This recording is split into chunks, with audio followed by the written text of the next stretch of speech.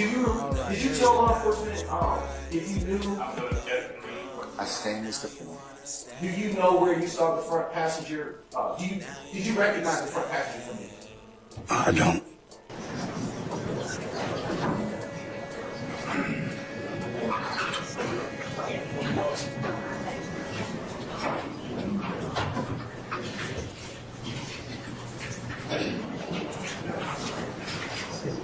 I said I'm muted. Can y'all hear me? Back, sir? Yes, sir. About to the convoy. Okay, I'll about our jurors, sir.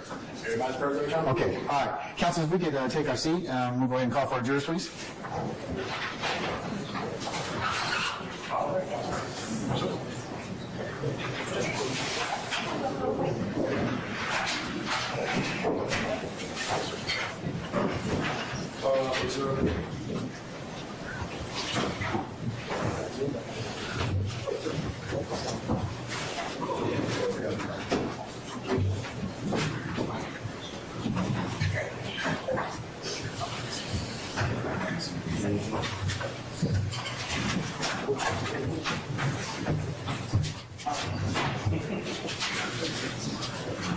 At this point in time, who is the next person to give openings? Or? Williams. All right, Ms. D. Williams, you are welcome to begin whenever you like, madam. Thank you, Your Honor.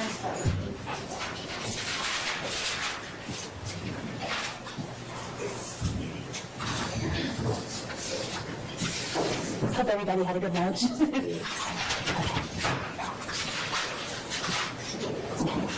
So I'm attorney Angela D. Williams, and I have the privilege of representing what I was lying over there in the back. Poor, young, convenient. That's all it takes to become the target of the state. Let me break that down for you. Poor. Regardless was born on a couch. Let that sink in. He was born on a couch. From day one that he was brought into this world, he has been fighting to survive. The hospital was only 5 minutes away. I don't want to throw a school under the bus or anything, but the elementary school and middle school that he went to, 98% of the children there were on free or reduced lunch. What that means is they know that the national or All right, my bad for the rough start, family. Let me know if y'all hear me good and everything working all right. Appreciate y'all being here. Hit the like, hit the subscribe, tap in, share with a friend. Shout out to all the first ones in. I see you, Steph, JK, FFS. Appreciate you for fuck's sake. Loa, I see you, family. Tony Angel, what up? I see you, family. Danielle, Tall Glass. Appreciate y'all, family. All right, let's get it back into it. under the national poverty level. At one point, Oh, Julie Horn just crept in. What up, though, family? Game. the Atlanta public school system was under scrutiny. They accused educators of cheating the students. The DA kept going around saying, we got to think of the children, we have to think of the children. These children are victims. The only time the state cares about poor people is when they can exploit them. For the RICO trial for APS, they got a conviction of educators. And they didn't get any of the students in Our cases, I'll sustain the objection. And in this case, they're trying to get a teenager for RICO. Young. Growing up on Cleveland Avenue is a very dangerous, destitute place. Regardless learned early that he needed to adapt. And he did what most teenagers and preteens do. They mimic. I remember when I was younger, growing up on social media, I used to hold up a season ball all the time because I used to love this group called Cold Rain. It was my favorite group. I used to hashtag everything, cold rain, cold rain, cold rain. After every post, it would be cold rain. It would be rain emojis. Fortunately for me, I didn't grow up poor, so the state didn't care what I was doing. Unlike Rebellious, if I had grown up on Cleveland Avenue with all these rain emojis and C, I would have been accused of being a Cript. I would have been a gang member. I stand. They would have said that I was... She said a crypt with a T, like Crypt Keeper. What up, One Nation? I see you, family. Appreciate you joining. What up, Toothless Tiger? Oh, that. You can go ahead and continue, madam. Thank you. They would have said my rain emoji, so it's some murder that happened. Convenient. Rebellious is here because when he was 15 years old, the state told this incredible tale of murder, and when you're young and you don't have the means, it's hard to refute those claims. From the age of 15, Rebellious has been in 3 different prison systems. He's been to juvenile detention because they were holding him for the murder. He went to Fulton County, waiting for the murder, and once he finally turned 18, they sent him to the Department of Correction. And I don't know about you, but a lot of people in here haven't been to prison. But if you've ever gone to prison, you will know it's overcrowded, it's underfunded, it's violent, and you have predators everywhere. And unlike maybe college or a new job, you don't get an orientation when you first go to prison to figure out how you need to do anything. All right, I got some Kokomo for real this time, Steph JK. A little bit, just a little bit for you. Regardless had to do what he's had to do since day one, survive in prison. And if you look at Rebellious, you can see he's maybe 100 pounds soaking wet. So he posts things. He posts things on Instagram. And I wouldn't even call it an Instagram post. I would call it a survival post. He has to boast. He has to be boastful. He has to show people, this is what I have. Because he has to protect himself. It's prison. So you put poor, young, and convenient together, and what do you have? You have the perfect scapegoat for the state. This indictment has 28 co-defendants. And the prosecutors keep saying, we're trying to clean up the streets of Atlanta. We're cleaning up Fulton County. We're trying to drive crime down.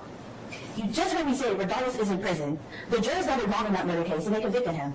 He's going to be there for life. They're not cleaning up the streets of Atlanta. They're cleaning up the prisons. And I promise you, the people in the prison, the wardens, they know how to handle their inmates. They don't need the DA's help. They have it. Out of 65 counts in this indictment that you guys had to listen to, Regardless is only in one count. He's only in RICO, that's it. Out of 190 overt acts, Regardless has 8 of those acts. 3 of them are for the murder that I've already told you about. 5 of them are survivor posts. He has to do these posts so he can survive prison. So why are me and Regardless here? Because the state was to put on a show. Regardless is less than 1% of this whole indictment. This reminds me of this anime named Bleach, where it's 16 seasons. Every episode is about 18, 20 episodes. Sorry, every season is 18 to 20 episodes. And they have season 4 Jennifer Snyder, what up, family? I see you. and 5. They have these bouts. They're the villains of the whole thing in season 4 and season 5. The main characters are trying to get them out of society. You go to season 6, you don't hear about the balance. You go to season 7, you don't hear about the balance. Why don't you hear about these important characters? Because they're filler characters. It's a filler season. We Rebellious, we're fillers. We're not integral to the story. They just drag them out of prison to jail to make this bigger than it has to be. We're basically distractions. So, as a juror, what can you do to tell the state, we're not going to be distracted? We don't need to listen to filler. You come back at the end of this with a not guilty for Regardless Ryan. You tell them we do not want to waste our time on fillers. We just want to get to substance. So I guess, sit back, enjoy the show, get some popcorn, because this is not justice, this is a circus. Thank you. William said it's a circus. Oh, there you go. Well, let me see if I can blow him up a little bit.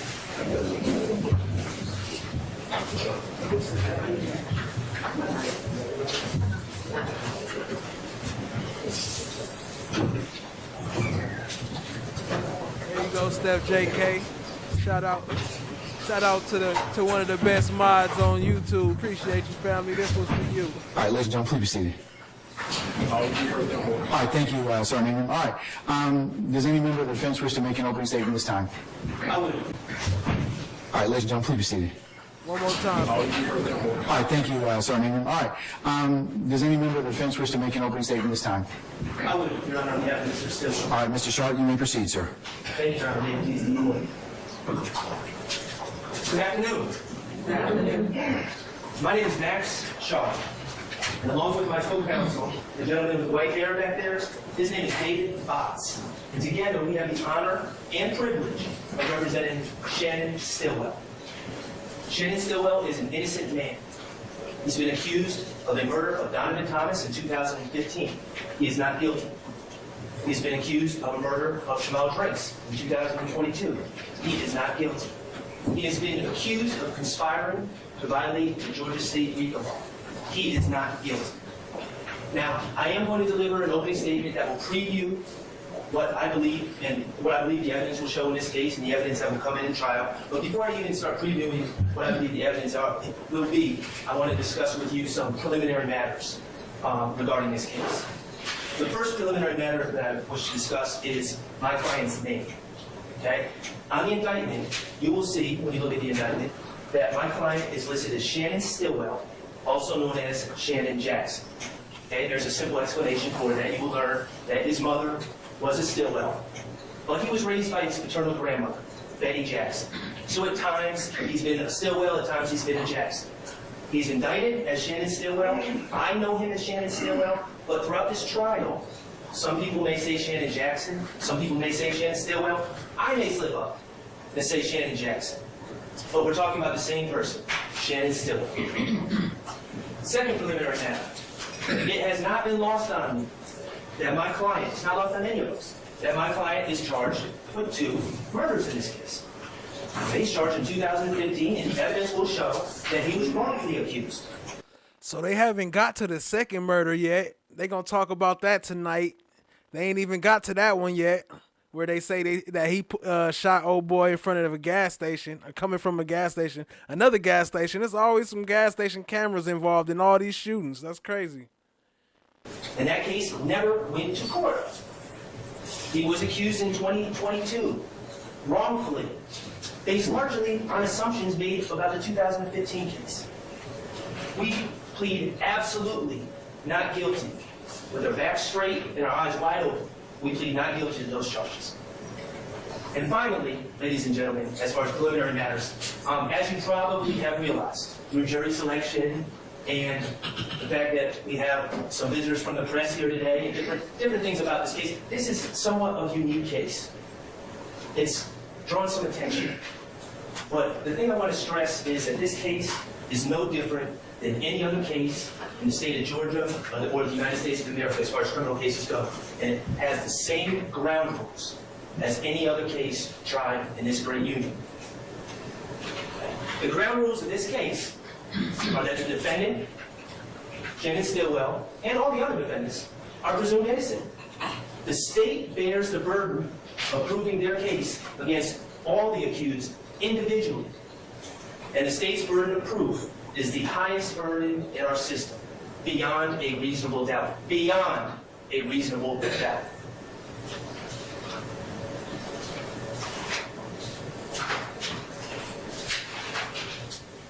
Okay, ladies and gentlemen, the state started talking in their opening about about colors. About colors and hand signs and different markers and gang activity and all the rest. And I anticipate that the state will attempt to bring in colors and their belief about what colors mean in this case. Throughout this case, I'm going to ask you to focus on a couple colors as well, just to keep in mind as you hear the evidence. Okay, the first color is dollar bill green. Dollar bill green, as you may guess, is the exact shade of green that the U.S. government uses when printing U.S. currency. And Puerto Rican Gloria, what up, family? Appreciate you being here. Excuse me. Quick shout out to Michelle Corley with the 10. Appreciate you, family.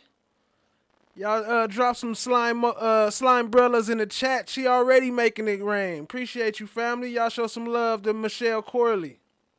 Evidence in this case will show that many of these young men grew up without dollar bill green. The evidence will show, and you'll learn about different areas of Atlanta, Capitol Homes, Jonesboro South, places that have since been revitalized in some ways, but back 15 years ago were not nice places, places in despair, lack of opportunity, poverty, lack of positive role models. You'll hear about Shannon and his upbringing. You'll hear that he grew up in the Forest Cove apartments, which have since been condemned.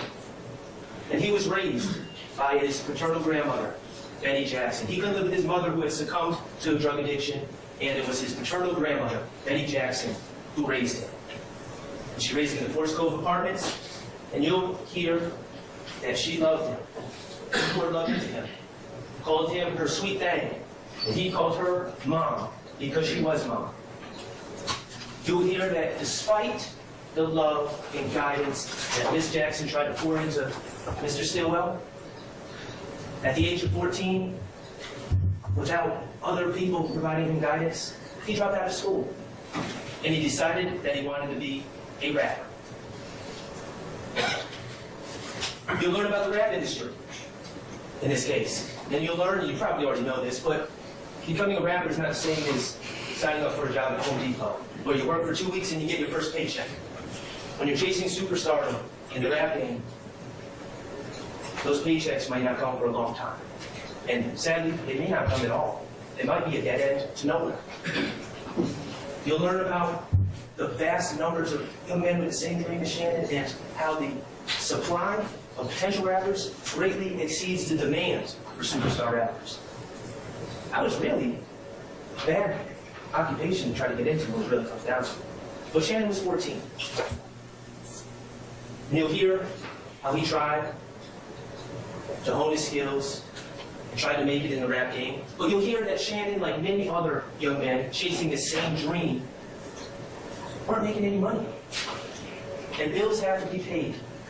And kids have to eat. And rent becomes due. And in this case, and we're not going to hide from it, the chase of dollar bill green turned into a different shade of green for Shannon and many others. That type of green, that shade of green is called bud green, which is actually a color. You can paint your house bud green. But in this case, of course, Bud green. bud green stands for marijuana. And you'll hear how Shannon, trying to make it in rap, sold marijuana. The state has alleged in their overt acts, okay? These are acts that they claim prove that there's some RICO conspiracy afoot. You'll hear that on August 23rd, 2013, Shannon was charged with possession of marijuana with intent to distribute, approximately 1 ounce, over 10 years ago. And you'll hear that he pled guilty and did his time. You'll hear that in 2015, in July of 2015, he was charged with possession of marijuana with intent in possession of a firearm. And you'll hear he pled guilty, took responsibility, did his time. You'll hear that in September 25th of 2019, he was arrested and charged with possession of a firearm. And he took responsibility and he did his time. We're not hiding from the fact that Shannon Stillwell has sold drugs. We're not hiding from the fact that he's been found in possession of marijuana. We're not hiding from the fact that he's been found in possession of a firearm, which is always synonymous with selling drugs. Lady Chameleon, what up, family? Appreciate you joining. These are his path, his past, his truth, and they were his decisions. His motivation was to make money for him, to live, to pay rent, to eat. Ladies and gentlemen, we're not hiding from the past, but the evidence will show that Shannon's decisions, starting over 10 years ago, had nothing to do with YSL or any other organization. You won't hear evidence that Shannon was selling marijuana and then calling someone from YSL saying, hey, I got some money to support the organization, or calling Jeffrey Williams and saying, hey, I got some money for you, man. No, it was for him. He was a drug dealer. He pled guilty. He did his time.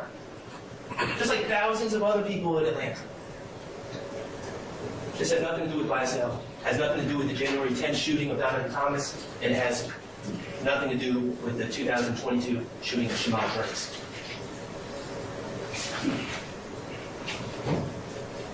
On count 1, on this indictment, the state charges Shannon Stillwell with conspiracy to violate the RICO Act. And they say on or between January 24, 2013 and the 8th day of May 2022, he and others unlawfully conspired to acquire, maintain directly and indirectly an interest in and control of United States currency and other personal property through a pattern of racketeering. The state in their opening said, further the interests of YSL, further their goals. They also said, and you'll hear, he pled guilty, took responsibility, did his time. You'll hear that in September 25th of 2019, he was arrested and charged with possession of a firearm. And he took responsibility and he did his time. We're not hiding from the fact that Shannon Stillwell has sold drugs. We're not hiding from the fact that he's been found in possession of marijuana. We're not hiding from the fact that he's been found in possession of a firearm, which is always synonymous with selling drugs. Okay? These are his path, his past, his truth, and they were his decisions. His motivation was to make money for him, to live, to pay rent, to eat. Ladies and gentlemen, we're not hiding from the past, but the evidence will show that Shannon's decisions, starting over 10 years ago, had nothing to do with YSL or any other organization. You won't hear evidence that Shannon was selling marijuana and then calling someone from YSL saying, hey, I got some money to support the organization, for calling Jeffrey Williams and saying, hey, I got Lady some money Justice for you, is man. blind. No, Everybody it was for him. He was a drug dealer. He pled guilty. He did his time. Just like thousands of other people in Atlanta. This has nothing to do with YSL. Has nothing to do with the January 10th shooting of Donovan Thomas. It has nothing to do with the 2022 shooting of Shamar Burns.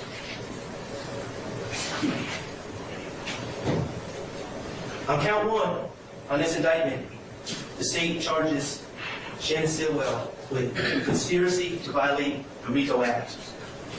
They say on or between January 24, 2013 and the 8th day of May 2022, he and others unlawfully conspired to acquire, maintain directly and indirectly an interest in and control of United States currency and other personal property through a pattern of racketeering. The state in their opening said, further the interests of YSL, further their goals. They also said they endeavored to do a lot of stuff to get them a lot of stuff. Okay, it's a little bit more complicated. And RICO, the actions need to be part of a racketeering organization, not a drug dealer selling drugs to put food on his own table. So for studio time to chase his dream as a rapper. I'm going to ask you, as close of evidence, to find Shannon Stillwell not guilty. Count one. Okay. The other color, besides dollar bill green, and I guess bud green, that I'd like to talk about, is Fulton County blue. Now, Fulton County blue refers to the Fulton County Jail, 901 Rice Street, where people are taken when they're arrested for felony charges in Fulton County. And Fulton County blue refers to the jumpsuits that these individuals wear, the county-issued jumpsuits that are typically navy blue, deep navy blue, and say Fulton County inmate on the back. You'll hear about the conditions of jail life, and Fulton County jail life in particular, and common sense dictates some of this. You're confined to a cell, sometimes with another man sharing that small cell with you. You have no privacy. Use the bathroom in front of men, shower in front of men. You're in fear, danger. You're separated from your family and your loved ones. But most importantly, the men wearing blue, Fulton County blue, they've lost control of their lives. They've lost control of their destiny. Their destiny is now in the hands of the judicial system, in the hands of prosecutors. Ladies and gentlemen, Fulton County blue is going to be a very important color in this case because the state's key witnesses in this case that they're going to call to testify, that I anticipate that they will call to testify against my client Shannon Stillwell, when they became involved in this case, they were all wearing the Fulton County blue. When Gary Zachary, Kenneth Copeland, Sammy Davis, Tremont Stillwell, Spencer Wright, will hear them testify, if they're called. You'll hear what they said previously, perhaps. But what you should keep in mind is, when did these men say what they have to say? Did they say it when they first got the information to share? Or when they claimed they first got the information to share? Or did they share it when they found themselves wearing the Fulton County blue? When they no longer had control of their destinies and they needed a favor? And they decided to insert themselves into a high-profile case that could solve all their problems. Okay. Let's talk about January 10, 2015. That's the case involving Mr. Thomas. And the evidence will show that this was a high-profile case. And the reason, this is not me talking. I anticipate the evidence will show. I anticipate the state's own witnesses, the state's own gang investigators will tell you, not me talking. I anticipate they will tell you that Donovan Thomas was a big deal, that he was a gang leader, that he was a leader of the Inglewood family Bloods in Atlanta, that he was high-ranking. And that's what made this case a big deal on the streets. You'll also hear that this case, this shooting of Donovan Thomas, was caught on surveillance video. Now, I'm not going to suggest that it's the highest quality surveillance video, but it was caught on surveillance video. And you'll be able to watch the surveillance video. And you'll see McDaniel Street in downtown Atlanta at about 7:20 p.m. on January 10, 2015. Remember, winter, it's cold, dark. And you'll see a car zoom down McDaniel Street towards Northside Drive. headed northwest, I believe. And you will see and you will hear testimony that Mr. Thomas was with other individuals. What they were doing, I don't know. But he was with other individuals in a parking lot in between two barbershops. One being Mr. George's barbershop and one being Mr. Bernard's barbershop. And you will hear that this car zoomed down this dark street on that January night, and it appears from the video that you will see that an individual starts shooting out of the sunroof in the direction of Donovan Thomas and others. And you'll see that surveillance video for what it is and what it isn't. And you will also see how quickly everything occurred that night. A matter of seconds. Detective Thorpe is the Atlanta Police Department detective that was assigned this case in January 2015. And you'll hear that he gathered the evidence from the crime scene. There was no DNA. There was no fingerprints of value. You'll hear that there were shell casings all along the street, but you won't ever hear that these shell casings were linked to any particular gun or Shannon Stillwell or anything else. And there were no eyewitnesses on January 10, 2015 coming forward saying, yes, I was here, but this is what I saw. And I saw this person do this. There was none of that. And you'll hear that this case remained unsolved. No one had been charged for 9 months and 9 days. On October 19, 2015, 9 months and 9 days after the Donovan Thomas shooting, a man named Nicholas Robinson was arrested on the streets of Atlanta and brought to Fulton County Jail for Look, pay attention. You see how he calling him Nicholas Robinson. Remember, his name is something else, but he was lying at first. But he gonna slide that in strategically so he could hit him with that later. Appreciate y'all being here, family. Hit the like, hit the subscribe, tap in, share with a friend. Various pending charges. And you will hear evidence that Mr. Robinson decided he needed help. He didn't want to wear the Fulton County blue. You'll hear that he contacted the Atlanta Police Department and got in touch with Detective Thorpe. And Detective Thorpe came out and interviewed this Nicholas Robinson. You'll hear what Nicholas Robinson said in this interview, how he gave his vantage point to Detective Thorpe, how Nicholas Robinson said that he was seated at the MARTA bus bench right across McDaniel Street from the barbershops. And you'll hear that Nicholas Robinson told Detective Thorpe that he saw it all, and he saw the people that were inside the car, and he gave names. Nicholas Robinson said, I saw Antonio Sledge. He came out the sunroof shooting. I saw Kenneth Copeland. He was in the front passenger seat. I saw Demetrion Garlington. He was the driver of this car. Cornelius Zachary, he wasn't there, but he supplied the gun to Antonio Sledge. And yes, I saw Shannon Stillwell, my client. And y'all know we saw the video. That's the car, the silver Infinity that went past the barbershop. And y'all know in that picture, you can't see none of that stuff, what they talking about. In the back, passenger side, shooting the handler. So Detective Thorpe, after taking this information from Nicholas Robinson, who just broke the case, created photo lineups. And you'll learn what a photo lineup is. It's essentially 6 photos that contain a picture of a suspect and then 5 what we call fillers. You'll learn about that. And Detective Thorpe showed these photo lineups. A photo lineup with Antonio Sledge and a photo lineup with Kenneth Copeland. Each person had their own photo lineup just to ensure that Nicholas Robinson could pick these people out of a photo lineup. And Nicholas Robinson did.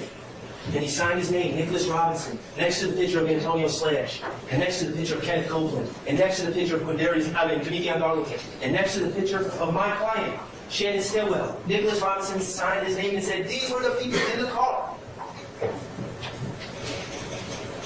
Ladies and gentlemen, why am I telling you this?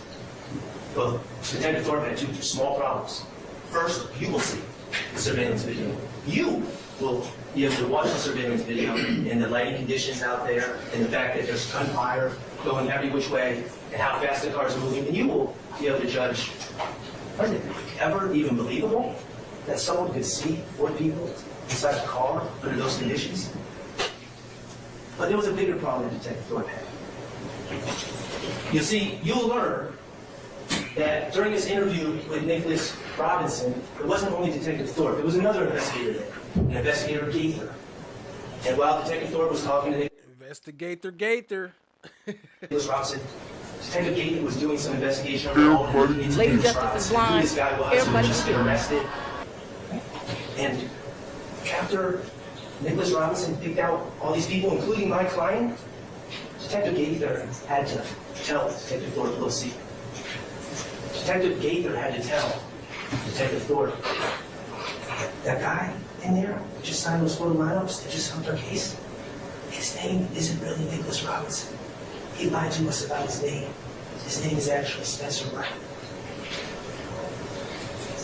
So, the case was solved by someone who lied about their name. So, what was Detective Thorpe's secret? Well, this is what the evidence would show. Detective Thorpe completely overlooked the lie about the name. The improbability of a man spotting 4 different individuals in the car moving at a high rate of speed in the middle of the night. He overlooked those things. And he said to Nicholas Robinson, or said to Spencer Wright, yeah, I've come to learn that your name is not actually Nicholas Robinson, it's Spencer Wright. Could you look at these photo lineups again, and instead of writing a fake name, Nicholas Robinson? Detective 8-inch Alligator. What up, Time? I see you, family. Appreciate you joining. You actually signed your real name, Spencer Wright? And Spencer Wright did.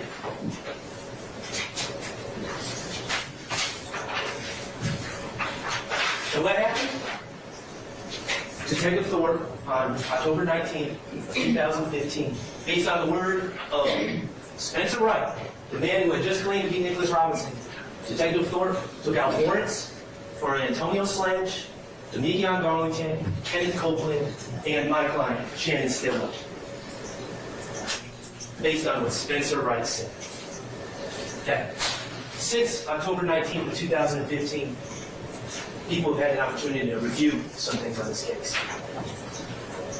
The surveillance video that you will see is interesting because not only does it show McDaniel Street, that's the incident, but it also shows the Marta park bench right across from the barber shops on McDaniel Street. And know who's in the park bench? The bus Marta bench across from the barber shop? No one. It was all fabricated. It was all made up. It was all a lie. We've been able to review Spencer Wright's jail phone calls to associates made around that time. All but admitting, I'm lying. I need to get out of here. I'm inserting myself into a case so I can get favorable treatment, so that others get arrested. The state has since dismissed What up, Sashay Tucker? Appreciate you joining, family. the charges against Antonio Sledge, Kenneth Copeland, and Demekion Garlington. They continue to push forward against Shannon Stiller. Why is Spencer Wright so important?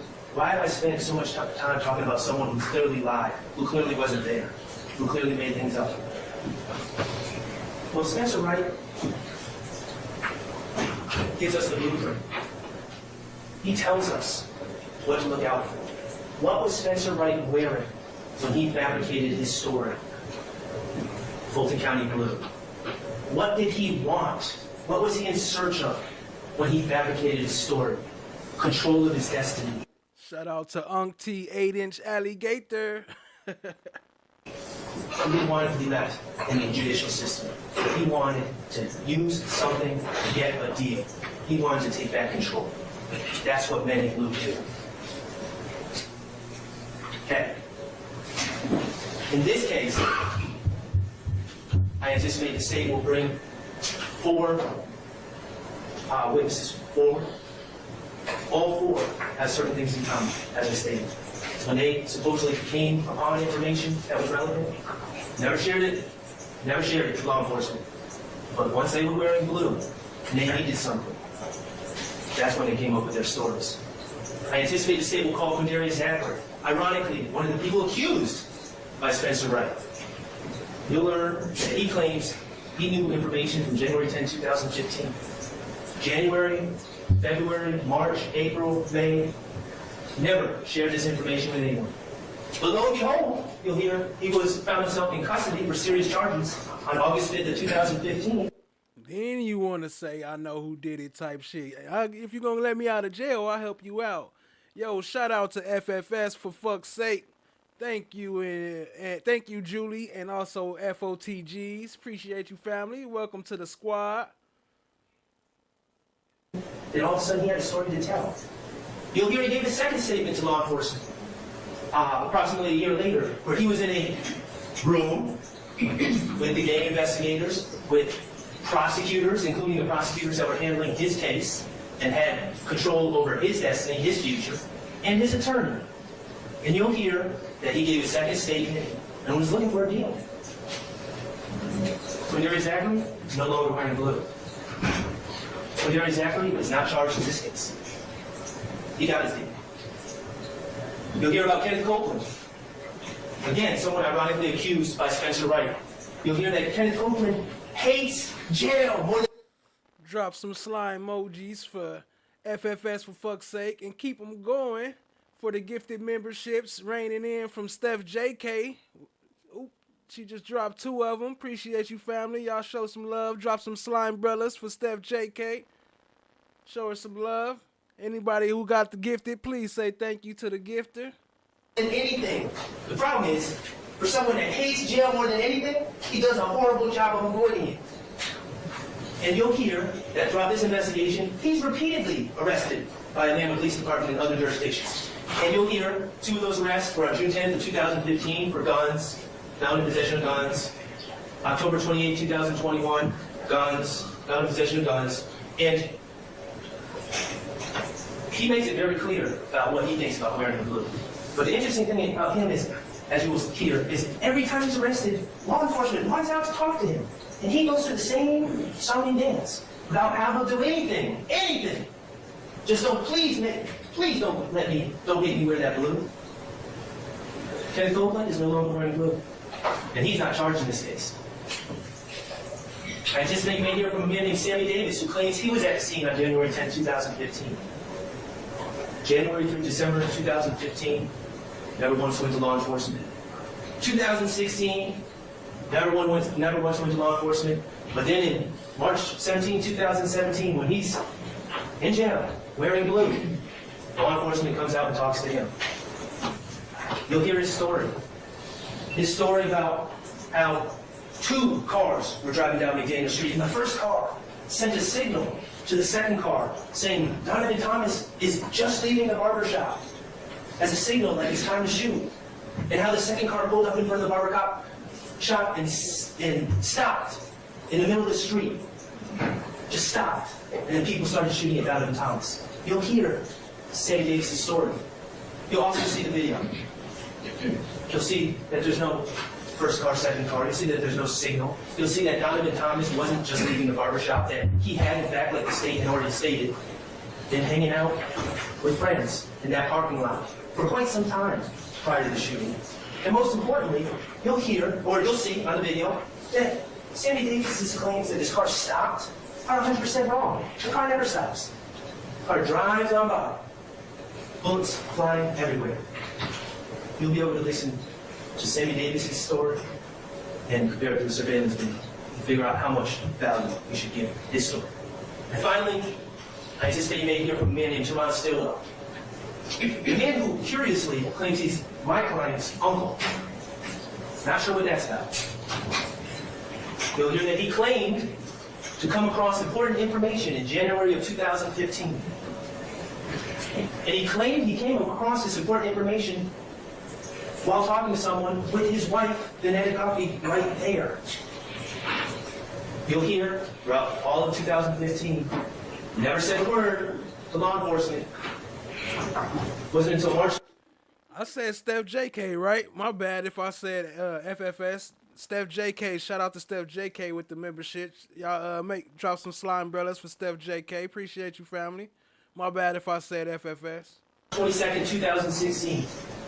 Guess what color Javon Silva was wearing at that time? You got it.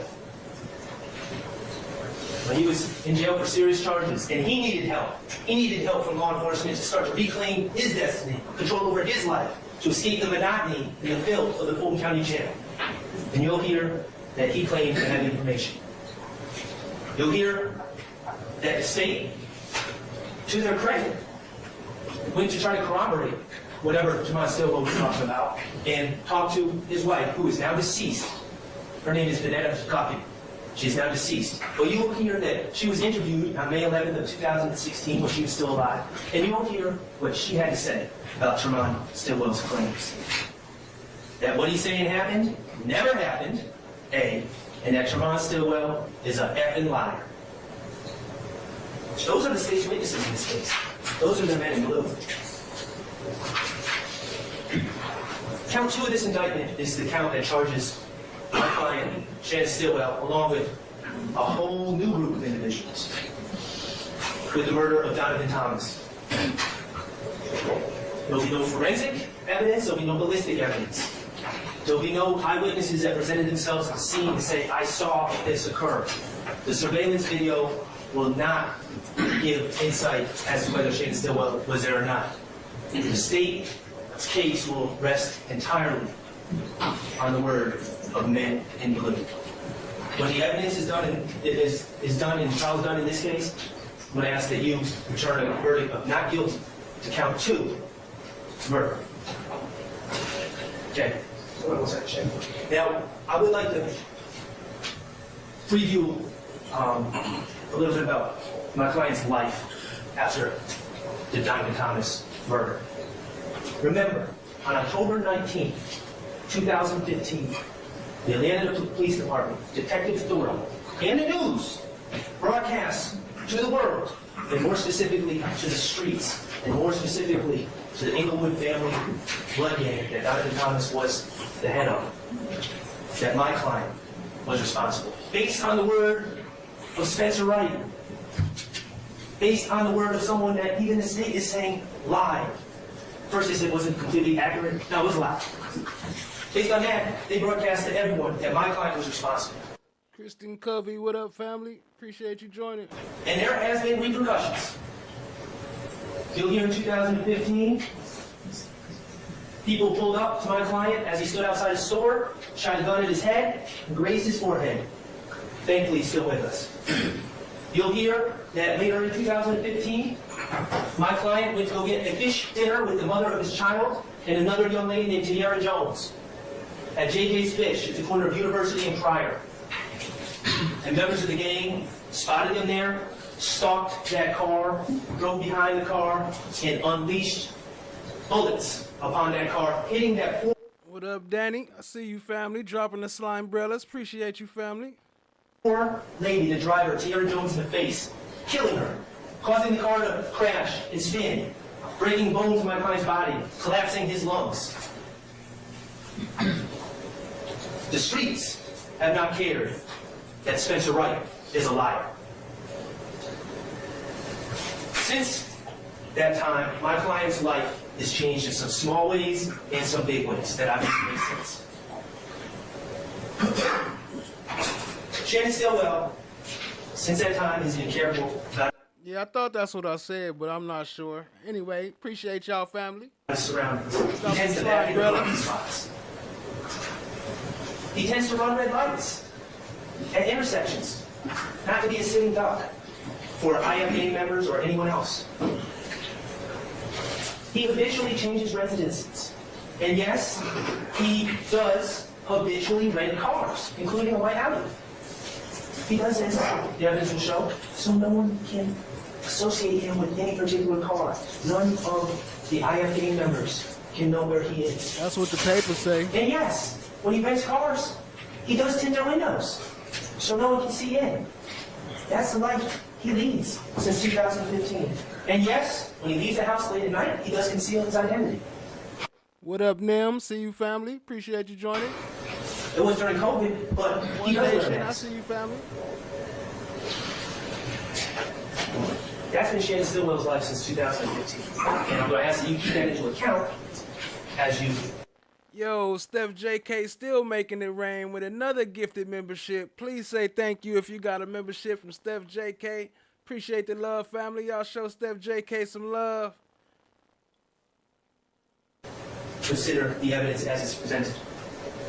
Now, 7 years later, March 14, 2022, remember, Shannon has been publicly accused, but no one has ever taken that case to court. No one has ever even tried to actually prove the case. They've just accused the case. And Shannon has remained a wanted man. Not by the police, but by someone scarier. On March 14, 2022, the evidence was shown that Shannon, Marvius Nichols, Nikion Garlington, and Miles Farley were planning on going to the music studio to work on music. Still chasing it. The evidence will show that Mr. See, yeah, this the one I was talking about. They ain't got to this one yet. This is where the other dude was died. They found him sitting in his car at the light. Garlington was a passenger in Mr. Stillwell's and Shannon's rented white Audi with tinted windows. And Mr. Nichols was with Mr. Farley in Mr. Nichols' white Ford Fusion. The evidence, and you'll see, in this case, you'll see there's several different surveillance videos that you'll see in this case. The first being the BP footage. And that's from the BP at the corner of Fulton Street and Windsor Street in Atlanta. And you'll see the video. And you'll see Mr. Stillwell. No, we will never deny that he was at the BP. We will never deny that. We'll never deny that he was in a rented white Audi.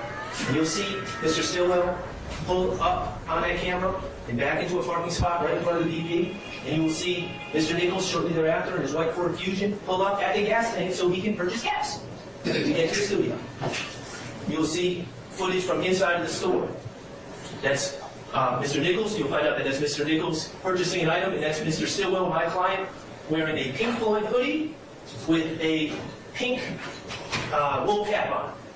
And you'll be able to observe them on video, and you'll see Miles Farley, a third person in their group, a shorter individual, come in, and you'll see them playing around and pushing each other in a playful manner, as friends do.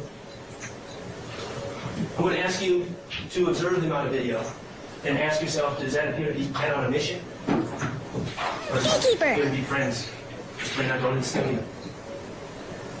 The video will reveal that at some point, a gentleman by the name of Shamal Drinks pulls up in a red car at another, in fact, I believe that's a picture of it right there, at that gas pump, and he enters the store. You'll be able to see the video of him entering the store from the parking lot, and you'll be able to see him inside the store. You'll see that he gets into some sort of argument or altercation, or not an altercation, an argument. It appears with the clerk, and he leaves the store, and he gets in his car. There will be no interaction whatsoever between Mr. Drinks and my client, Mr. Drinks and Mr. Farley, Mr. Drinks and Mr. Nichols, Mr. Drinks and Mr. Garlington. There'll be no interaction at all. And you will see Mr. Drinks exit that parking lot and take a right on Windsor Street. And then you will see Mr. Stillwell exit that parking lot and take a right on Windsor Street. And then you'll see Mr. Nichols exit the parking lot and take a right on Windsor Street. And that's where the FedEx surveillance footage will take over. And you'll be able to watch the FedEx footage on Windsor Street, which will show these cars drive up and end up at a red light.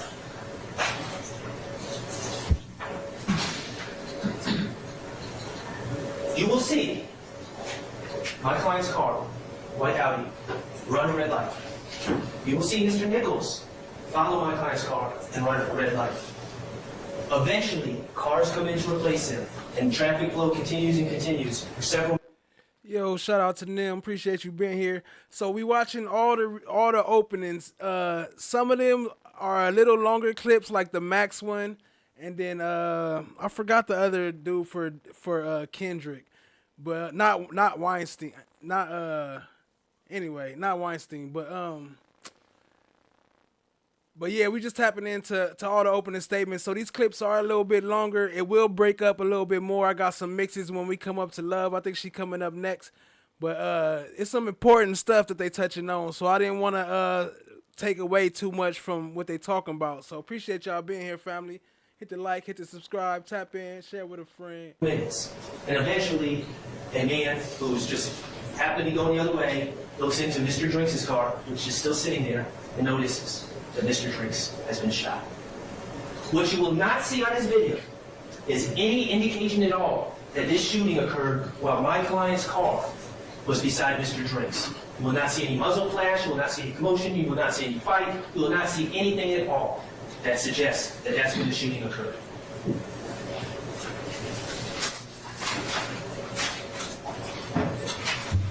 So this March 14, 2022 case, what I anticipate is you will not hear any eyewitnesses say that Shannon Stillwell, and let's be clear, the state is accusing Shannon Stillwell, I mentioned that there's 4 people in this party, they are accusing Shannon Stillwell of shooting Mr. Drinks out of that White House.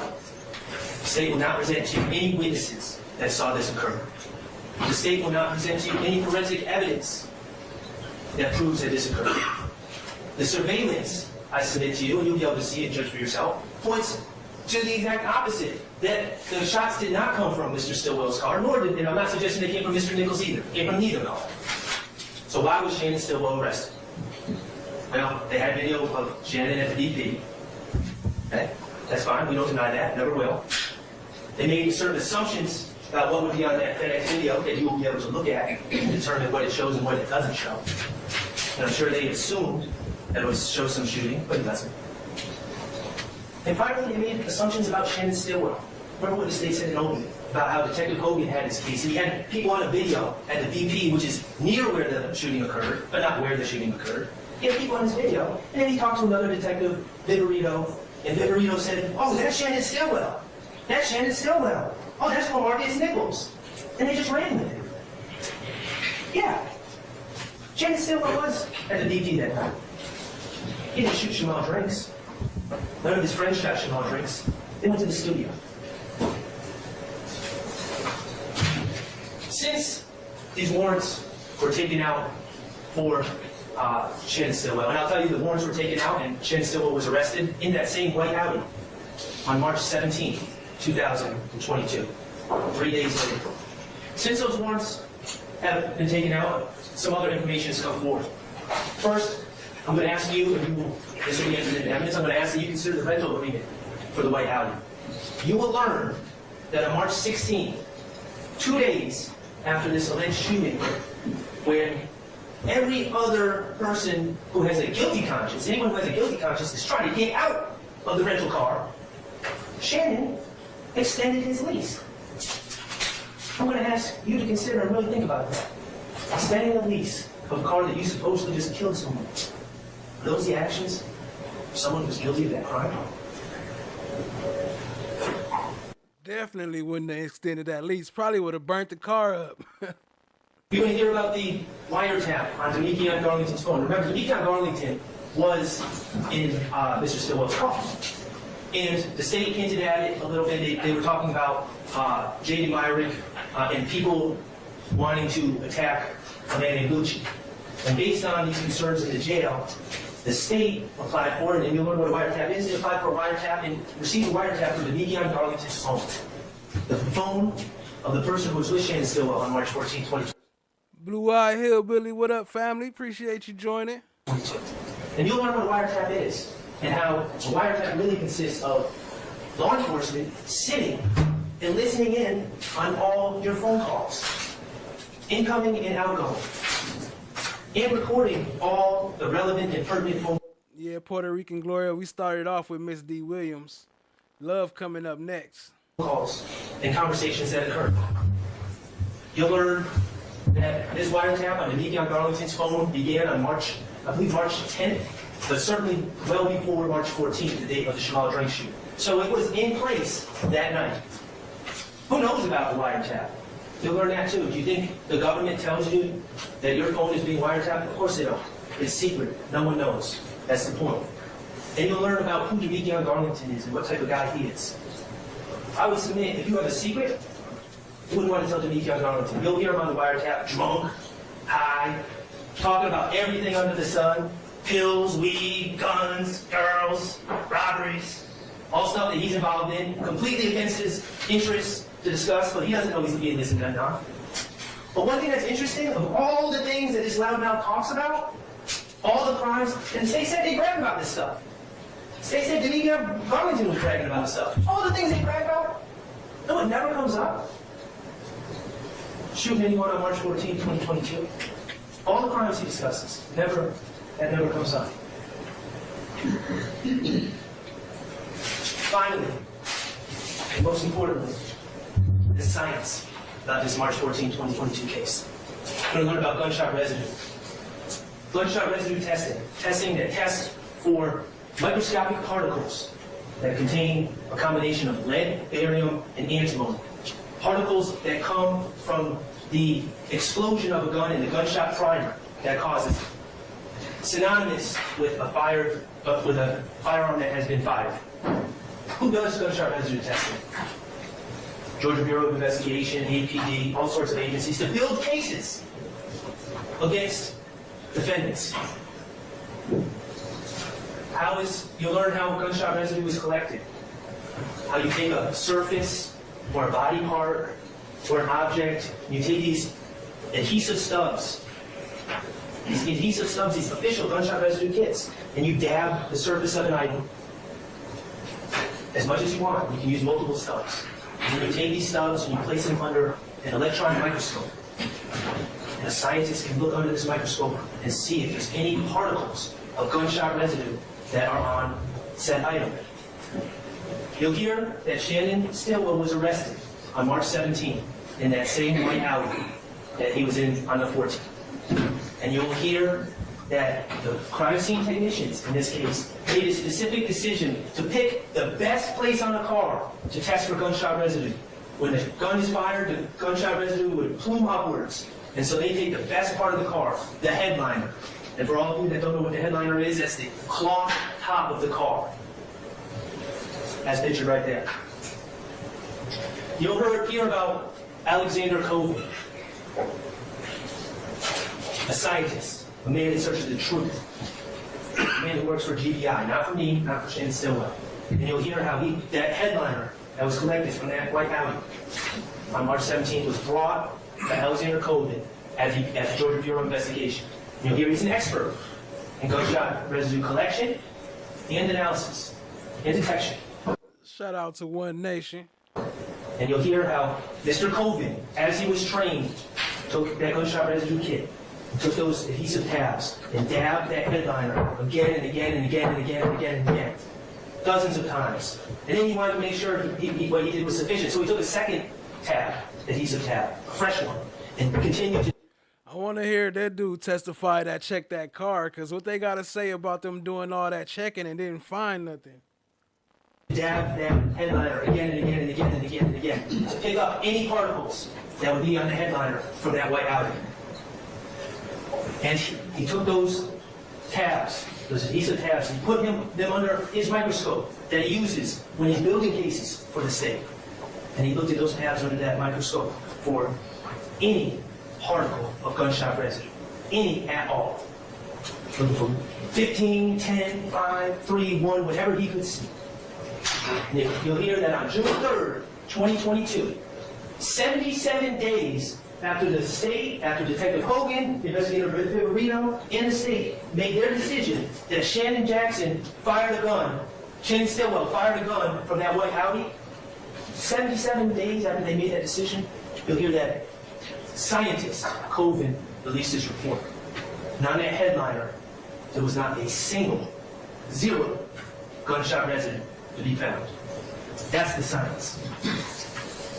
What up, Pink Slime? Don't think I greeted you yet. Appreciate you being here, family. Ladies and gentlemen, regarding the... He almost done, family. March 14, 2022 case, the state has made 5 charges, 5 different counts against Shannon Stillwell, my client. First is count 49 on this indictment. It is murder, alleging that he shot out of the white Audi and shot Jamal Drinks. The science belies those accusations. I'm going to ask you to find Shannon Stillwell not guilty of that count. Now, count 50 and 51 deal with violations of the Criminal Street Gang Act, Gang Activity Act, and they are essentially charges that say that Mr. Stillwell committed murder to further the interests of YSL, and he committed murder on behalf of YSL for the purposes of increasing his standing within the gang. Y'all are smart people. Obviously, I don't need to say it, but it'll make me feel better if I say it. If he's not guilty of count 49 murder, he cannot be guilty of count 50, and he cannot be guilty of count 51. Counts 52 and 54 similarly charge Shannon Stillwell with possession of a firearm by a convicted felon on March 14th of 2022 on the belief that he used a firearm to kill Shamal Drinks. If the state does not prove that case beyond a reasonable doubt, he cannot be found guilty of count 52. And count 54 charges Shannon Stillwell with possession of a firearm during the commission of a felony, that felony being murder. Obviously, if he didn't commit the murder, then he cannot be in possession of a firearm during the commission of said felony.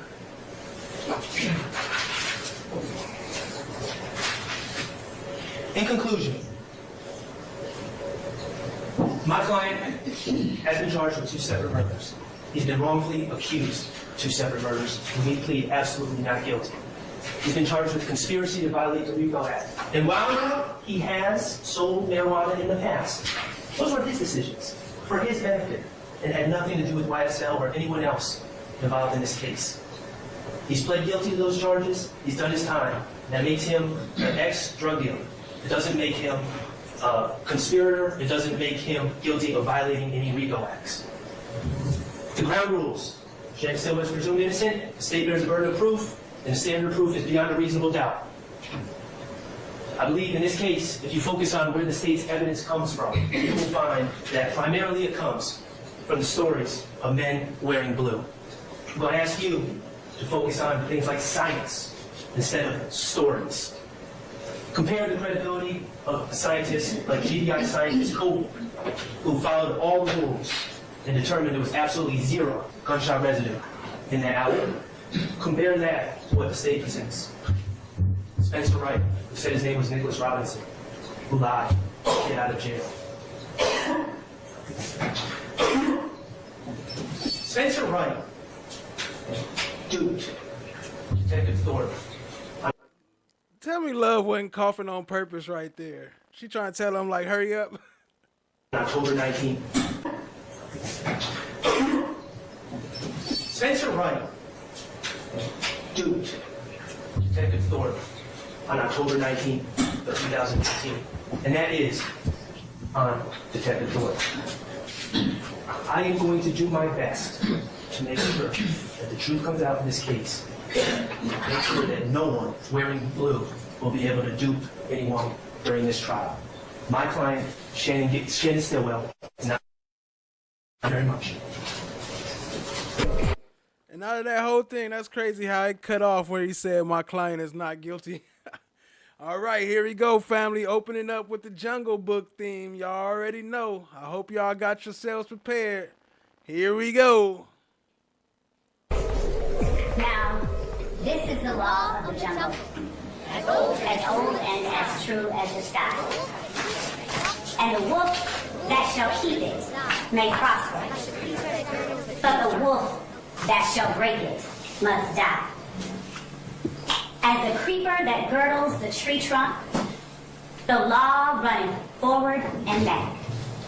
For the strength of the pack is the wolf, and the strength of the wolf is the pack. Thank you so much, ladies and gentlemen. So this the dude who wrote that from Rudyard Kipling. Rudyard Kipling. She want to quote him, but look at the stuff that he wrote, though. Why would you quote him? That's crazy. The white man's burden. For being patient. Thank you so much for being honest during this very lengthy process that preceded this point here today for the next several, however many weeks. Some people like to say that opening statements are a roadmap to what the... Look at that book back there behind Love. Let me see. Let me move Love real quick. Look at that picture on there. Damn, where the hell is she at? Oh, right here. Look at that. And that's what she chose to open up with? Why would she choose that? Trial will show. Nothing that I say to you during this part of the trial, nothing any other attorney says to you during this part of the trial is evidence. What up, Texas T? I see you. But I can tell you what I expect the evidence to show. And what I expect the evidence to show in this case is that YSL, the group made up of the defendants sitting before you today, along with other both indicted and unindicted co-conspirators, YSL operated as a pack. The quote that I read to you earlier is from one of my favorite books as a kid, The Jungle Book. In case anybody recognized it, those were right out Kipling's words and not mine. But they are appropriate for where we are today. For 10 years and counting, the group calling itself Young Slime Life dominated the Cleveland Avenue community of Fulton County. They created a crater in the middle of Fulton County's Cleveland Avenue community that sucked in the youth, the innocence, and even the lives of some of its youngest members. Now, the evidence is going to show that this group started out as a group called Rock Crew. And Rock Crew stands for Raised on Cleveland. The evidence is going to show you that Rock Crew, in fact, is a criminal street gang. It's not the kind y'all are used to. If you're more familiar with the national gangs, such as the Bloods and the Crips that operate in LA or in Chicago. But make no mistake about it, Rock Crew is and was a gang.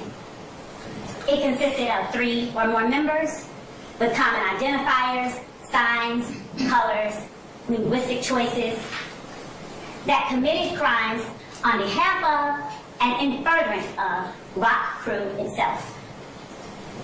That particular organization aligned itself under an umbrella of a larger, more traditional street gang called Sex, Money, Murder, Bloods.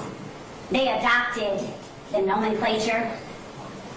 They would do things like replace C's in words with the letter B, because traditionally Crips and Bloods were not aligned with one another. So Cleveland Avenue became Cleveland.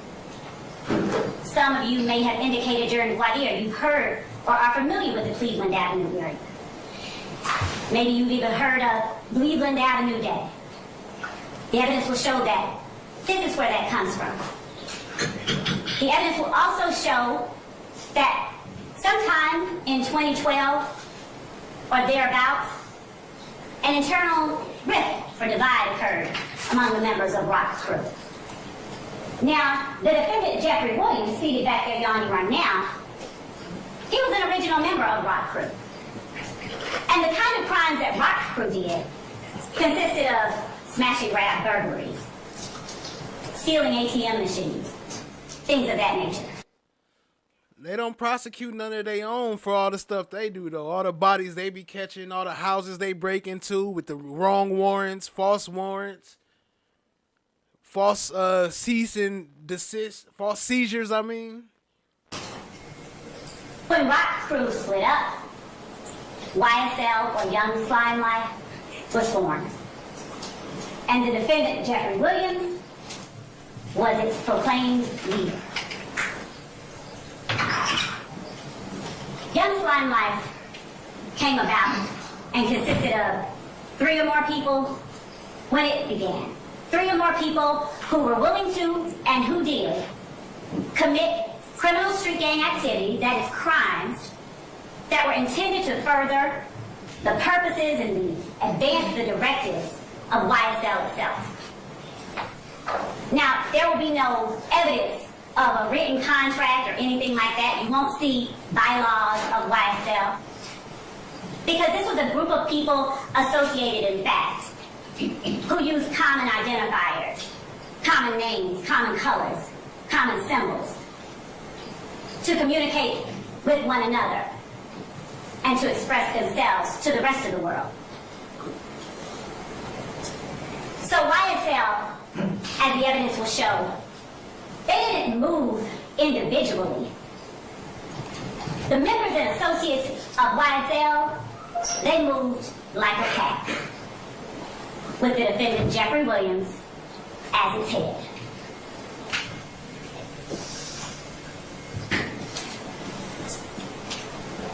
You'll hear from witnesses, both law enforcement and lay witnesses, who personally experienced and who personally witnessed the activities, the crimes that were committed. You will hear from law enforcement officers like Kimberly Underwood and Tyrone Dennis, whose main goal wasn't to go out in the streets and lock up people who looked like them. It was actually to touch souls in the streets, to touch young people, and to alert them of the dangers and the drawbacks of becoming a part of and becoming involved in gangs like YSL and Rock Crew. You'll hear about conversations with educators.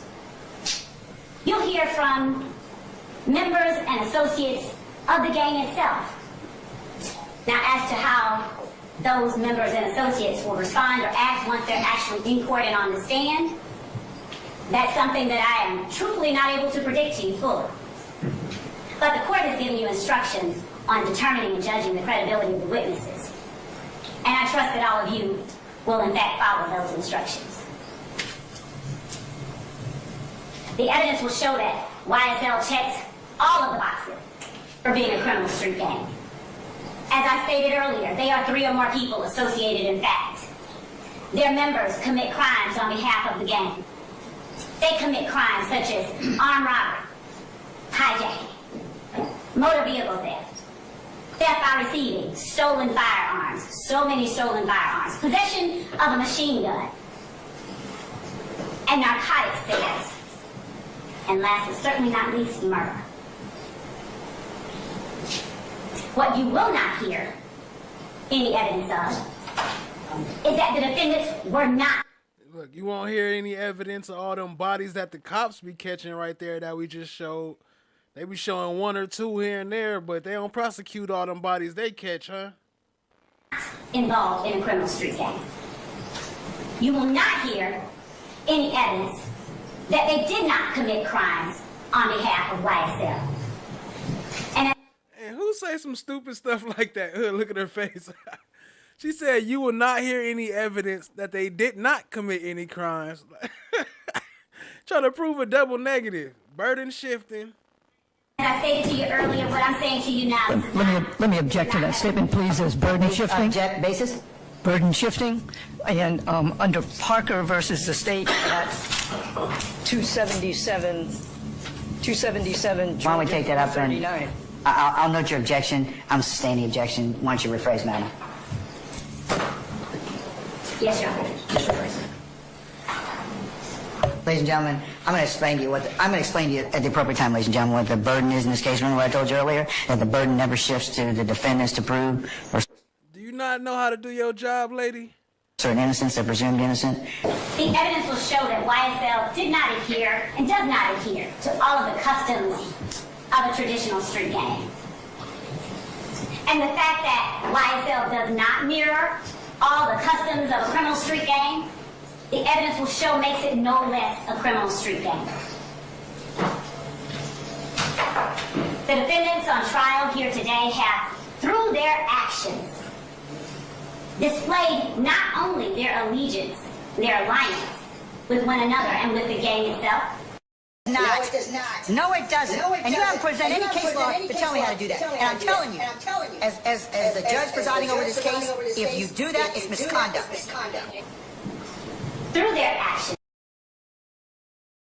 And see, y'all see her evidence promise counter down there. She on number 10. This how many times she promised the evidence will show. But how many times have we seen her show any evidence? Matter of fact, let me pull up a poll. How many times y'all think she gonna promise evidence? She gonna say the evidence will show.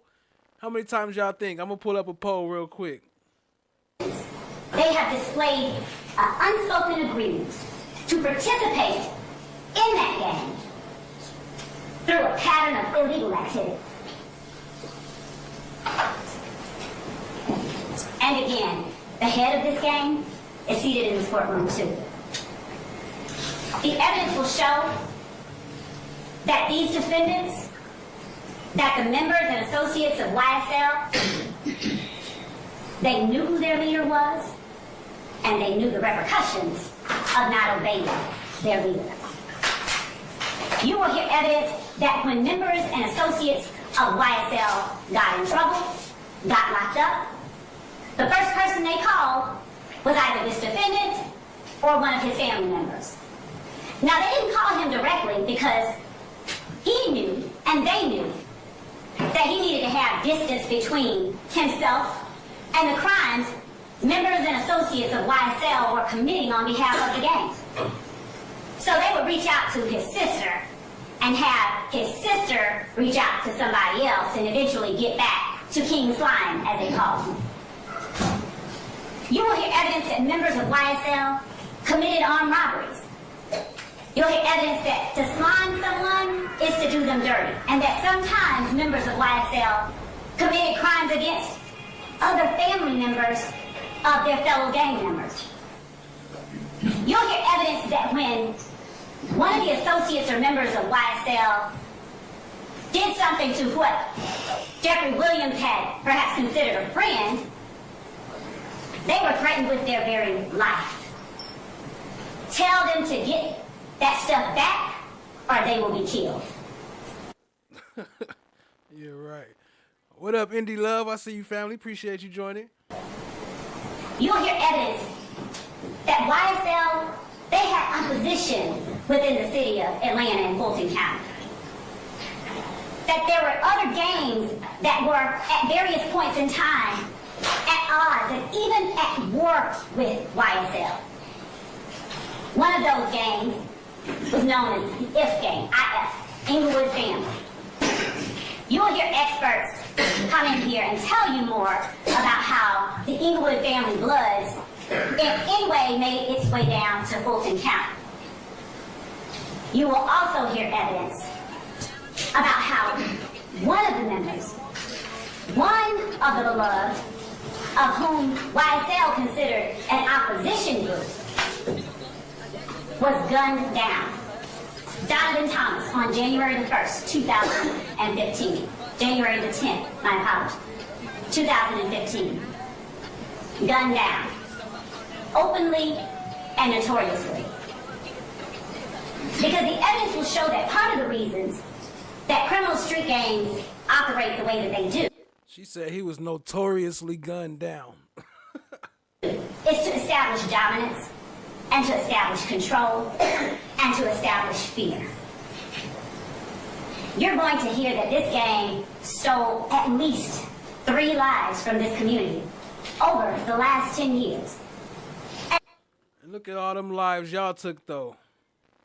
Why you don't talk about these lives right here? At least 3 that are referenced in this indictment. You'll find that as a result of this gang's activities, a young woman who had nothing to do with either YSL or any of their opposition was gunned down by people trying to get back at YSL for what they did.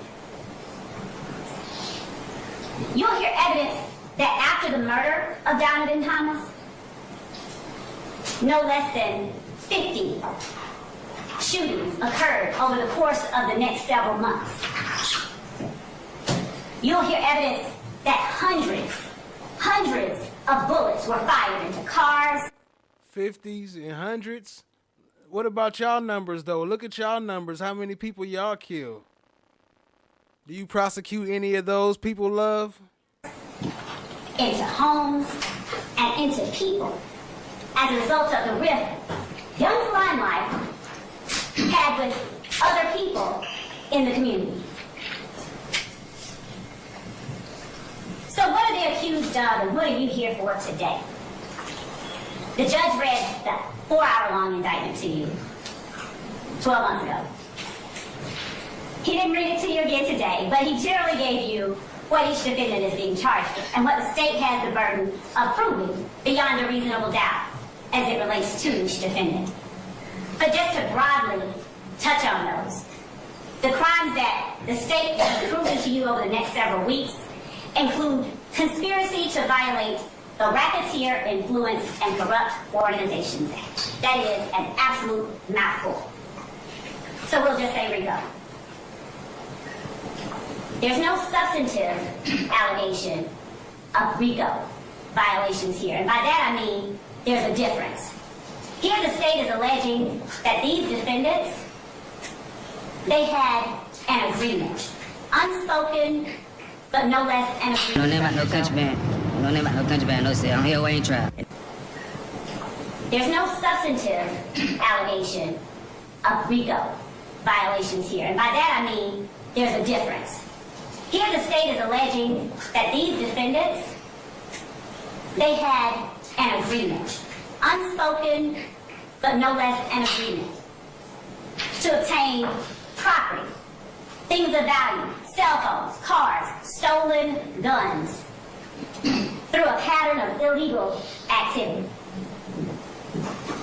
The evidence will show that it's two people said, okay, you know what, we're going to go toilet paper our dean of admissions house.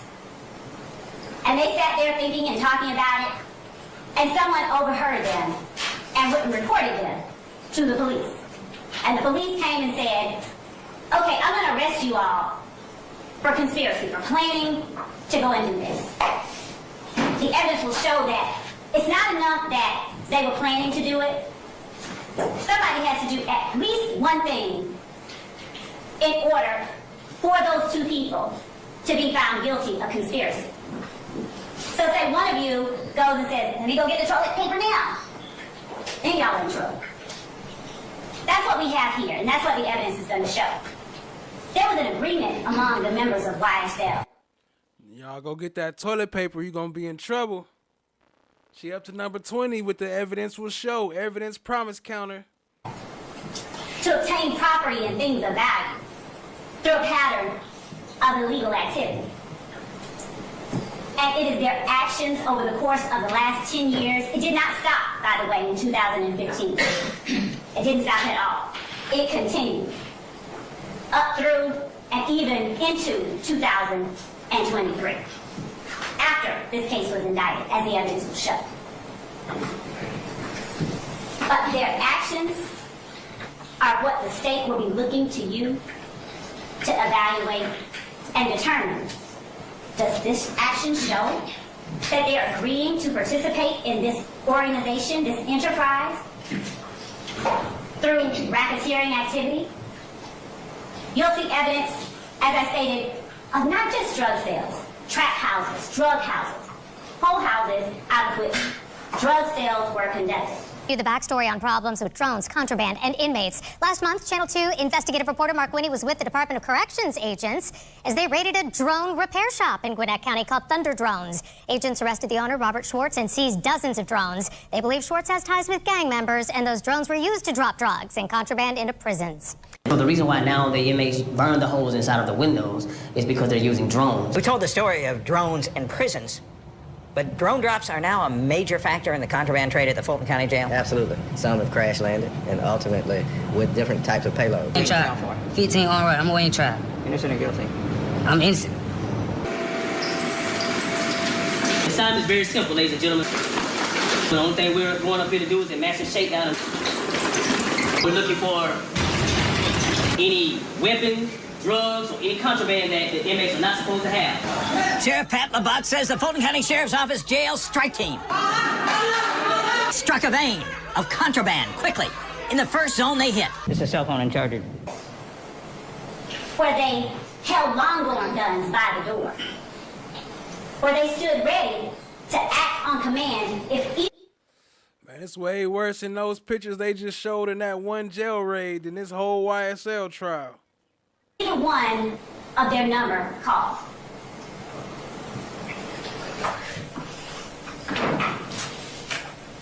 Who's on trial before you today is Rodelius Ryan, Flamarvius Nichols, Marquavius Huey, Jeffrey Williams, Shannon Stillwell, Diamante Kendrick.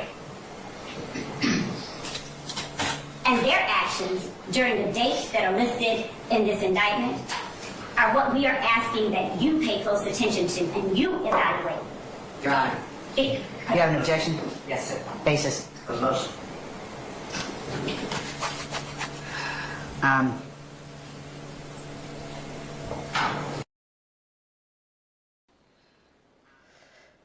Peace, fam. Welcome. Thank you for joining. My bad if I'm low. Let me raise my mic. Subscriber, Your Honor, last week, 2 weeks, 3 weeks ago, you ordered the parties to share all of their displays in opening statement to the others so we don't have to have these interruptions. I did that. The state shared with me 4 attachments. That's all they had. That's what I got. What you just saw on your screen, if you don't remember, I'll ask the state to put it up, and I asked for it to be marked as exhibit, is what you already excluded. It states that Mr. Ryan was convicted of murder, and I represent the co-defendant who's not on trial on the appeal. How did that not get sent to me so I could bring it to this honorable court's attention, 1? And 2, how do we just violate court orders? So, yes, I have a serious motion for a mistrial because it's intentional misconduct. To his objection about the fact that he represents Mr. Ryan or Mr. Blaylock on appeal. Don't represent Mr. Ryan. Mr. Blaylock, then. Excuse me. I never said this, ever. That's it. So what's your objection based upon, Mr. Steele? And, Your Honor, while I am putting that back up, I will state in my place that initially when there was the objection from Mr. Steele, I didn't have a clue what it was about because I didn't mention his name and didn't intend to mention his name. As I looked at the screen, I saw that part of his name was on the screen for the most part. But I mentioned that, I ruled upon that last week. I did. We were not, I would take it as it came in this case, and if the evidence got to that point, then I would deal with it accordingly. Yes, Your Honor. So, a reminder to the court, to the jury, that nothing that the lawyers say is evidence in this case. This is not at all the type of thing that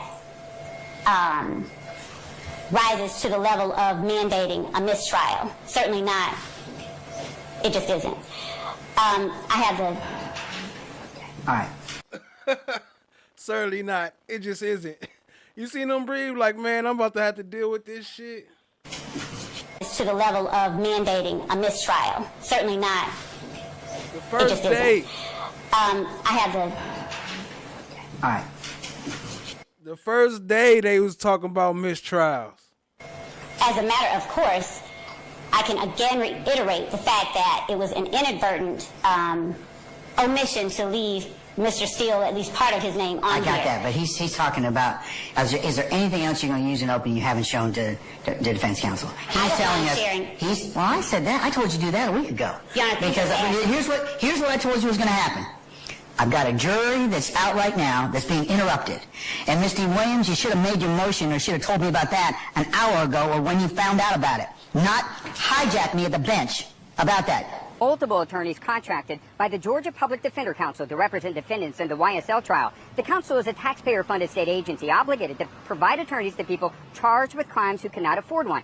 The Williams believes the council's pay is not enough due to the complexity of the case and how long it's expected to last. To put in perspective, the state has only agreed to pay attorneys $15,000 for a murder case that could require them to attend court nearly every day for a year. That's less than what some fast food workers make. The Williams says she's repeatedly asked to meet with the director of the Defender Council, Amateo Ali, to learn what the agency's doing to address the pay. When Director Ali declined, the attorney subpoenaed the director, trying to force her to answer questions about the pay in open court. Initial burden of showing the document.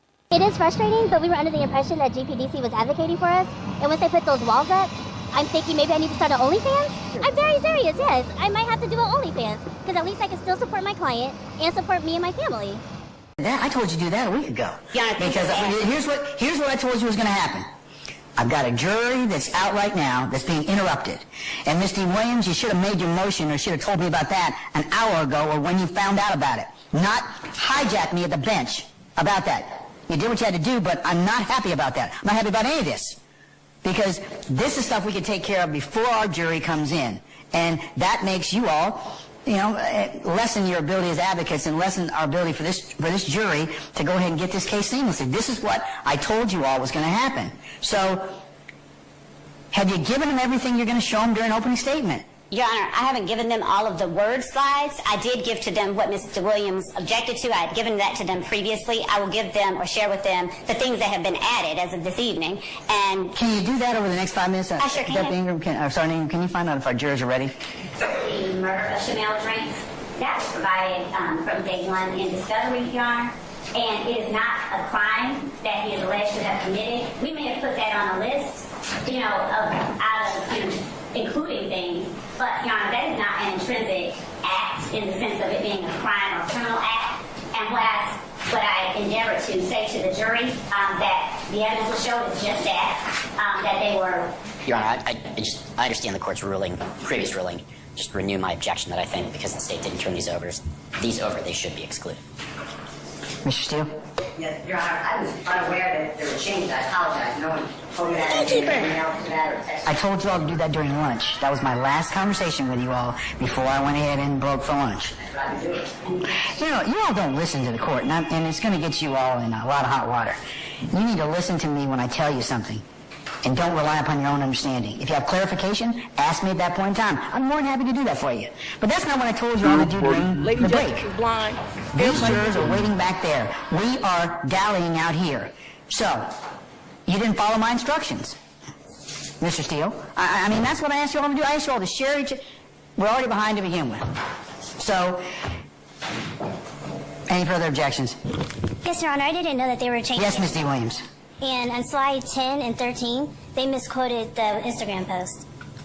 They misquoted it? Yes, they did. It says, I bet YSL make the news tonight. That's not what the Instagram post says. Your Honor, we actually copied the Instagram post into slides 10 and 13. And it does not say tonight. I'm sorry, okay. With your lying ass. We actually copied it. Oh, yeah, we copied it, but we did add the word tonight.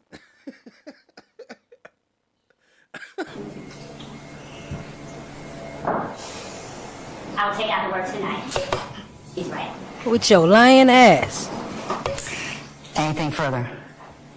Other members of the state's team and the other members of the state's team that have looked at the PowerPoint, they were able to see in real time the changes that are being made, as are anyone with the link that I shared with the defense. All right.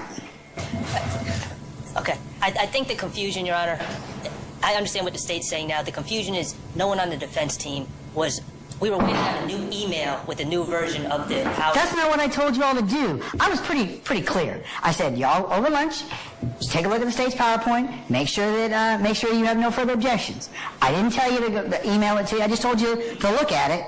I don't care how you did it, but that would be the thing I would probably have gone through and said, hey, let me see slide 1, 2, 3, 4, 5, 6, 7, 8, 9, whatever else. I think people were waiting on a new version of the PowerPoint. Okay. Here's what I'm going to do. I'm excluding the PowerPoints. Y'all just going to have to make this thing up the whole way. Yeah, just make an opening statement. No PowerPoints. Look, because she lying and messing up and cheating on her PowerPoint, now he want to say I'm excluding all the PowerPoints. He want to exclude the defense too. What kind of shit is that? Don't exclude us because he fucking up. Let's bring our jury in.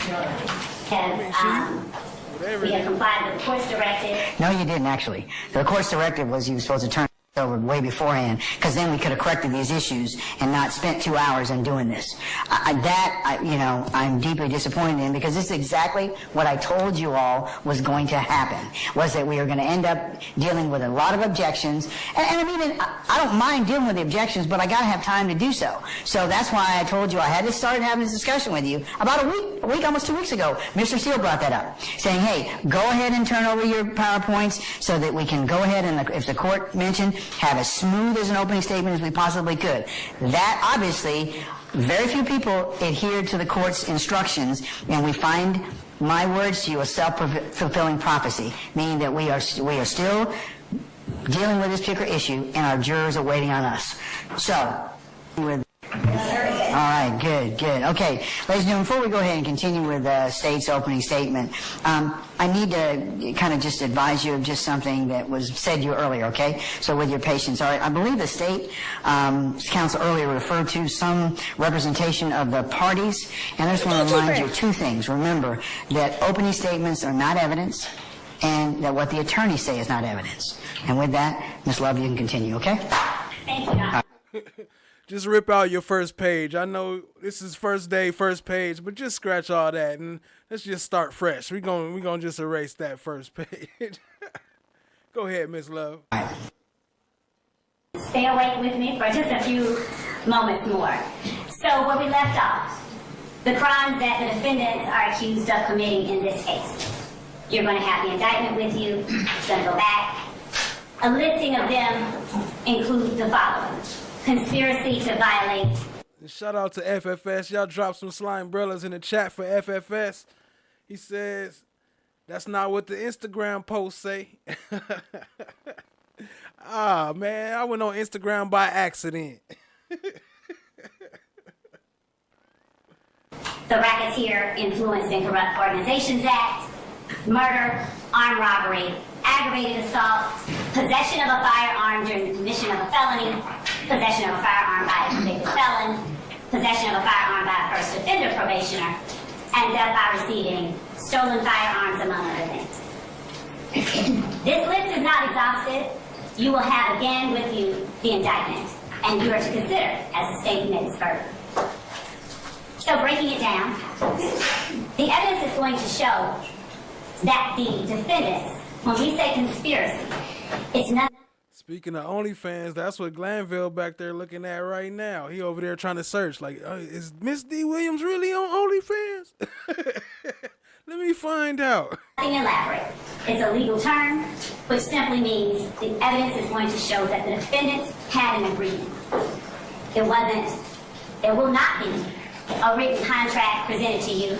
There will not be a letter signed in blood by any of the defendants. But what you will see evidence of is the defendants' actions, their presence, their companionship, their conduct, before, during, and after a long list of crimes. And what you will see is that the defendants weren't always convicted of these crimes. Sometimes the state no-crossed or dismissed charges. Sometimes the police never brought formal charges. But what the evidence will show is that the defendants did commit those crimes. And when we're talking about a conspiracy... She on number 27, the evidence will show. What up, Texas T? Appreciate you using the emojis, family. An agreement. Just an agreement. Unspoken agreement. We're going to participate in YSL through a pattern of racketeering activity. That's another large word that is used in the legal community, but regular folks, myself included, just don't generally tend to use it. Racketeering activity is nothing more than certain crimes, the crimes that are listed out in the indictment. You will see that, and the court will instruct you, I expect, that those crimes constitute racketeering activity. And as I stated before you all broke for lunch, a conspiracy requires just one overt act. So you will see evidence of several overt acts. Several acts that were done by these defendants and by unnamed and unindicted people as well to further the interests. Y'all know who that lady was in the back? Who know who that was? That picture that was just behind her. Further the goal of the conspiracy that the defendants participated in. You will see overt acts meant to establish YSL's dominance and control. You will see overt acts meant to gain illegally access to money and wealth and property that did not belong to YSL. You will see overt acts, steps taken on the part of various individuals to act to protect the group as a whole. Steps that have nothing to do with a recording label. Steps that have nothing to do with an A&R executive. You will see steps that were taken solely for the purpose of illegally gaining goods for and on the behalf of YSL and its members. You will see steps taken by each of the defendants to protect the members of YSL, to establish the dominance and control of YSL. Nothing in what I expect the court will tell you, nothing in the evidence will suggest that any of the defendants had to be convicted of all of the overt acts in order for you to see that they actually had an agreement. The acts don't even have to be crimes. They wanted to participate in this enterprise. They wanted to participate in this organization through these illegal acts. They wanted to obtain ill-gotten goods that they did not have a right to have. through robbery, through stealing, through drug sales, and the like. So we'll start off by looking at the defendants. 6 of them are at the table, and 6 of them are here for you all to decide, has the state proven its case? Rely on your memory.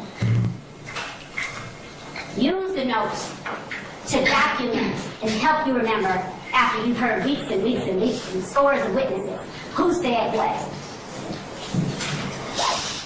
I expect that as you listen to and evaluate witnesses who come in to testify, there Shout out to Pink Slime. Strike that. I can't type. I'm lit.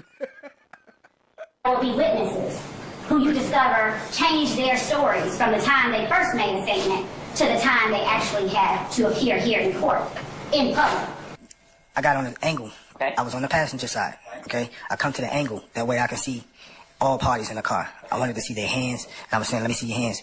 Right. So I could see everybody. But I was keying in on the driver because I wanted to make sure the driver saw me. They didn't prosecute him, right? He shot 2 people in the back while they was running or in the car, and he got written up as the victim. They consider him the victim in the case where he shot 2 people. The math ain't mathing. Make that make sense. Because I wanted him to stop the car. I didn't want him to move. I wanted everybody in the car. Okay. That was my intent, to get everybody out the car that was in the car. Okay. So there were 3 people, right? I only saw 3 people. That I can honestly say that. I'm not saying it wasn't more people. I only saw 3. You saw 3. 3 people, 4 people, 5 people. We didn't heard it all. That shit crazy. What up, YP Com Chick? Appreciate you being here. Yes. Okay. And you're right about the car? Yes. Okay. And so, you fired how many shots first?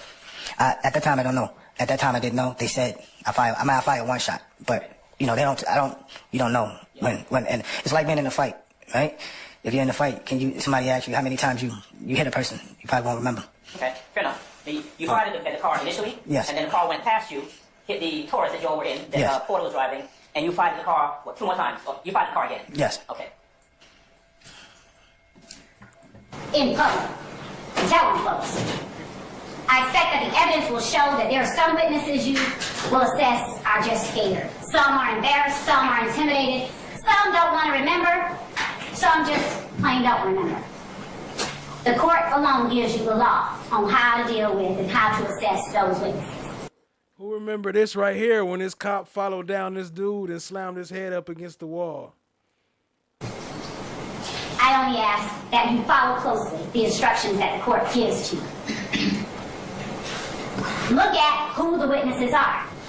Look at who they look at while they're on the stand. Who they don't look at or won't look at while on the stand. Look at how they answer questions posed to them from the state versus questions posed to them from the defense. Did you hear yourself asking Mr. Murphy, how did it go from real music to all of that? Yes. Is the portion of the video where he explains, does it lack any degree of clarity? Does it lack any degree of clarity? Yes, when he begins to explain to you how it is that it went from real music to that. He was kind of mumbling, but I don't know if you guys can hear it, but in the interview I can understand what he was saying. He was using a lot of hand motions and attempting not to say certain things, but I was clear in a lot of what he was... Hold on. Basis? Speculation. Overruled, sir. We had guns and shit. Detective 8-inch alligator. Yes, he stated that. Okay. We... Wait, Detective Uncty 8-inch alligator. Being plural, correct? Correct? Are you insulting my intelligence by asking if we means plural? I think you are, though. Okay. I think you are. All right, well, Sir, don't do that. Don't do that.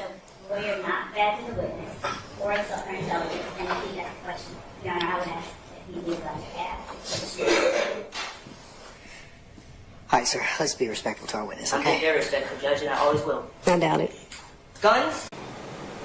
And if the occasion arises that you find that a witness, as presented in court, says something different than what they said previously,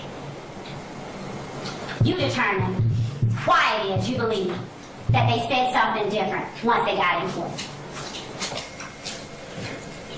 Words and actions. The defendant's actions coupled with their words.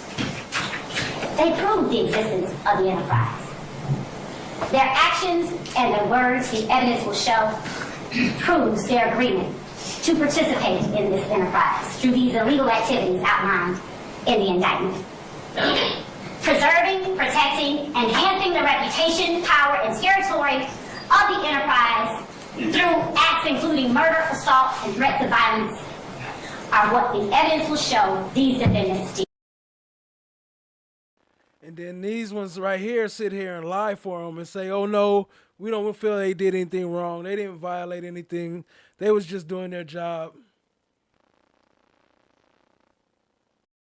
Knowing he slammed that boy head up against the concrete for no reason.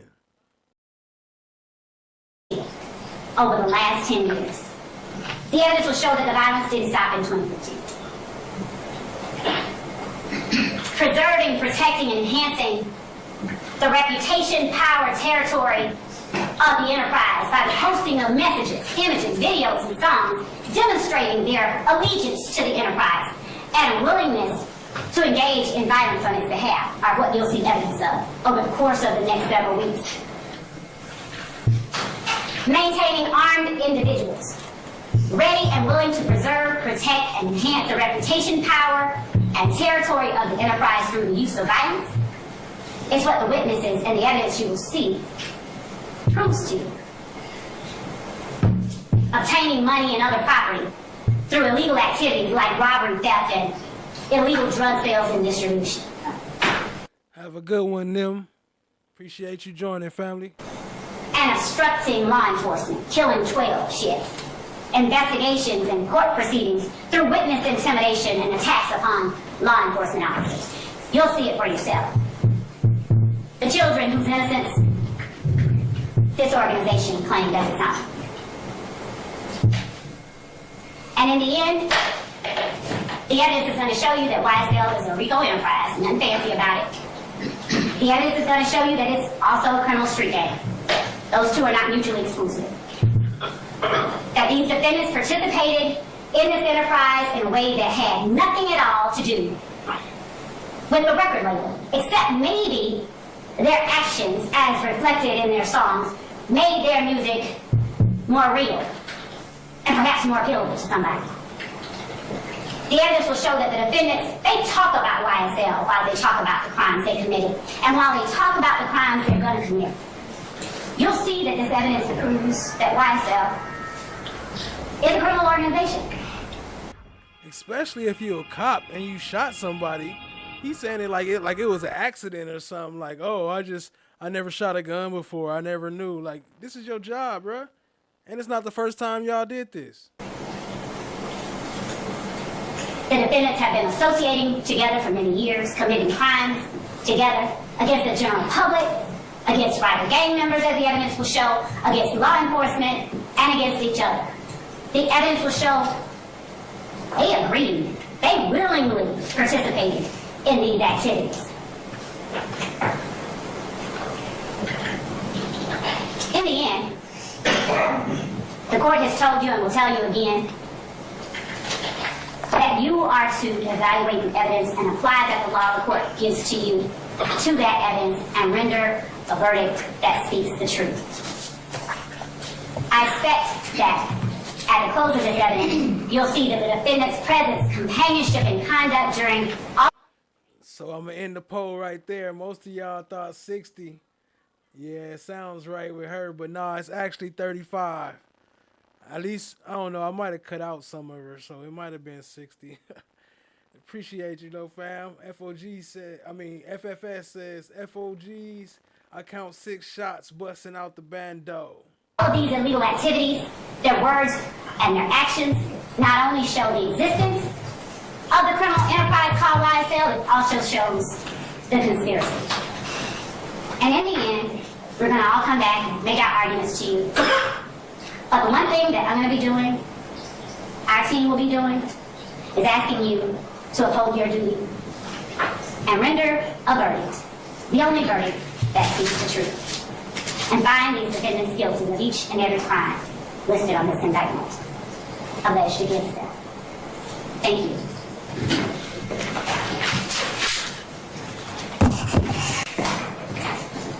Now, This is the law of the jungle, as old and as true as the sky. Here go the bedtime story one more time for whoever trying to go to sleep. There you go. Last time we gonna end off love right here. And the wolf that shall keep it may prosper, but the wolf that shall break it must die. As the creeper that girdles the tree trunk, the law running forward and back. But the strength of the pack is the wolf. And the strength of the wolf is the pack. Shut the fuck up! Jungle Book, my nigga. It is more important that innocence be protected than it is that guilt be punished. For guilt and crimes are so frequent in this world. That's a quote from the man who wrote into our Constitution what the presumption of innocence means. His name was John Adams. He was the second president of the United States right after George Washington. That was Bean, Julie. I'm so high right now. That was Bean. Why is that quote important? Why is the presumption of innocence important? Why did that be? He said, I'm so high, I'm about to fall asleep on y'all ass. Hey, old boy right here, he about to go in though. It's one of them ones. They all the full clip, but he about to go in. In our great Constitution. Because we want to make sure that we don't accidentally send innocent people to prison. Innocent people don't get punished.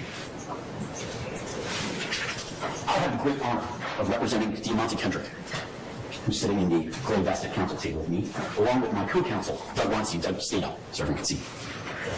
Also, you'll meet or hear from, at times, Katie Hingerty. She was here yesterday. She was the tall woman with blonde hair. And the three of us have the great honor and privilege of defending Mr. Kendrick.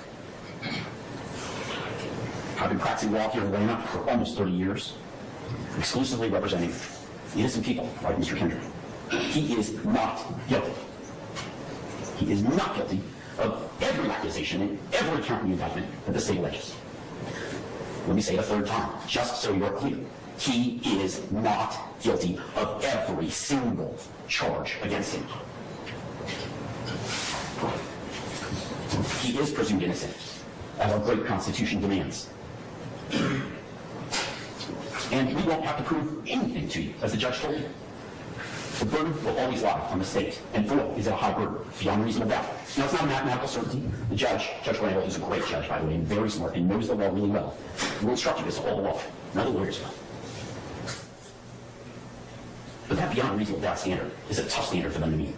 And the evidence in this case against my client is so very weak. The state's not going to be able to come anywhere near the standard required.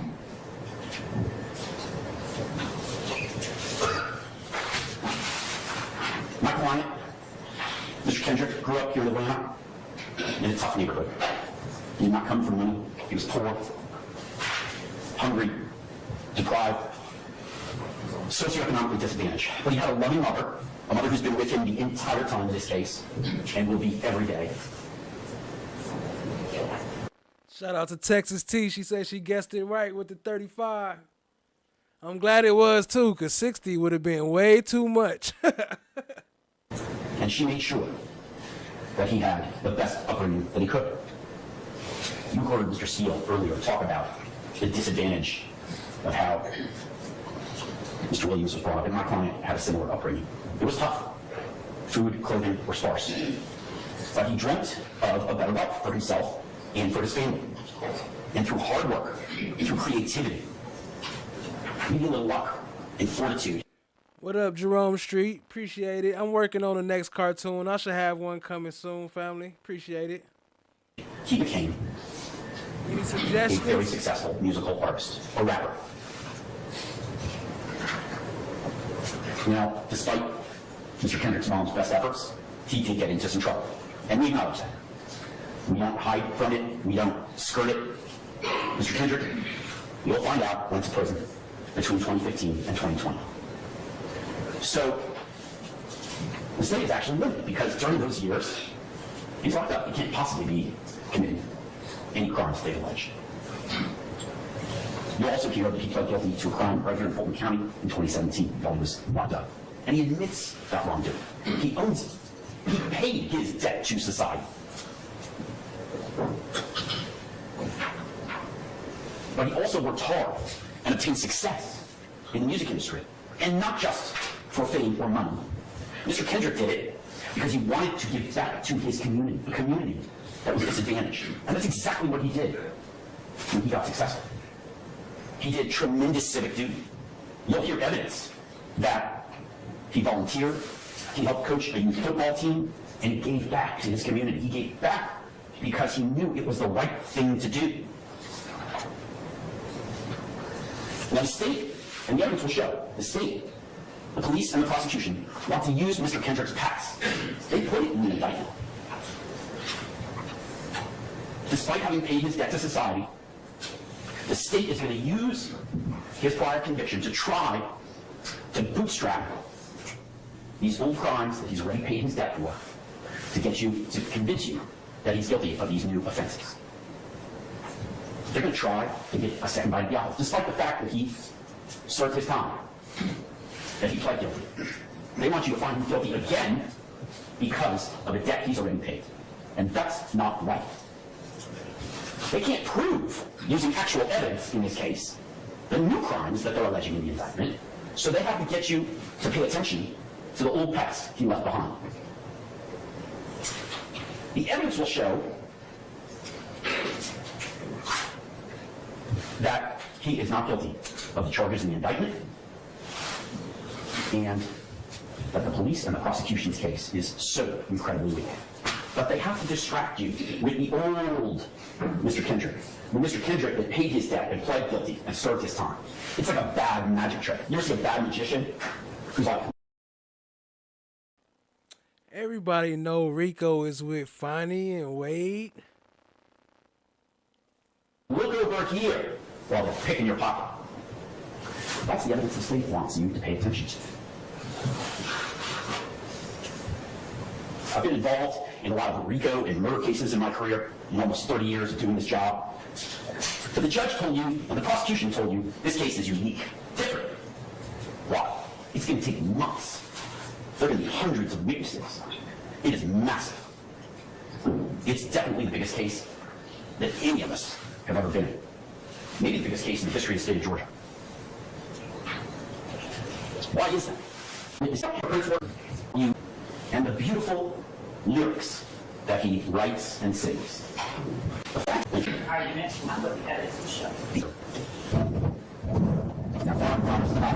it's tragic. The word is wrong. The state had the word to show you an autopsy photo in open argument, not because they needed to prove that Donovan Thomas died, but to exaggerate and scare.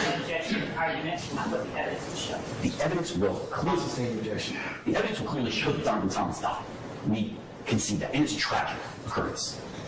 And my client and his family agree with banning Mr. Thomas. We don't think it was acceptable. But my client had nothing to do with that man's death. He died because of a drive-by shooting at a barbershop on January 10th, 2015. And what happens next? The police arrest the wrong group of people. They admit they arrested the wrong group of people. You heard Mr. Sharp and Mr. Steele tell you about Kenneth Copeland and Deacon Garlington and the others who were arrested for this crime. And the police charged them. And what is the evidence that turned out that those people got their charges dismissed and Mr. Kendrick got charged instead? Are there fingerprints of Mr. Kendrick on anywhere at the crime scene, on the body of Mr. Donovan, in the car that was used, on a firearm that was used? Are there fingerprints anywhere that tie my client to that crime? No. What about DNA? Is my client's DNA anywhere related to the death of Donovan Thomas? No. What about ballistics? Are you going to hear evidence that there was a match between the bullets or the gun used to kill Donovan Thomas that was a gun ever possessed by Diamante Kendrick? No. Are you going to hear from a single witness out of the hundreds of witnesses that are going to be brought here by the state? One. I beg you for one witness to come to court and stand right here on this witness stand and say to you, I saw Diamante Kendrick kill Donovan Thomas. Will that occur? And the answer is resoundingly no, because my client is not guilty, ladies and gentlemen. He's an innocent man, wrongfully accused of a murder he didn't commit. And if that doesn't get you upset, I don't know what will.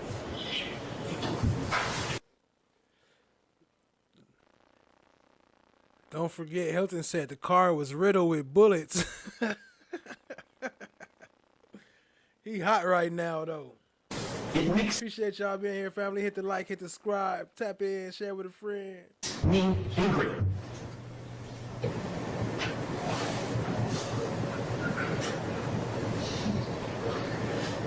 Not one witness.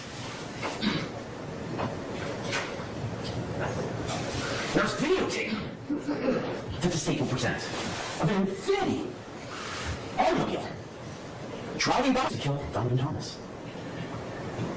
Are you going to hear witnesses that say my client owned the Infinity, rented the Infinity, leased the Infinity, was the rightful driver of the Infinity? Nope. Will you hear or see evidence to the contrary? Oh, yes, you will. Shortly before Donovan Thomas dies, the state has another video of my client getting into, are you ready? A Pontiac Bonneville. Not an Infinity, a Pontiac Bonneville. So, will you see evidence? Will the evidence show that my client is Superman? And we saw that. Remember that at the gas station? He was in a different car. He wasn't in that car. And can fly through the sky from one car to another? No, he will not. He is not Superman. Maybe he's Mr. Spock and he can teleport. You will not hear evidence of his ability to teleport from one car to another either. And yet, the state claims he's guilty of murder. We got Fox coming up next, and then we're going to end it off with Steel. Now remember, you heard previously about a man named Nicholas Robinson, who was related to Spencer Wright. He came in and told the police, and they made arrests of Mr. Copeland, Mr. Garlington, and others. The state's key witnesses. But you also heard evidence that Mr. Copeland is a terrible liar and a terrible person. He himself, a gang member. Not to Yo, shout out to Jerome Street real quick. Have a great night, family. Appreciate you stopping by. Appreciate the super chat, super sticker. Y'all drop some slime umbrellas for Jerome Street. Appreciate you, fam. be trusted and not to be believed. But that's the state's key witness who says, oh yeah, it wasn't me, it was Mr. Kendrick and others. Why do we know he's lying? Not just because his lips are moving, but because he was one of the people who was originally charged with the murder. How not? My bad. Was I talking on mute? I don't know if I was. I think I was on mute. But shout out to Jerome Street. Appreciate the super sticker if I was on mute, fam. Y'all show some love. Drop some slime umbrellas for Jerome Street. Believe does the state have to think you are to not understand that the incentive for Mr. Copeland to lie is as simple as, I'm charged with the murder. If I say someone else did it, then I don't get charged with the murder.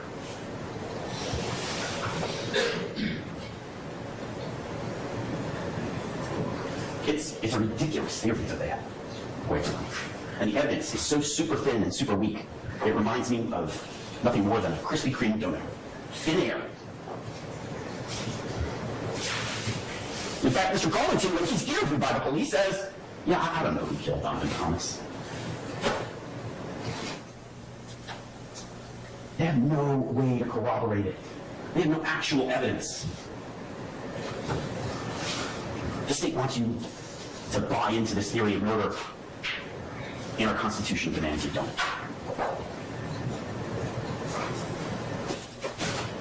It charged a bunch of people, the police, the Atlanta Police Department, figured out, no, we messed up and got it wrong, but now we're going to charge a bunch of other people. But trust us this time. Does that impugn trust to you? Is that evidence that you'll hear about that seems trustworthy? No, it is not. That evidence is completely untrustworthy and unbelievable and unreliable. It's a bad magic trick. No fingerprints, no DNA, no witness. I told y'all he was going in, though. He ain't playing. He talking shit about they ass like, yo, it's horrible. That's what this is. It's horrible. Like Gaither said on the stand the other day. This is no ballistics. And videotape that actually exonerates and proves that he's not guilty. Krispy Kreme donut. What's the next charge against my client? Well, there's a bunch of them involving guns. And 3, to be exact. 1 is that he's charged with possession of a firearm during the commission of a felony. If you're committing some other felony, you're using a gun, you get charged with an extra charge. The second is possession of a machine gun. This is described to you, Mr. Steele described to you, with fully automatic weapons. Pull the trigger once, all the bullets fly. That's illegal. And the third is possession of firearm by a convicted felon. Yes, Mr. Kendrick's a convicted felon. So he's not allowed to possess a gun. And he knows that. And again, the indictment, we talk a lot about the indictment, you're going to get it, it's a document, it's a long document.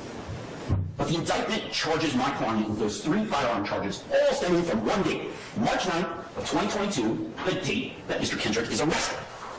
So what happens on March 9th of 2022?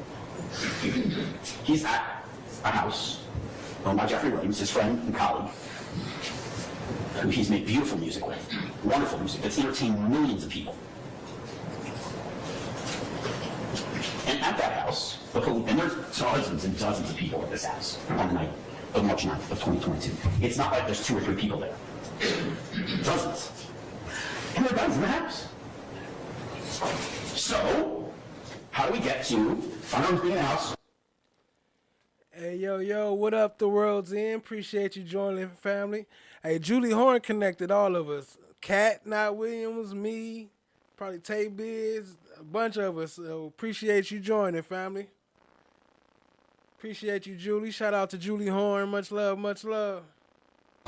So Mr. Kendrick possessing firearms. We don't. We don't. There's not going to be a single piece of evidence showing that Mr. Kendrick's fingerprints are on any of the guns. There's not going to be a single piece of evidence showing his DNA is on the guns. And quite frankly, you'll learn, and the evidence will show, there's something called touch DNA.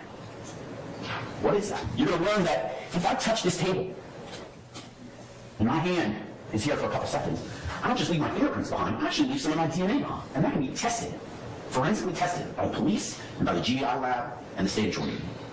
So there's no fingerprints on the guns that belong to DeMonte Kendrick. There's no DNA. There's not a single person at the party or a single witness who says DeMonte Kendrick had any of these guns.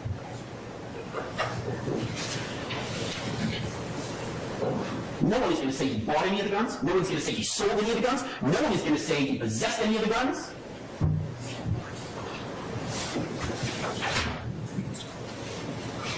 But they're going to want to do a dirty magic trick and show you his past. He pled guilty to a gun offense years ago. And so he must have been possessing the guns. That's their theory. Assume and speculate to find him guilty. That's not what we do in this country.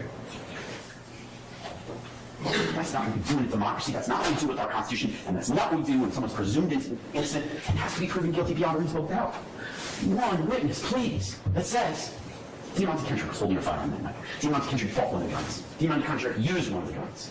No one! No one's going to testify to that. And why is that? Because he didn't have any of those guns. He was at a house, regular guns. That doesn't mean he was in possession of illegal firearms. You could go to a party with 50 people, somebody has guns, you don't know about it, maybe you do, but it doesn't mean you're possessing the guns. That's what the evidence is going to show. He was there. There could have been a bazooka in the house, I don't care. Mr. Kendrick wasn't in possession of any firearms, illegal, machine gun, or otherwise. He didn't control a gun, he didn't use a gun, he didn't buy a gun, he didn't sell a gun, he didn't hold a gun. Not one witness. And there are dozens of people that they could call to say, oh yeah, I saw Mr. Kendrick hold a gun, but not one. There are going to be hundreds of witnesses. I want to bury you with witnesses so that you'll forget about the presumption of innocence and what real evidence is required. Zero. Not zilch. So reasonable doubt. What will they show you? What will the evidence show that night on March 9th? Well, they'll show that Mr. Kendrick was afraid. He's a black man in America, and there's a team of people swarming a house with arms. He's not sure if they're police or not. But in 2022, after COVID, the BLM riots, people like George Floyd died, he had a reasonable, healthy fear, fight or flight. Mr. Kendrick doesn't want to fight. He doesn't want to fight the police, and he doesn't want to fight people who aren't the police if they're armed. But he knew that there were people swarming the house with guns, and it turned out they were the police. So what did he do? He ran. He did the absolute smart thing to save his life. he was afraid and he ran. And the police caught up with him shortly thereafter. Now, he's not charged with fleeing the house. Much love to Julie. Glad to have you back. Glad you had a good time with your family also on your vacation. He ran because he was afraid, and that's a reasonable thing to do for him, given how he grew up, where he grew up, and the state we live.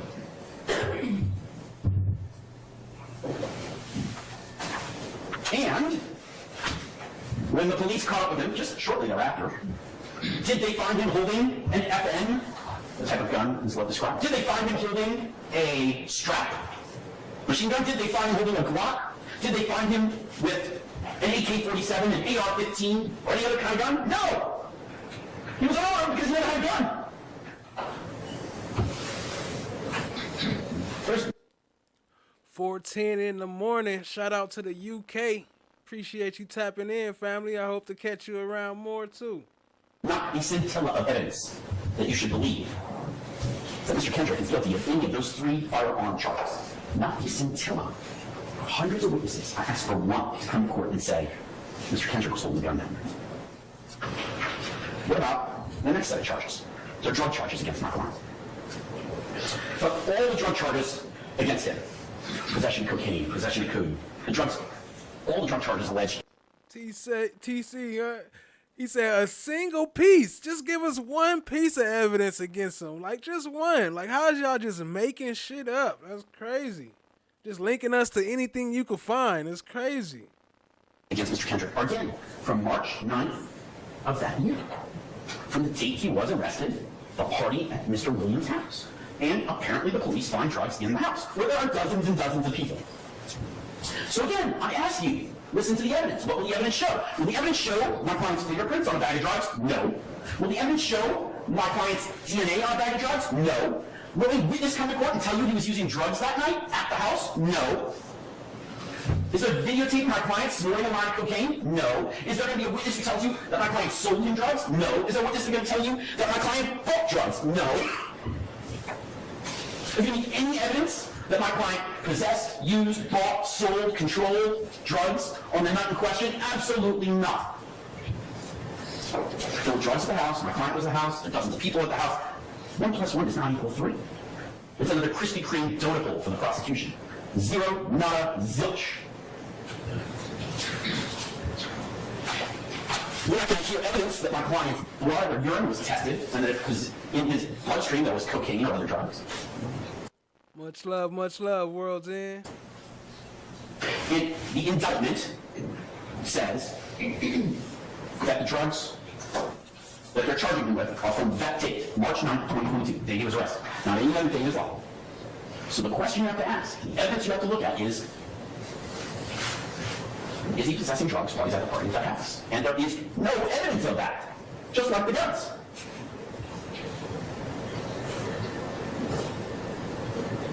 The next charge against my client is gang activity. And the gang activity they allege, very specifically in the indictment, it's not just any gang activity, it's gang activity related to possession with the intent to distribute illegal drugs from March 9th of 2022. And again, where is the evidence? Not one witness. They also allege that he committed gang activity based on the guns. Same thing. There's just no evidence of it. It is not illegal to be part of a group, freedom of association. Otherwise, the Atlanta Falcons would be an illegal street game because they wear red and black and they have certain symbols they wear. And the Braves, certainly the Braves, because they lost in the playoffs. Maybe they stay along and like that. It's not illegal for my client to want to wear the color green and do fancy symbols with his hands. But they're going to bring dozens of witnesses in to talk about that. So what? That's not a crime. Illegal gang activity requires my client to have committed a crime and be in a gang. And YSL is not a gang, but we'll get to that in a minute. They want to attack free speech and freedom of association. They're guaranteed to us in the Constitution, and if they want to do that, then they should go out and arrest the Falcons and the Braves too.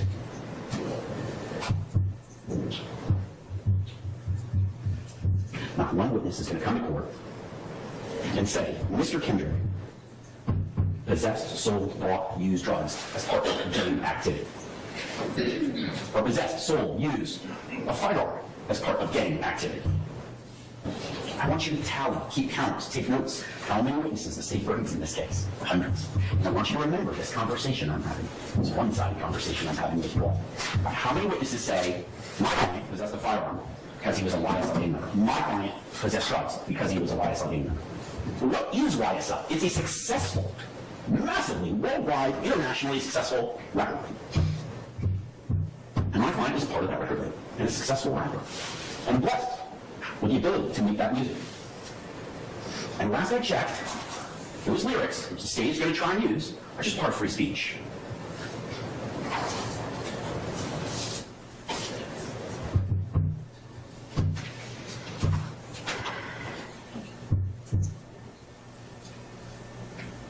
So, we've eliminated murder, we've eliminated the gun charges, we've eliminated the drug charges, we've eliminated gang activity based on gun or drug charges.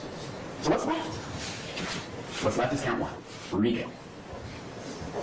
I told you, that's a term that most normal people don't use, for good reason. It's a very complicated legal term.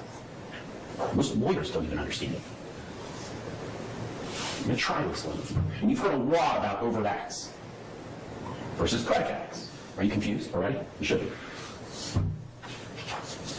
They want you to believe, and they want the evidence to show, that Mr. Kendrick is guilty of this vast conspiracy because who his friends are, who he hangs out with, the colors he wears on his clothing, and the lyrics that he writes, the rap music that he makes. And they suggest to you this is all part of a vast conspiracy. But the reality is, some of these lyrics may be offensive to you, and that's okay, because in a free society, we have free speech. That doesn't make it a crime. The state says that the evidence will show that they dug to find out the murder and then used the lyrics to support it. You know, I watched Goodfellas. It was a movie about real crimes that took place. It was written by Martin Scorsese and acted out by Robert De Niro. The DA's office is going to go arrest Mr. Scorsese and Mr. De Niro. They're exercising their free speech to tell a story. Why can't my client, Mr. Williams, do the same and write lyrics about crime? Maybe they're offensive. Maybe the movie Goodfellas is offensive because you see people committing crimes. But in a free society, we're allowed to exercise free speech. It's the price we pay to live in a free country, and it's a great price. Just because someone raps about murder or other crime does not make it a crime.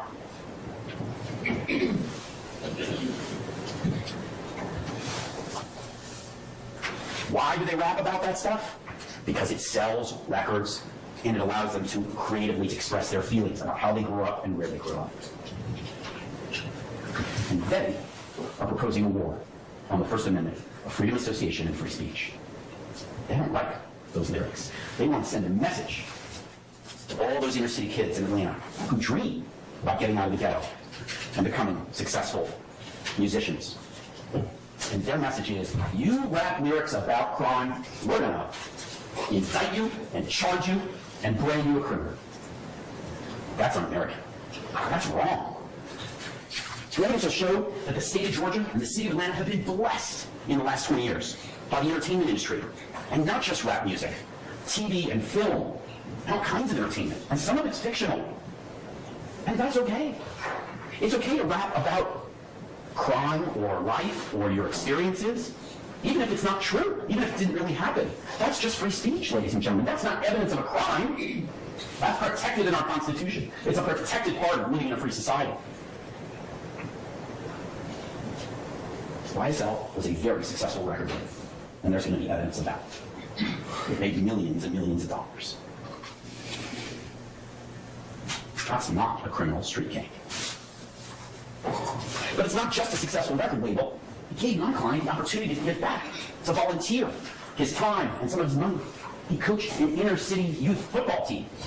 Does coaching that inner city youth football team support their RICO accusation? Because they told you that overt acts don't have to be a crime. Maybe now we should criminalize civic volunteer work. I don't know where it ends when we start making free speech illegal. They want to lump Mr. Kendrick in. They want to have you find him guilty, because of other people's crimes or crimes that he already paid his debt to society for. So the state presented you some of the examples of that. Lil Wayne's tour bus got shot up. That's horrible. Whoever did that should be punished. But there's no evidence my client was there to pardon it. They're alleging that's part of this case. The shooting of Shamal Jerks you heard about, gunned down in a rental car. But they're not alleging Mr. Kendrick to pardon that out. And what about the attempted stabbing of Rayshawn Bennett, who's known as YSL, another rapper, and the armed robberies they alleged? None of those incidents involve Mr. Kendrick. But what they're going to argue to you is that if Mr. Kendrick was part of the YSL label, or what they call the YSL gang, then even if he's not charged with those crimes or involved in those crimes in any way, he should be found guilty of RICO conspiracy, even if he didn't commit a crime. And that's wrong. It's just wrong. That's why they have to go to such great lengths and bring hundreds of witnesses in to establish other crimes, other acts, other incidents that my client had nothing to do with. It's a bad magic trick. Look over here at Lil Wayne's tour bus. If they actually had evidence of my client committing a crime, we'd be here for a week, not months.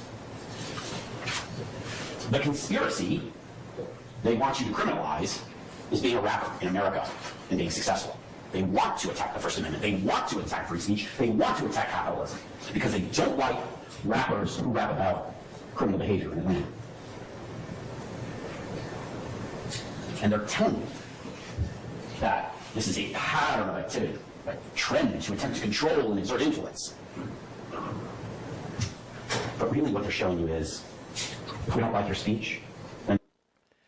That's right. We almost at 3K. So if y'all ain't subbed up, please hit the subscribe for us one time, family. It'll help us out. Hit the like, tap in, share with a friend. Shout out to everybody up in here.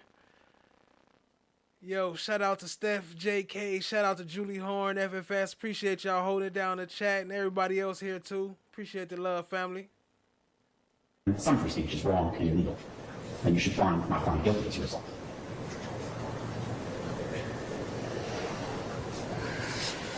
The gatekeeper! They don't want you to find Mr. Kendrick guilty based on his actual actions, just based on the words he wrote and sang. They don't want you to find Mr. Kendrick guilty of his actual actions because they don't have the evidence of it. They don't have the evidence of a murder or illegal guns or illegal drugs. They don't actually have... They don't have no evidence. They just got a bunch of liars on the stand. That's crazy. So instead, they've got to play their bad magic trick. But you're smart and you can listen to the evidence and you will see it's nothing but a Krispy Kreme donut. That's what the evidence will show. You heard about wiretaps. It's basically the police listening in on people's phone conversations. And that's fine. They get a judge to approve it, they're allowed to do that. And there's hundreds and hundreds of hours of wiretaps. And I guarantee I'm going to see all of that over the next few months. And hear one time my client saying, I had a gun, I have some drugs, I committed a murder. It doesn't exist. Nowhere. I'm part of the YSL gang. Remember, they told you that the YSL is a sophisticated gang, so there's no written agreement, there's no verbal agreement. It's just something you have to trust them with. Hey, facts, y'all. I'm going to make a little pop-up of Kat, too. So when y'all be showing her love, I can have her pop up, too. The cartoon version I made of her. Does that sound right? I mean, we made... Just trust that. Take the government's word. And then to bring in experts on gang activity to tell you that the record label is a gang because they think so. Well, they work for the state, for the police. They can tell you what they want. You agree. But use your brain. Use your common sense. All those wiretaps, you're not going to hear Mr. Kendrick say one time. Hey, you still got some time, Steph, JK, if you want to make your donut run, do your thing, because we still rocking and rolling. We probably about halfway through. Appreciate y'all being here, family. Hit the like, hit the subscribe, tap in, share with a friend. I'm going to do something illegal. Whether it's a violent crime, a gun crime, a drug crime, or admitting he's part of a gang. Not once. In hundreds and hundreds and hundreds of hours of wiretaps. And why? Isn't it you want your death? Appreciate FFS with all the love and support, man. You have been helping the channel, and we definitely appreciate you, fam. I ain't got that 4 months, but I appreciate the time you have been here, though. Because what is he actually? Just a former convicted felon, a former gang member, and a current recording artist, a current rapper with YSL, and a current member of society doing civic duty.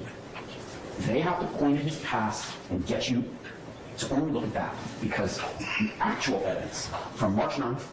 That's facts about Kat, though. Matter of fact, let me drop her link in the chat for those who don't know about Kat. Y'all go check her out. She's very supportive. She got great content, and much love to Kat. Kat Not Williams. And from January 10th, the 2 dates in the indictment that accused my client, there's no evidence of him committing a crime. The state turned over to us, prosecution, 6 terabytes of data in this case. Now, I'm not a computer expert, but I want to talk to you about what the evidence will show. A lot of that evidence you're going to hear and see. What is a terabyte? It's an enormous amount of computer data. And here's what I'll sort of tell you the analogy is. If it were pieces of paper, 6 terabytes would be 420 million pages of documents. 420 million pages. That's how much evidence there is in this case. Is there one page? Is there one witness? One set of fingerprints, one set of DNA, one videotape that shows my client committed a murder, that shows my client possessed illegal drugs, that shows my client possessed a firearm, that shows my client committed illegal gang activity, or that my client conspired with others to commit crimes? It's a donut hole. It's a Krispy Kreme donut hole. You don't get the glaze, you don't get the donut, you just get the air in the middle. What did Mr. Kendrick do? Oh, they have pictures of him flash. Thank you, Steph JK. She dropped it before I did. Appreciate you, family. Y'all go sub up to Kat Not Williams. Gang signs and wearing green. They have pictures of him standing on the hood of Rayshawn Bennett's car at Lenox Mall. Oh, God forbid. He's still on the hood of another rapper's car. And they want you to believe that is the evidence that he's part of this vast conspiracy. Well, standing on someone else's car, it's a nice car, is true. It's silly. Maybe it's even a misdemeanor. But they didn't charge him with that misdemeanor. Instead, they charge him with RICO conspiracy. Standing on the hood of this other rapper's car must be proof that he's part of this vast conspiracy they're alleging. Quite frankly, the real juvenile behavior is all these hundreds and hundreds of witnesses to try and prove something that doesn't exist. There are lots of other overt acts. And I'm not going to belabor each one of them to you because you've heard them from Mr. Steele and from the state. But you've also heard from me. If there's a witness who says Mr. Kendrick possessed that firearm, or possessed illegal drugs, or murdered Donovan Thomas, they saw him murder Donovan Thomas, then bring that person to court. Mr. Copeland, their star witness, is going to come to court and say that Mr. Kendrick admitted to him, Mr. Copeland, that he was part of the group that killed Donovan Thomas. You going to believe Mr. Copeland, who has every incentive to lie? That's the evidence they want to rely on? That's what they're keeping here? Us here for months and months for? Copeland name all up in the opening statements, and Steele is gonna do it worse. And I got the videos combined when we get to the Steele part to show what's going on. The guy who was charged with the Copeland, crime, he come up it's too. not him, it's my client instead. Please tell me there's something better, something else that we're here for. Please tell me we have anything near proof beyond a reasonable doubt. We don't. There's no real or concrete evidence my client committed a crime. Not a single offense. Not RICO, not gang activity, not guns, not drugs, and definitely not murder. Ms. Royal talked about the wolf pack. I understand that. She thinks the evidence will show that. But I really think it's more like the boy who cried wolf. You know that whole story. There's a wolf, there's a wolf, there's a wolf. And it turns out there wasn't a wolf. That's the state's case, ladies and gentlemen. And that is why you will come back. Then he dissed her opening statement too. This is more like the boy who cried wolf. There's a wolf, there's a wolf. Many months from now, in front of my client, Mr. Diamante Kendrick, not guilty on every single charge. Thank you. Mr. Harvey? You wish to make an opening statement this time, sir?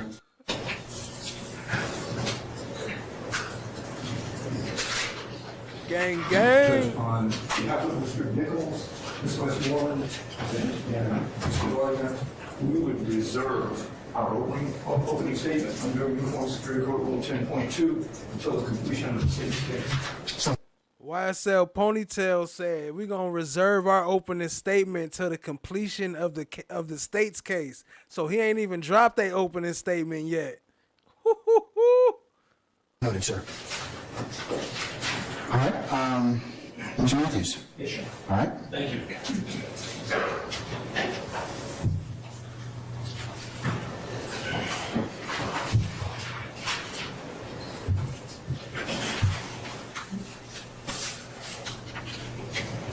That's a fact right there, FFS.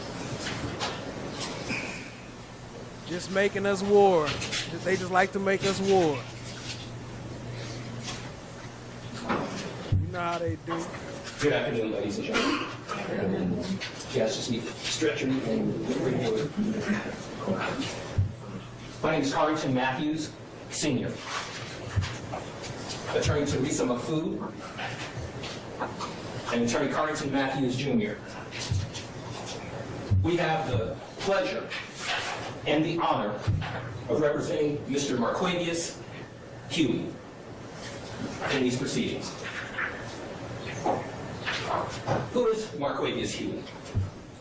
Marquavius Huey is 27 years old.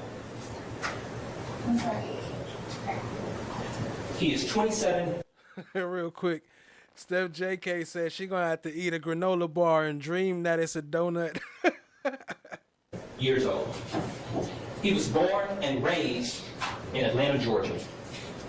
Born and raised in Jonesboro South housing projects, as you have heard about over these last several hours throughout these various opening statements.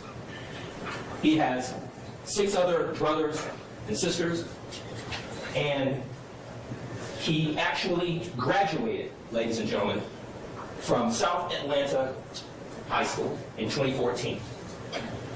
He has 2 children. He has a 4-year-old son, Major, and a 1-year-old daughter, Journey. Mr. Marquavius Huey is not a convicted felon. He can sit on a jury. He can own a firearm. He can vote. And he can do what other law-abiding citizens can do as a non-convicted felon. He has goals, ladies and gentlemen. He has goals of being able to one day open a store, a retail store that sells men's and women's clothing. It's one of his goals. And when he grew up in Jonesboro South, ladies and gentlemen, he grew up with various folks that live in that community. As any community that you live in, you gain friendships, and you grow up together. And Mr. Huey, he grew up. He grew up with Jeffrey Williams. They were friends from childhood. That's what the evidence will show. You will learn it. Now, let's get into the Overt Act 76. This is a theft by receiving of a handgun in 2018. That's one of the overt acts in this case, ladies and gentlemen. Now, in that particular indictment, back in 2018, that actual indictment was brought by the Fulton County District Attorney's Office. They brought it in 2018 against Mr. Huey. Also in 2018, they reduced it to misdemeanor disorderly conduct. They gave him 12 months probation,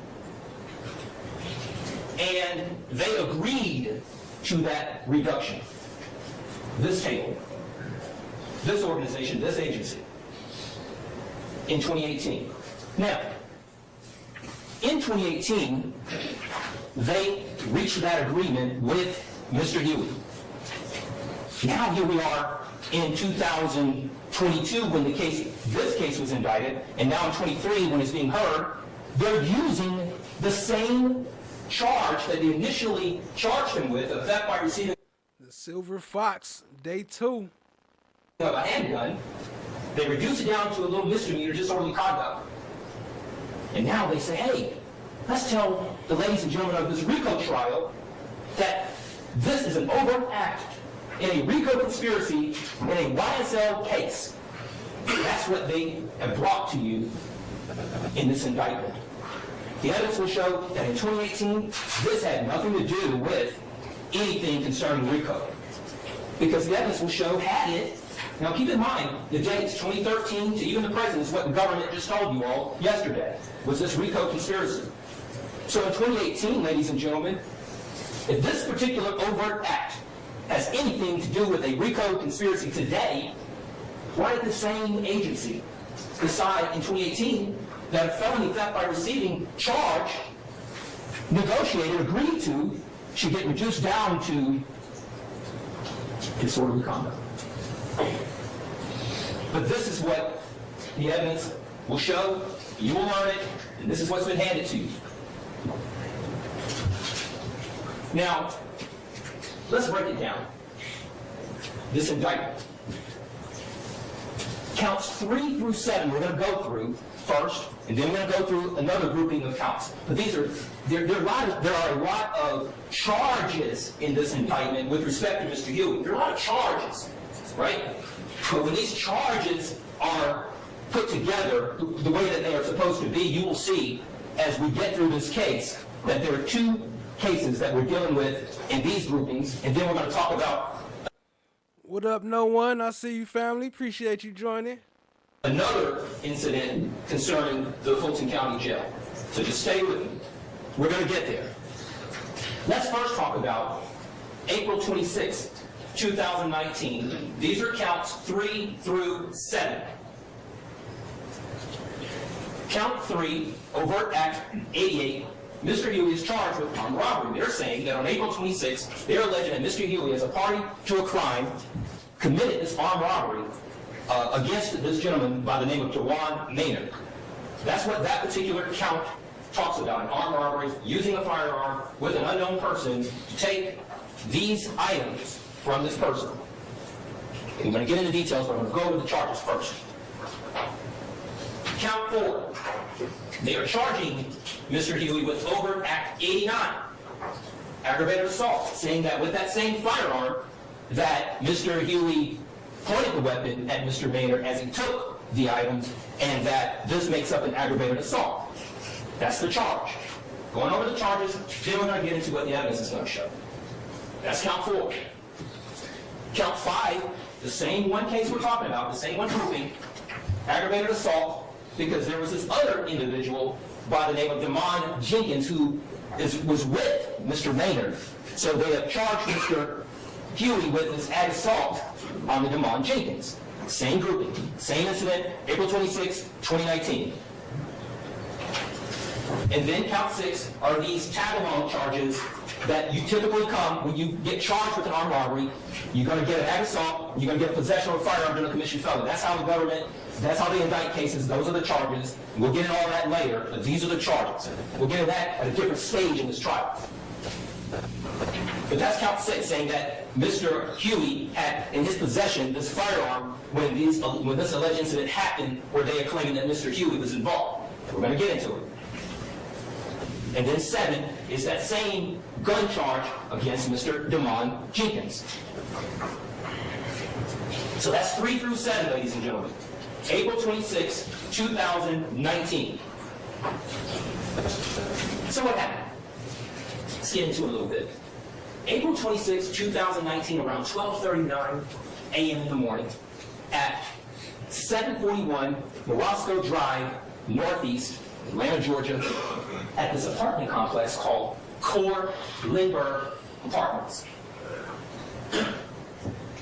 That's a stock photo of that particular complex. Now, here's the story. The story is that, and we're not disputing that this incident happened We're disputing that Mr. Huey is ever a part of it. Mr. Huey stands before here, he signed an indictment and indicated that he is not guilty and he is innocent of these charges.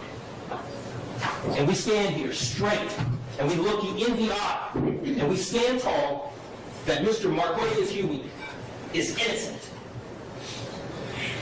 So, April 26, 2019, you've got 3 individuals. They have left the apartment unit, and these 3 individuals are walking in the parking deck, right? They're walking to their car. 3 individuals. Puerto Rican Gloria. I live close to Chicago. Great food, but I broke my foot, so I can't run right now. Oh, no. As they're walking to the car, these 3 individuals, they see 2 black males get out of a vehicle they describe as a black Mustang with a temporary tag. So these 3 individuals, they're in the parking deck, they're walking to their car, and 2 other individuals get out of the car, and they begin to chase these 3 individuals. There's video surveillance in the parking garage. You will likely see this video surveillance. It's the government's case, and they get to present their case however they choose. If they choose to show you a video, you will see it. Right? Now, let's talk about these 3 individuals that are walking from their apartment to their car. Damon Jenkins, he lives there. He knows the apartment complex. He knows the parking deck, right? So he lives there, he's familiar with his spot. He's familiar with his crib, right? So he runs down the parking deck. So he sees them, he's walking, he sees them, he goes down. So he goes essentially left, okay?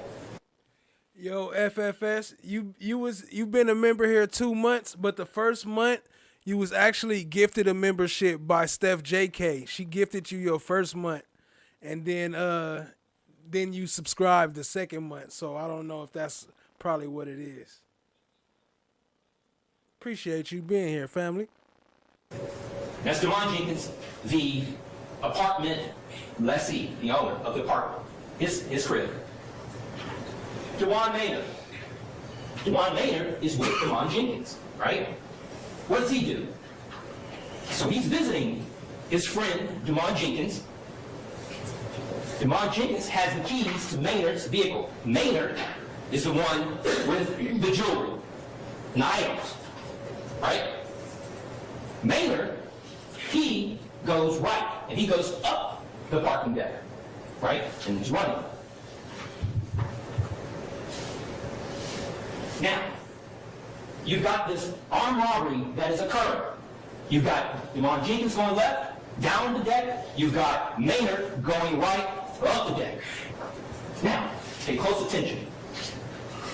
The 2 perpetrators, they decide that they are going to go after one person, not 2, right? This is an armed robbery, right? You've got 2 perpetrators, you've got 3 victims. One of those victims goes left, Jenkins, Maynard goes right. Maynard is the one person out of those 3 that those 2 perpetrators go after. So you've got 2 individuals that are the perpetrators chasing Maynard up the parking deck. The 3rd male, I guess he goes down, and he is not chased. He goes down, one goes left, he ducks, the other one, Maynard goes up the deck, the 2 perpetrators chase Maynard. That's the story, that's how it's happening. Now, the 2 perpetrators, they reach Maynard. When they reach Maynard, ladies and gentlemen, Maynard, he says when he got hit with, one of them hit with the firearm, and that they took items. Now, these are the items that Maynard says were taken. This is what he says were taken. He says a ring, a diamond 5-point star ring. He says 2 gold chain necklaces, one with a cross, another with diamonds, 1 pair of diamond earrings, a gold Gucci bracelet, a SunTrust debit card, a Gucci bag, a Louis Vuitton bag, and some cash. So you got all this grouping of items that Maynard says that was taken from him.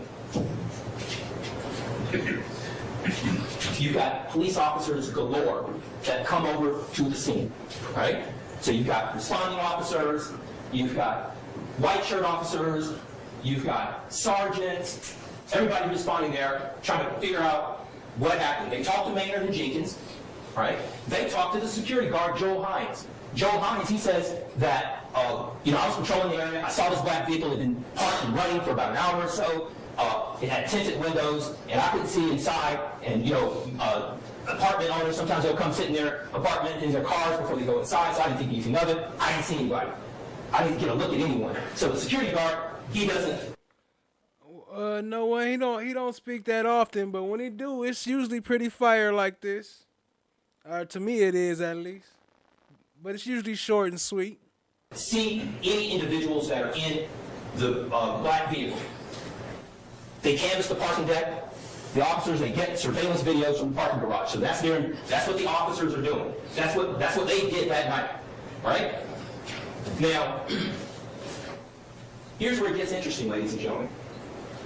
On April 26, 2019, at 12:39 in the morning, that's when this incident happened. DeMond Jenkins, when he goes left, DeMond Jenkins, who's the department owner, when he goes left, he goes downstairs, he runs out, and he happens to see an officer, he flags him down.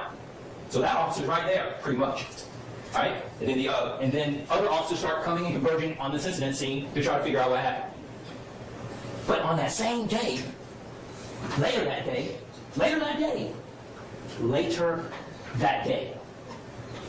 Maynard, the one whose items he claims were taken, he does this. He not with the 403. He don't be wasting time. He go up there like, have you seen my client? Do you know this client? All right, I'm out. But he do be dropping bombs sometimes. Appreciate y'all being here, family. Hit the like, hit the subscribe, tap in, share with a friend. I don't know if he does an internet search, what he does. How in the world of millions of social media people that are on social media, Instagrammers, people that have pages, Maynard calls into Zone 2 and he tells the police that he just happened to be scrolling Instagram and he saw a person wearing his diamond 5-point star ring. Imagine that. Less than hours. So what does he do?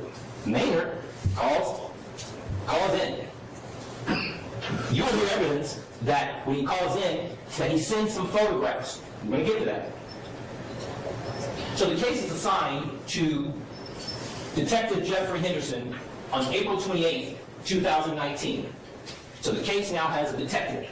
A couple days later, Detective Jeffrey Henderson now has this case. What does he do when he gets the case? Well, he gets Maynard to send him these photographs.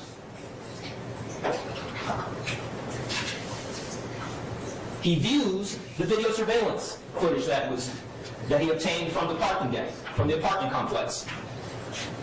And he asks him to send some pictures of the jewelry. So send this information that you found on Instagram, send me some pictures of your jewelry, and send me some videos, and let me take a look at the video surveillances that I was able to get from the parking deck. So these are the photographs that Maynard,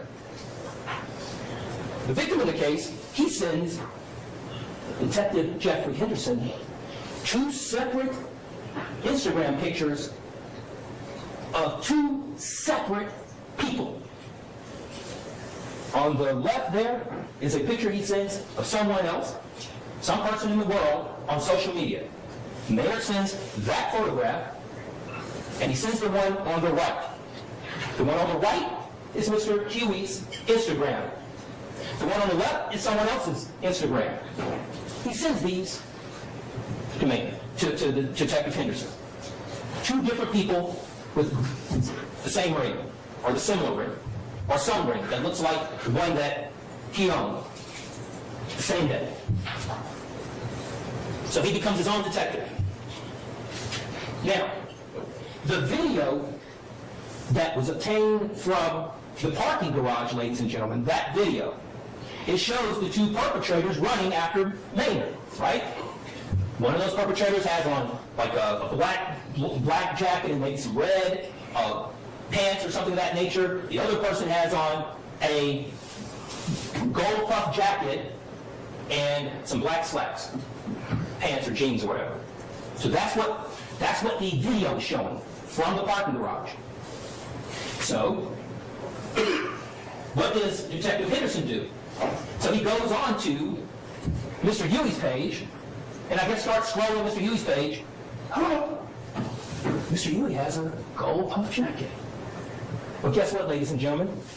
In this particular, Mr. Huey's is on the right, standing in front of a black Infiniti vehicle that belongs to his lady, Justice Woodard, who is the mother of their two children, Major and Journey. On the left is a photograph. You heard Mr. App talk about people as part of their wardrobe. Because what was Detective Jeffrey Henderson's investigation at that point? Maynard sends him these two hands with the similar jewelry. Maynard sends him a piece of jewelry of his own and say, hey, you know, this is what was one of the items that was taken from me. And the video, ladies and gentlemen, from the apartment complex. Facts. The worst, crookedest combination of people, the worst DA that we've ever had documented. I'm not saying that they was the worst people, but I'm saying the worst that we ever had documented and publicly aired in front of everybody for everybody to see. That's a fact. There was a person with that similar gold puff jacket. And what does Detective Jeffrey Henderson do with that information, ladies and gentlemen? He completes it. He completes his investigation. This happened on April 26, 2019. 4 days later, he gets a warrant for Mr. Huey's arrest on that investigation. That What up, Unknown Blue? I see you, family. Appreciate you joining. is the case. Now, there is no photographic lineup that was ever done. Maynard never says he saw Mr. Huey that night on April 26, 2019. They're not wearing masks. Mr. Devon Jenkins never selects Mr. Huey out of any photographic lineup. In fact, there was none done. There was no photographic lineup performed or attempted to be performed by Detective Henderson for the benefit of Maynard or the benefit of Jenkins in this case. He took what he got from that video surveillance, went on to receive the information that Maynard sent him, and decided that there was enough for a warrant. No photographic identification, no fingerprints left at any of those scenes, no shell casings that are linked to any firearms belonging to Mr. Huey. None of it. That's what you're going to learn. You're going to learn, ladies and gentlemen, that in any arrest that was made against Mr. Huey, any arrest that was made against Mr. Huey with respect to these items that Mr. Maynard says were taken from him, the gold 5-star ring, these necklaces, these items that we're talking about here, the Gucci, the Louis Vuitton, the debit cards, none of those items have ever been found on Mr. Huey's person, on Mr. Huey's any car, in any residence. None. That's the state's case for those grouping of charges, ladies and gentlemen. No DNA. Detective Henderson didn't even, when they arrested Mr. Huey for those particular charges, those groupings of charges, he didn't come down to the jail and even pull him out of the cell and say, hey, I want to talk with you. Are you willing to talk with me? Of course, that's Mr. Huey's right to either talk to him or not talk to him, but he didn't even try.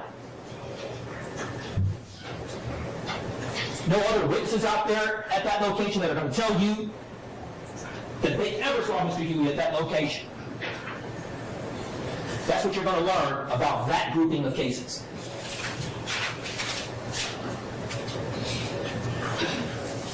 No photographic lineup. Ladies and gentlemen, this is interesting. Yeah, it's definitely had to be some deep stuff going on because ain't no way they would get away with what they been doing. And they doing it publicly, live in front of TV. There's got to be something to like test the public reaction and see if we gonna riot like we did back in the King days and all that, Rodney King, and see if we gonna do all that because ain't no way they think they gonna get away with this. They just want to see what we gonna do as a people. Listen to me very closely. And they probably got bigger goals than that too. I'm just saying that's part of the agenda.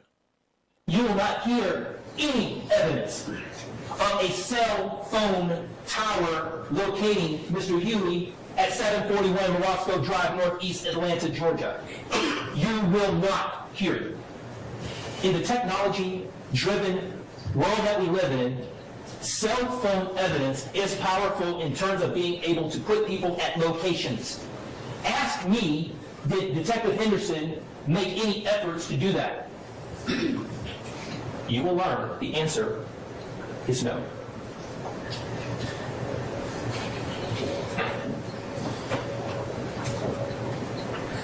Okay, that was that grouping of cases, ladies and gentlemen. Okay?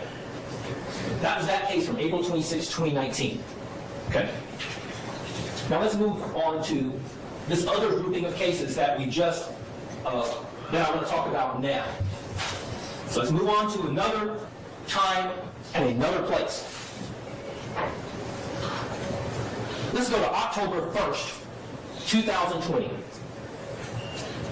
Now, count 14, when you all get this indictment, count 14 over Act 116 charges Mr. Huey with armed robbery, alleging that Mr. Huey and another unknown person committed an armed robbery against a gentleman by the name of Gary Holloman. That's what count 14. Huey the only one got some real charges though. Everybody else be like just a RICO charge. Huey got some numbers up there, I ain't gonna lie. But what they ain't got nothing on him. He already in jail or did time. They already caught him for that. He ain't got no RICO charges. 14 says, by use of a firearm. That's 14. 15, we're still on October 1, 2020. These next series of counts are going to deal with one date. This particular count, 15, our robbery says that on that same evening, that Mr. Huey, along with this unknown person, committed this armed robbery against Donisha Coppage, who was out there with Gary Holloman at an address that we're going to get to in just a moment. But I want to go over the charges first, and we're going to get into the facts in a moment. So that's the charge right there. Count 15, an armed robbery concerning Donisha Coppage. Count 16, this is a big case, ladies and gentlemen, so I'm giving you an opportunity to try to organize it as best you can. Because we definitely have been learning all year how to organize a big case. Count 16, aggravated assault with a deadly weapon. Like I said, whenever there's this armed robbery allegation, it's going to come with a host of other counts and charges tagging along with it.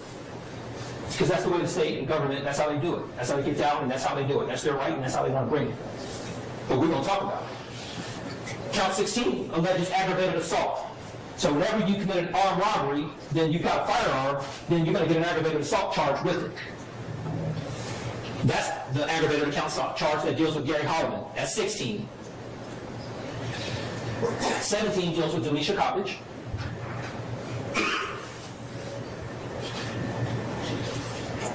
Facts, no one. He got something like 19 charges up there. That's them up there to the right.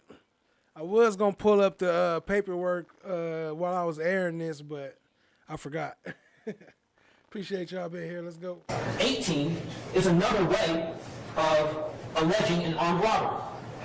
When you specifically use a firearm to take this clipper out of my hand, that's armed robbery. But if this clicker were an automobile, and I was sitting in this automobile, and you use a weapon to demand me to get out of the automobile, it's an armed robbery, but they call it, it's a separate charge that's called hijacking of a motor vehicle. Basically, it's an armed robbery of a car, or a truck, or a vehicle. That's count 18. They're saying that Mr. Huey, along with this other person, took a 2016 Buick LaCrosse from Gary Holland. That's 18. 19, again, whenever there's a weapon that's involved, they're going to tag along this possession of a firearm in the commission. That's that dude that was testifying today. That was asking the questions today. Wasn't he there earlier on the stand? Didn't he testify as a witness? Now he prosecuting the hell. In this case, the ag assault with a deadly weapon and the hijacking of a motor vehicle, so you're going to get a possession of a firearm during a commission of a felony charge. Same thing with respect to Ms. College. Armed robbery and an aggravated assault to take that cell phone that she's saying was taken. You're going to get a count 20, a possession of a firearm during a commission of a felony. And then what they've done is they've said in 21 that this was gang related. So they tack on a criminal street gang charge.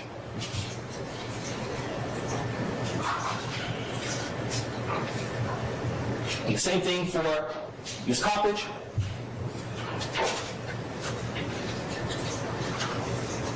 So those are the street gang charges that they've alleged.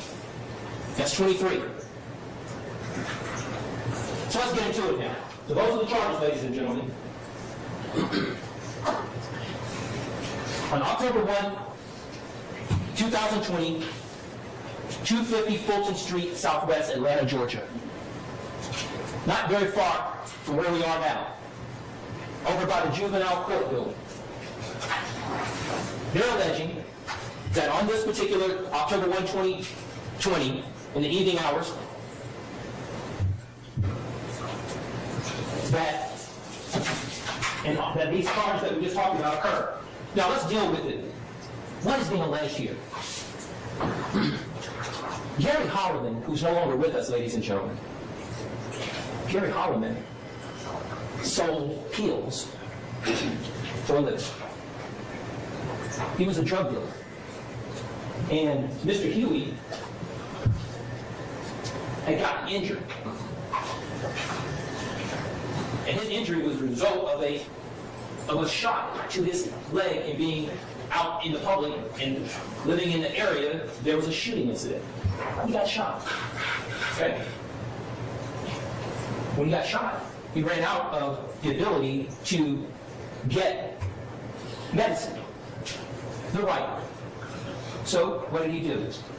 He found that this guy Holloman that he knew through this other person, Mender, that Mr. Holloman sold Percocets. So what happens? He'd been dealing with Mr. Holloman for some period of time. You're going to hear about it. And how do you know you're going to hear about it? Because when Detective Henderson comes into this courtroom and sits in this witness stand, I'm going to ask him questions about it. Now, Huey knows Gary Holloman because they had been doing business.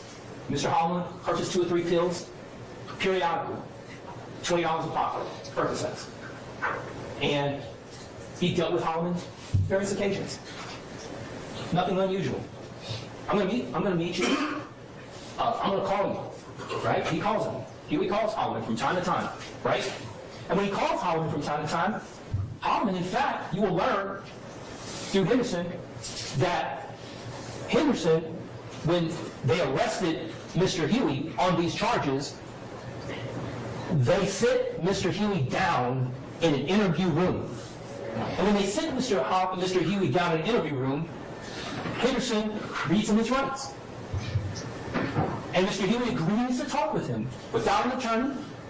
He doesn't have anything to hide. I'm okay talking to you without a lawyer. He sits down, talks to him. And Mr. Huey, he didn't know specifically why he was even being arrested at that moment. And you'll hear about it, right? And when you hear about it, Henderson is saying, hey, somebody's saying that you carjacked him. Okay, tell me about it. What are you talking about? And then Huey. Hey, that's right, Lord. Hey, he was the one that was like, well, you didn't swear in the other guy. Why do I have to be sworn in? Yeah, hey, it's fine. I'll swear in. I'm already sworn in. He had an attitude on the stand. Hey, I remember that. Facts, that, Lord. Appreciate that, Lord. And Detective Henderson, Huey says, okay, so you're talking about, the streets have been talking. The streets have been talking. They saying that I set Holloman up. They saying I set Holloman up. I didn't set Holloman up. I deal with Holloman. I didn't set this man up. Holloman chose this particular location for us to meet, and we've met before. I know this man. In fact, now here's where it gets real interesting. In fact, Huey says to Holloman, to Henderson, Detective Henderson, you can look through my phone. So, Henderson looks through the phone. And what does he see, ladies and gentlemen? He sees a... We're going to object to this portion of self-serving hearsay. Yes, the evidence will show. I'll overrule the objection. The evidence will show, ladies and gentlemen, that Henderson, they have the phone out. Huey is leaning over. Henderson has the phone.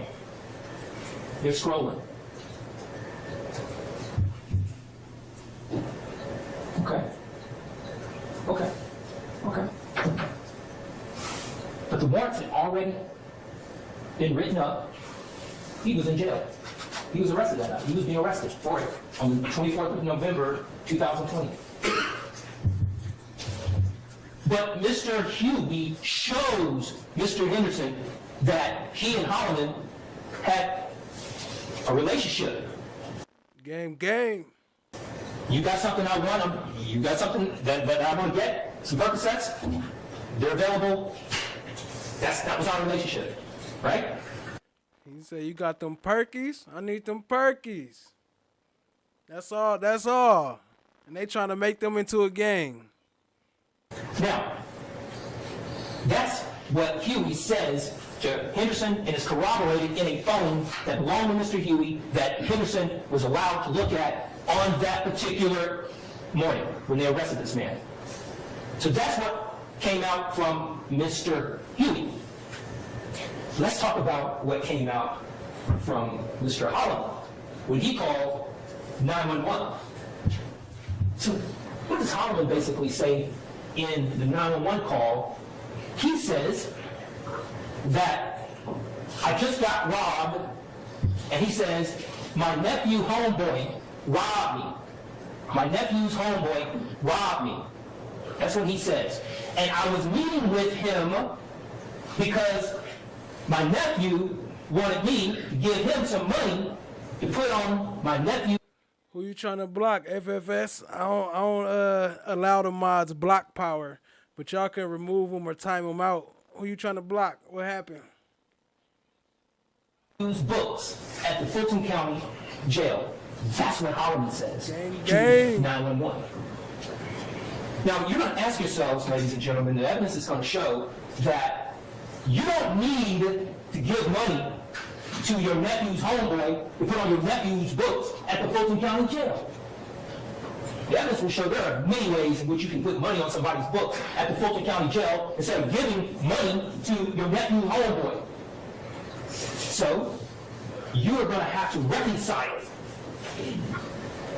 that story that my man Holloman told 911, and in the 911 call, he didn't say, that's what he said, my nephew's homeboys, I'm putting some money, giving money to giving some money to my nephew homeboy. That's what he said. So you're going to reconcile those. You're going to have to balance those two versions of events. You're going to have to ask yourself, oh, here's the other thing you're going to learn with this same case. You're going to learn that Mr. Holloman tells Mr. Henderson that... Julie said that's what them perks will do. Yo, shout out to Cha Diggy. What up, family? Appreciate you joining. Y'all drop some blue hearts in the chat. Show some love to Cha Diggy. Huey didn't have a firearm. And he's going to say, whatever he's going to say, from my understanding, is somebody just walked up out of the dark and put a stick on him and took his car, not Mr. Huey. What is Domisha Coppage? Domisha Coppage, you're going to learn that she actually lived at 250 Fulton Street, right? And that Mr. Holloman was there to meet her, right? And you're going to learn from Delisha Coppage, if they decide to call her as a witness, that they interviewed Delisha Coppage in September of 2022. Shortly after they indicted this case that we're here today on, they decided to go out, do their field interviews of their alleged victims and talk to them. In September of 2022, Delisha Coppage tells Officer Investigator Viverito, she tells this law enforcement person that, yeah, they took BG's car, Gary Holland, BG, they took BG's car, and they also took my car, the one who left in my car. The prosecution has been investigating Jeffrey for a decade. All right, here we go, family. Time to get up into Brian Steele. We're going to let him come in and close it down for tonight. It's kind of long, though, family, so bear with us. But it is broken up. I got more stuff. It ain't just him talking. But appreciate y'all being here, family. Let's go. Hit the like, hit the subscribe, tap in, share with a friend. This is just the latest twist in a case that has spanned the better part of the last 2 years, from a lengthy jury selection to YoungThug's lawyer going to jail for contempt to now a third judge being put on the trial. Superior Court Judge Paige Reese Whitaker is now the woman presiding over the case. Here's what we know about her. She's a former Fulton County prosecutor who also worked at the State Attorney General's office. She's been a judge in Fulton County since 2017. Whitaker takes over less than 48 hours after Judge Shakara Ingram was randomly assigned to the case. Judge Ingram recused herself from the case this morning, citing the arrest of her former deputy as the reason.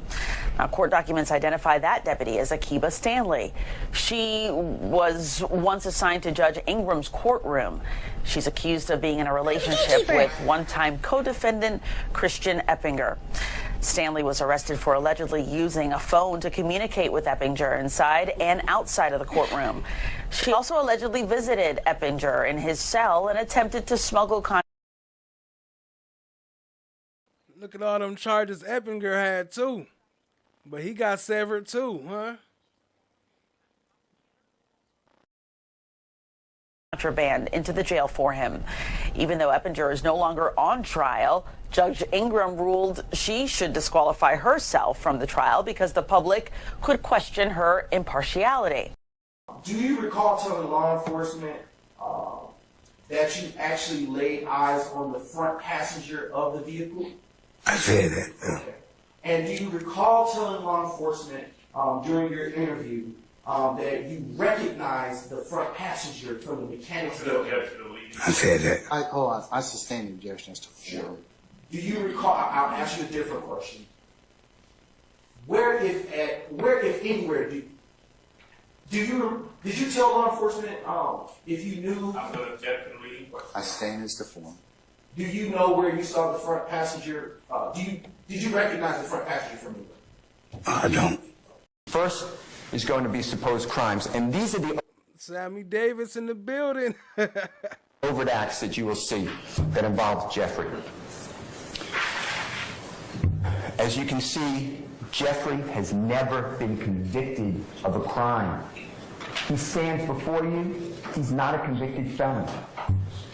He can vote, he can carry a gun, he can be on a jury. So let's start with the first one. So this is September 9th of 2013. And he's driving in a car, and he gets stopped, of course, for failure to maintain a lane. And the police officer comes up to the car, and Jeffrey doesn't have a license. Doesn't have a valid driver's license. So now he's under arrest. So he talking about count 4 right now. Well, overt act number 4 from the 9/9/2013. Ain't that some shit? 2013, September 9th. Police officer says he sees pills, Xanax pills, 7 of them, on the console. You said in the cup holder, right? Yes. Do you remember writing a draft report in this case before the final report? Yes, I do. And do you remember in the draft report saying that the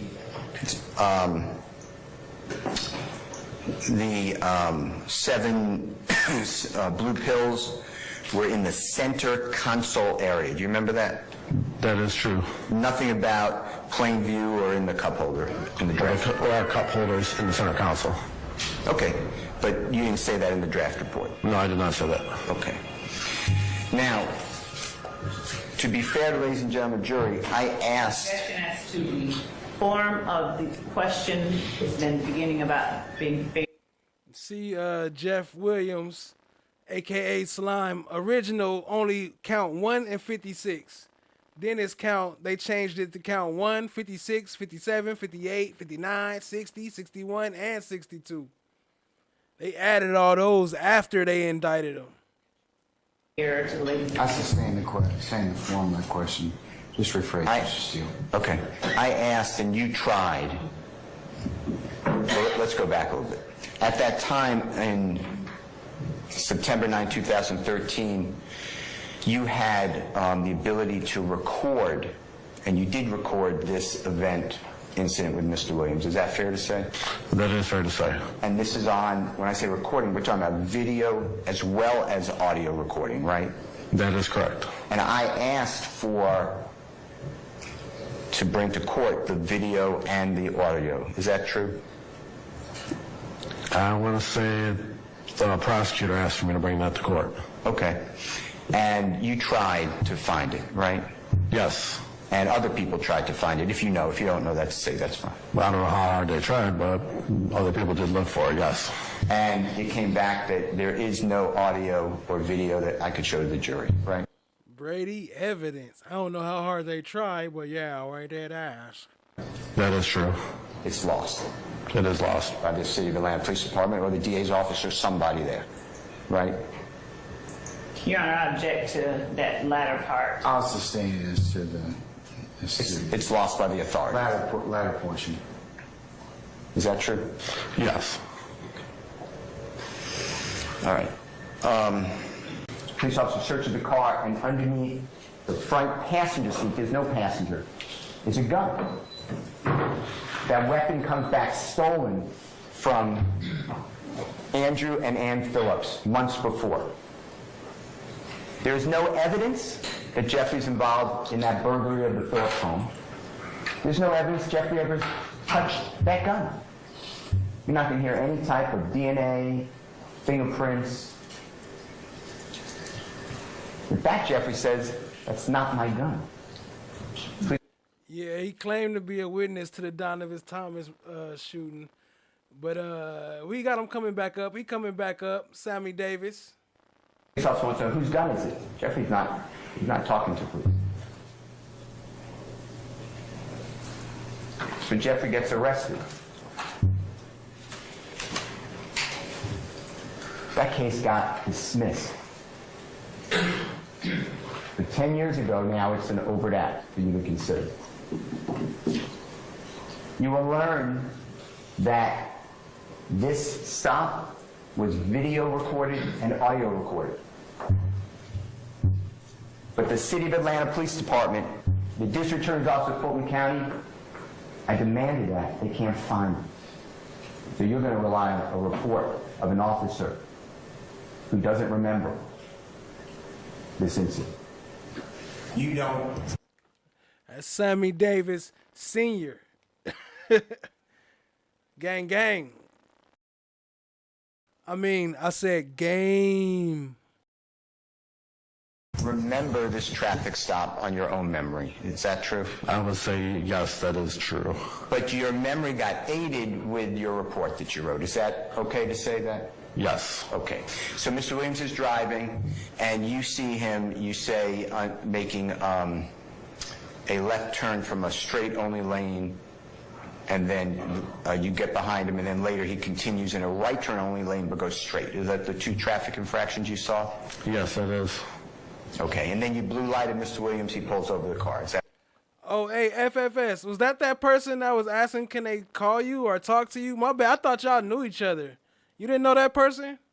Let me know. I'll block people for that type of shit. So let me know. I will block them if you didn't know them on that type of shit. So let me know.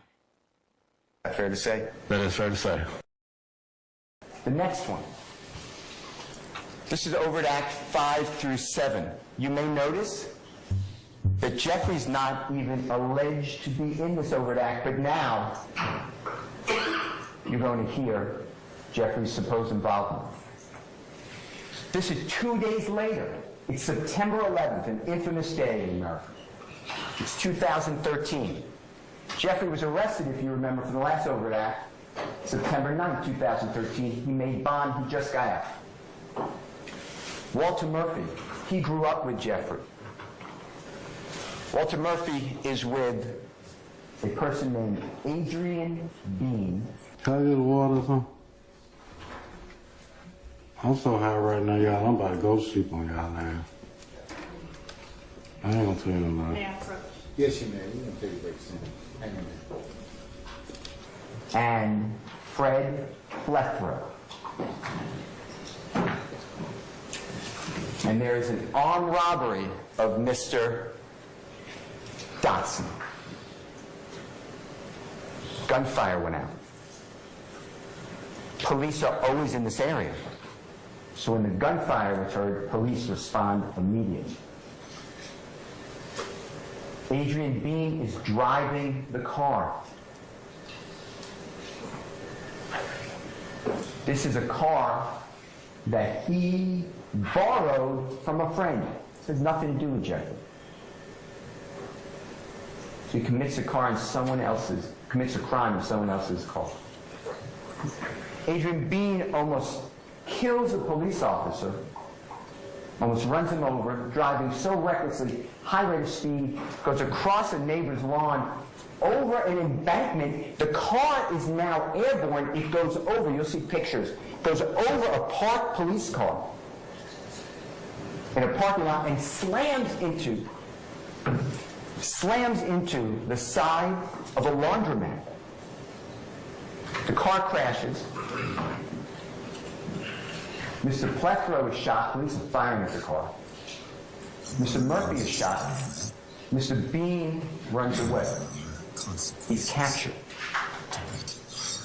Mr. Bean, you will learn, is told. You got ops, fuck 'em. You don't like cops, fuck 'em. You know some people say they real, but they not, fuck 'em. I get my They believe there was a fourth person in that car. You can rep whatever, that ain't my If you make that, you got ops, fuck 'em. You don't like cops, fuck 'em. You know some people say they real, but they not, fuck 'em. I get my hustle on. They want me to stop, fuck 'em. See, you can rep whatever, that ain't my block, fuck 'em. See, every action got a consequence. They want an SCP to G cause I'm anomalous. I keep my name discreet in the streets, I'm anonymous. They be respected, they respect you when they want it. Is in the Fulton County Jail talking with his wife. He said, I should have ran the way Thug ran. Shout He out got to away. No One. That was a track That's from No One recorded real quick, anytime sliding an up in inmate, there. a person is incarcerated, family. in a jail. Most of the time, if they're speaking with a pastor, a lawyer, their calls are being recorded. You will learn that Mr. Bean also stated on a recorded call, they gave us a story to tell. Mr. Bean is interviewed 4 days later, September 17, 2013, by Detective Quinn, City of Atlanta Police Department. Detective Quinn it's a big case because police officers are discharging their weapon. People are getting shot. Detective Quinn interviews Adrian Bean.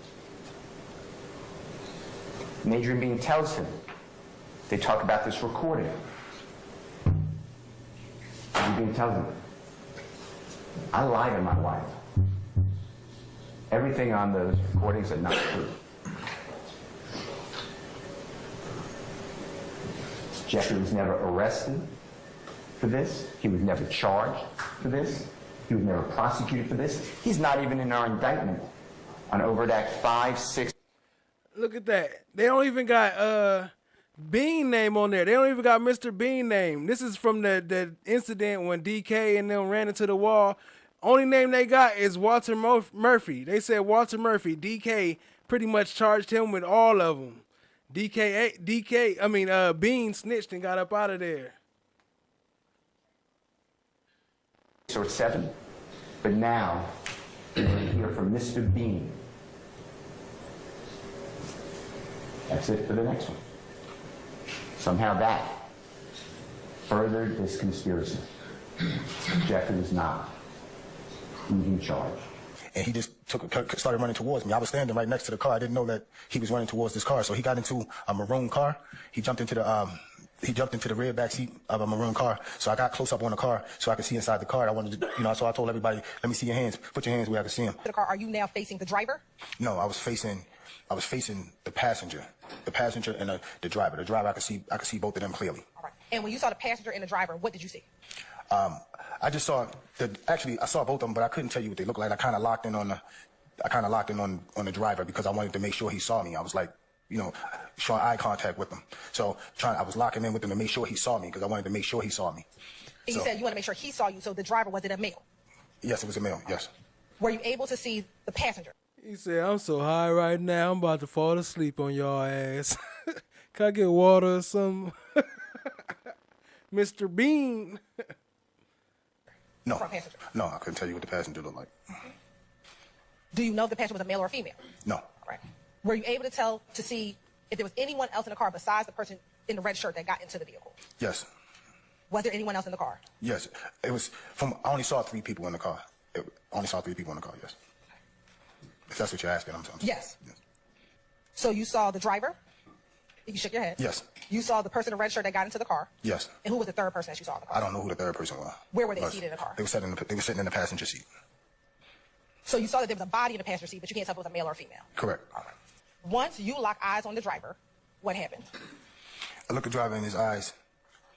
To see if he saw me.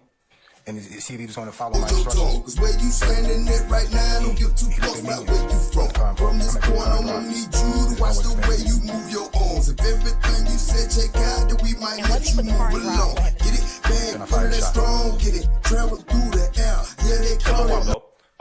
But you given a statement about this back in 2013, did you? Yes. Okay. So I want to come back to that a little bit, but in terms of what happened then, the car, starts coming towards you? Shout out to No One. Okay. I was on the passenger side. Y'all go check that track out. New track from No One. That way I could see all parties in the car. You feel me? I wanted to see their hands. And I was saying, let me see your hands. Right. So I could see everybody. But I was keen in on the driver because I wanted to make sure the driver saw me because I wanted him to stop the car. I didn't want him to move. I wanted everybody in the car. Okay. That was my intent, to get everybody out the car that was in the car. Okay. So there were 3 people, right? I only saw 3 people. That I can honestly say that. I'm not saying it wasn't more people. I only saw 3. You saw 3? Yes. Okay. And you're right one car? Yes. Okay. Is Adrian Bean the first person to bring up the name YoungThug? Yes. All right. And prior to this portion in the interview, was the only time you heard about Thug's involvement on the jail calls that you were listening to prior to this interview? Yes, ma'am. And prior to the jail calls or this portion of the interview, had you heard of that name, YoungThug, as it relates to this particular incident? No.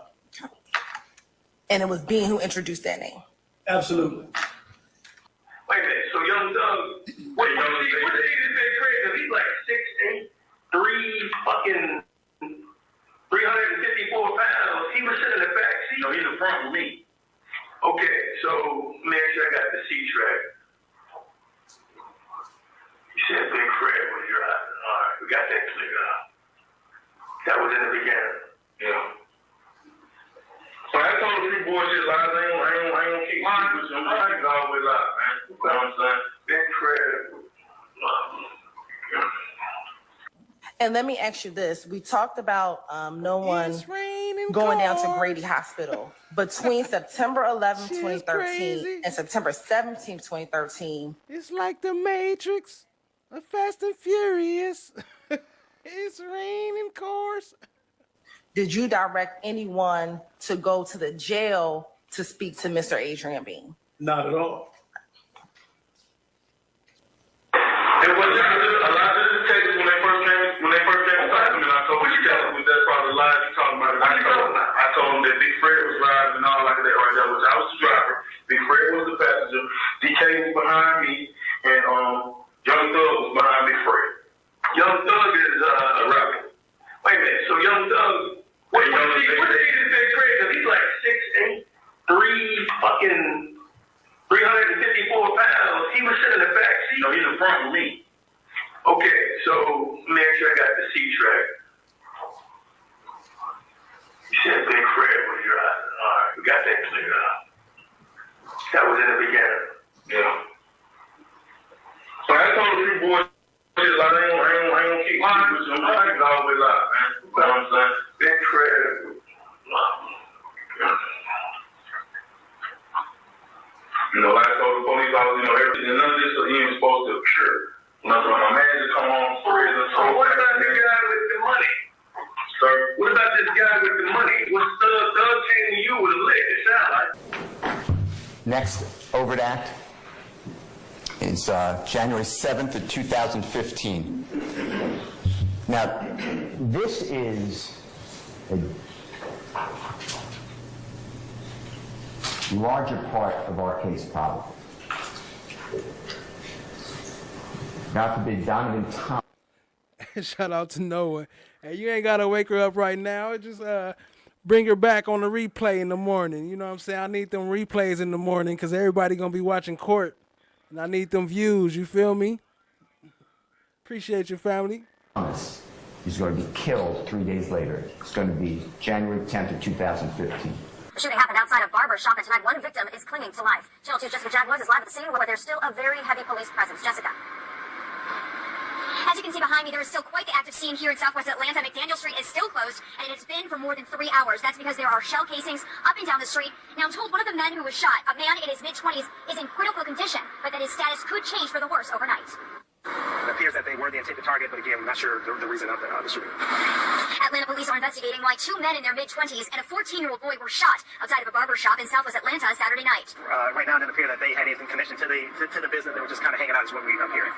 Investigators say it appears to have been a drive-by shooting, and according to several witnesses we spoke with, an automatic weapon was used. Metro Atlanta's most notorious drug dealers and gang members. Among the suspects, Jackson's boyfriend, Kenneth Copeland, a convicted felon and documented gang member who served time in federal prison in 2018. Right now, it's unclear how long the two have been in a relationship, but police arrested Copeland on October 27th after they say he was caught driving in his girlfriend's car with a loaded gun inside. Following his arrest, police say that Jackson tried to delete her boyfriend's Instagram page containing photos of gang activity. She's also accused. Look, remember on the last show, y'all was talking about the one that Copeland, that's her right there. That's the other cop that was trying to delete his messages. No, I don't think she was a cop. I think it was just his girlfriend trying to delete his messages. I think she was the one that was in the station with him when they was talking to the Detective Thorpe. But I'm not sure. Don't quote me.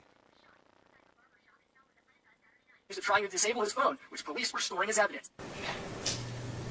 And in order to understand this rental car, and there's nothing clearly wrong with renting a car,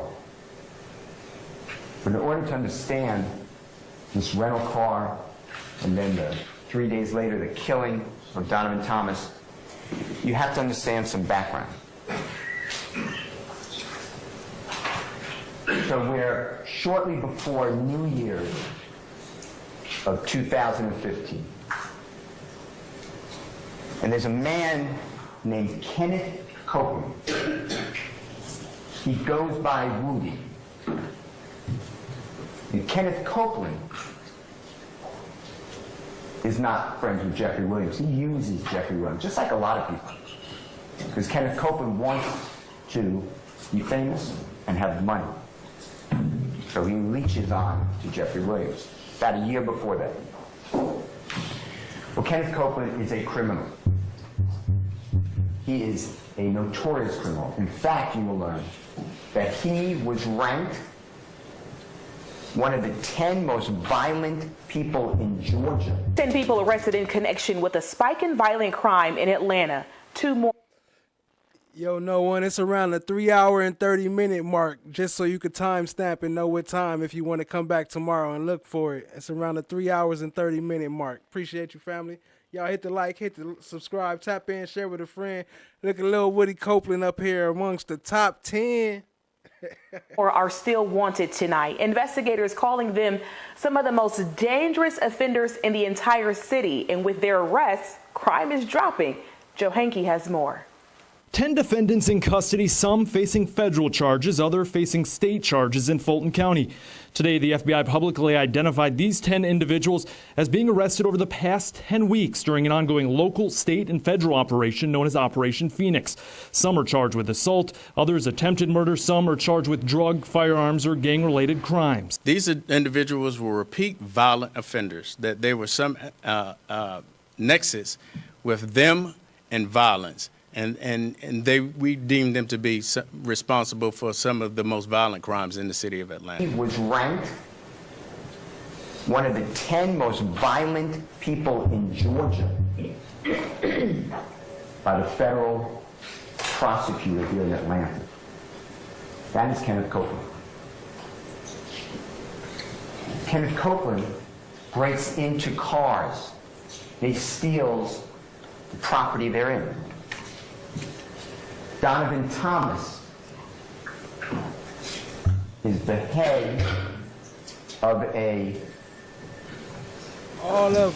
gang called IF, Inglewood Family. Detective T, do you see someone inside the barber shop with a red jacket with the letters BGCMB displayed on the back? Yes. Do you know that person? No. Donovan Thomas and Jeffrey are friends. Jeffrey's friends with everybody. It promotes him. And Jeffrey tries to help other people at the same time. Kenneth Copeland breaks into Donovan Thomas's car. And he takes his expensive chain, Donovan Thomas's wallet, his driver's license, and Donovan Thomas's cellular telephone. Donovan Thomas calls his cellular telephone. Kenneth Copeland answers the call on Donovan Thomas's phone. Kenneth Copeland changes his voice, tries to disguise his voice, but Donovan Thomas knows it's Kenneth Copeland. Donovan Thomas has people on the street. And he tells Kenneth Copeland, "You have my stuff. I'm coming to get it back." And Kenneth Copeland says, "Yeah, I'm glad you called me. Because one of my partners had your stuff. I realized it was yours, so I got it for you for safekeeping. No problem." When Donovan Thomas meets with Kenneth Copeland, he doesn't come alone. Comes with 2 other people, and they display guns. Kenneth Copeland's not alone. He's with his brother. They're really not related, but they call themselves brothers. His name is Demekian Garlington. Demekian Garlington and Kenneth Copeland are like this. YFN Lucci's ongoing, very public feud with fellow Atlanta rapper YoungThug is probably the other big reason people know his name. Since 2017, YoungThug has been feuding with YFN Lucci on and off. Their public feud has primarily occurred on Instagram. Lucci alleged Miles Farley, Lil Miles, Demekian Garlington, a.k.a. D, a.k.a. Scarface, Quamarius Nichols, I think that's it. I got a crack on my screen. I can't see. Let me see. Yep, Nichols, Quamarius Nichols, a.k.a. Quay, Shannon Stillwell, murder, count 49. That's crazy. in court records that on February 9th, he was stabbed by a fellow inmate at the facility. While on a FaceTime call with someone on the outside, the I Gotcha rapper claims he was attacked from behind. The inmate allegedly stabbed YFN Lucci with a handmade shank. The rapper also claimed that there is a current bounty on his head in the jail, and that he is afraid for his life. They are inseparable. Nameless, hey, what up, fam? Appreciate you being here. Nikian Garlington and Kenneth Copeland are together. When Donovan Thomas comes, that Kenneth Copeland is on the menu. Meaning Kenneth Copeland is going to be first. He just stole Donovan Thomas's property. It is now January 6th. It's really January 5th. It's a Monday night going into Tuesday morning, January 6th of 2010. It's going to be the day before this first rental car. And Kenneth Copeland is with a lot of people. Jeffrey's there. Jeffrey was performing on stage at Club Cruise. Nichols, so that's Ponytail client. That's supposed to be that Quay, I guess. Allegedly. Monday night was Club Crucial night. That's where they all went. And Kenneth Copeland goes in the back, in the kitchen area, and he's met there by a man named Kelvin Watts. He goes by Shell Kel. This is YSL Woody, aka Kenneth Copeland. He's about to put YoungThug and 2 other YSL members in on the attempted murder of a rival gang member, Kelvin Watts. Across from him sits an investigator from the Fulton County District Attorney's Office. Unbeknownst to Woody, a large-scale RICO indictment against the YSL gang has been mounting for years, targeting YoungThug, among many other associates of YSL. Prosecutors say YoungThug, whose real name is Jeffrey Williams, led YSL, what they call a violent street gang that used drugs, even murder, to make money. Shell Kel, and who's a half-brother of Donovan Thomas, and other people who are affiliated with Donovan Thomas, and Kenneth Copeland gets beat. He has bumps on his head, his eye is injured. Hey, you saw that post about the chicken Big Mac, Steph JK? Hey, on me, I want to try that chicken Big Mac. He's being kicked. No one does that to Kenneth Copeland. Kenneth Copeland's the person who puts the bumps on the head, injures the person, kicks him. Kenneth Copeland's mad. And you will learn that Kenneth Copeland then went on a mission. He went to every place that he knew that Donovan Thomas or one of his brothers or friends were, or family members, and he would shoot at them with his weapon. Yo, shout out to Nameless family. Y'all drop some slime umbrellas in the chat for Nameless. Appreciate the support. Appreciate the donation. Y'all show some love. Here go Woody coming up now. Let's see a little bit of Woody. Kenneth Copeland. Who is Kel? Who? Who is Kel? Be more specific. Okay. Do you know someone by the name of Kel? I know a lot of people named Kel. Do you know someone who goes by the name of Shell Kel? I don't know him, but I know who you're talking about. Okay. And back in 2015, did you and Shell Kel have any issues? If he's still here, then no. Back in 2015, did you tell Detective Thorpe that you and Shell Kel had some issues? I guess. Okay. And is Shell Kel related to Nut? I guess. Do you recall in this interview telling Detective Thorpe that Shell Kel is Nut's brother? I guess.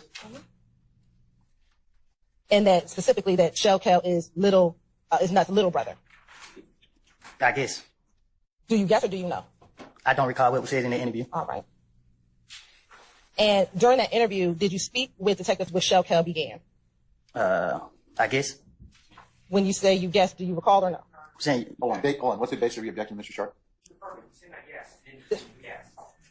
Well, so what's your objection, sir? Yeah. I'm gonna sustain it on other grounds. When you say you guess, what do you mean? You asking me so clearly, I must have did.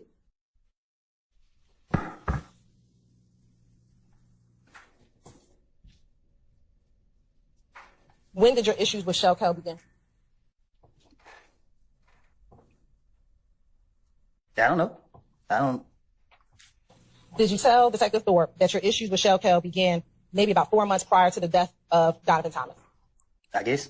When you say you guess, what do you mean? I mean, I guess I said that, I guess. Do you know if your problems with Shell Kell began 4 months prior to the death of Donovan Thomas? If I had a problem with Shell Kell, I'm gonna leave it at that. Okay, and I'm asking you, when did those problems begin? Say it again. When did those problems begin with you and Shell Kell? I don't know. In your interview on January 11, 2015 with Detective Thorpe, did you tell Detective Thorpe, when asked about when your problems began, say 2 months, 3 months, I'm going to say no longer than 4 months? Probably did. I don't know. What were the problems that you had with Shell Kell?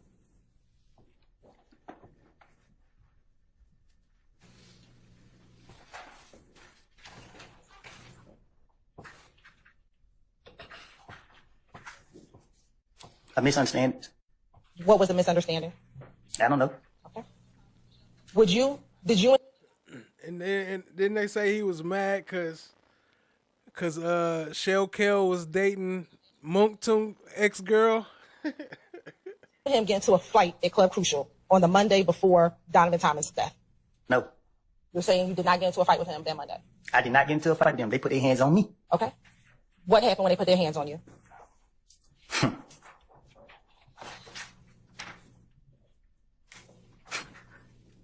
Can you respond? What happened when they put their hands on you? They ran out the club. Who is they? I don't know. Did you tell Detective Thorpe about what happened between you and Shell Kell the Monday before Donovan Thomas was killed? I guess. When you say you guess, do you know if you told him about what happened that Monday?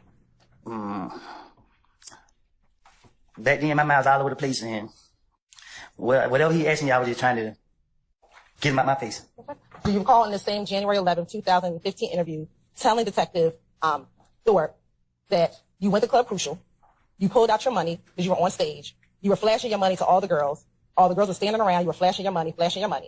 When you get off the stage, you were flashing money, and Kell and his whole crew. Yes, sir. All chats are on blast. Walked up on me. You recall telling Detective Thorpe that back in your January 11, 2015 interview? I probably did. Then, do you recall telling Detective Thorpe that you looked up and you said to Kell, "What up, bro? What's going on?" I probably did. And that Kell didn't say anything, so he just said, "Hey, what's up?" You asked him, "What's up, bro?" And then he began asking you about Thug. You recall telling Detective Thorpe that? I probably did. And I need to know, is that a yes or a no? Did you tell him? Did you not tell him? Or do you not recall? Glanville didn't see him because he was looking at Miss D. Williams' OnlyFans. Answer the question, Your Honor. Object to follow-up question. Your Honor, he's saying he probably did. I'm asking yes or no. I'm going to overrule the objection, Mr. Steele. Did you say it? Did you not say it, or you don't recall saying it? I said something to him, so if that's what he said, I said, then I'm asking, what do you remember? Do you remember telling him this or not? Or you don't recall? They questioned me so many times, and I told them something different every time they questioned me. I don't recall what I told this person. Do you have an objection, Mr. That Steele? person. Hold on, Mr. Copeland. Do you have an objection, sir? I'm going to object. Basis. Giving limited options for the witness to answer. Overrule, sir. Overrule, sir. So you don't recall what you told him? I didn't know the Chicken Big Mac was here already. I just saw the ad for it like yesterday or today. Chan My Black is Golden showed me, but I didn't know it was already here. It's coming from the UK. They been had it in the UK, right? He answered your I'm going to overrule the objection, Mr. Sharp. Can you say it again? Sure. Did you tell Detective Thorpe that Kell wanted to speak with Thug at the club on that Monday before Nut passed away? I said, they have asked me questions about this so many different times. I have told them different things every time. I cannot tell you for 100% facts exactly what I have told him. So do you not recall what you told him? I said, I guess if he's... I sustain the objection. Do you remember what you told Detective Thorpe about whether or not you told him? I sustain the objection. Do you recall telling Detective Thorpe? Yeah, I ain't gonna lie. I probably won't even taste it, though. I don't even remember the last time I ate McDonald's. It's been so long. After you told Kell that Thug was in the club, Kell began to... You have an objection, sir? Sure. I'm overruling the objection, sir. Kell took his necklace and put it inside of his shirt. Huh? Do you remember telling Detective Thorpe that after Kell asked you about Thug, you then saw Kell put his necklace inside of his shirt? I guess. When you say you guess, Do you recall telling him that or no? Yeah, I said it, I guess. And then when you saw him put his necklace inside his shirt, you didn't put your money inside of your pocket? Yes. Do you remember what happened after you put your money inside of your pocket? They jumped on me. Who is the they that jumped on you? I didn't see no. I knew I was surrounded by a lot of people. Was Kel one of the individuals that jumped on you? I don't know if he hit me. I don't remember if it was him who hit me, somebody hit me, and when whoever hit me. Do you remember telling Detective Thorpe that Kel punched you in the back of your head on the same January 11, 2015 interview? He probably did. He probably hit you, or did you probably tell? Yeah, I said it. Right. And did you also tell Detective Thorpe, so he punched me in the back of the head, then they pushed me to the ground. He tried to go in my pocket and take my money, but I hold on to my money. The other guy punched me all in the face, but I didn't care. I was holding on to the money. Yes. Okay. After they were punching you on the ground, do you remember if you ever got up? Clearly. Okay. What did you do after you got up? You laughed. What? I don't know. He has gone crazy with the 20v1s. I stopped watching after the first one, but, you know, I think they just dropped one the other day with him and Charleston White. After they was beefing, right? Do you remember about after you got up? I had a knot on my face. Okay. And then what happened? I was real mad. All right. And then what happened? Somebody was going to pay for their knot. Okay. So then what happened? So then what happened? I went home. So then what happened? Did you go outside of the club right after you got off the ground? I had to leave out the club. Okay. And when you went out the club, did you see anyone outside of the club? If that was that's it? Matthew, what do you remember? I guess. Okay. Do you recall telling Detective Thorpe in his January 11th interview that when you got out of the club, Bloody J was outside of the club? I guess. You guess that you told him? Yes. All right. And when you got out of the club, what, if anything, happened to Bloody J? What you mean? Do you recall if anything happened to Bloody J when you got outside of the club?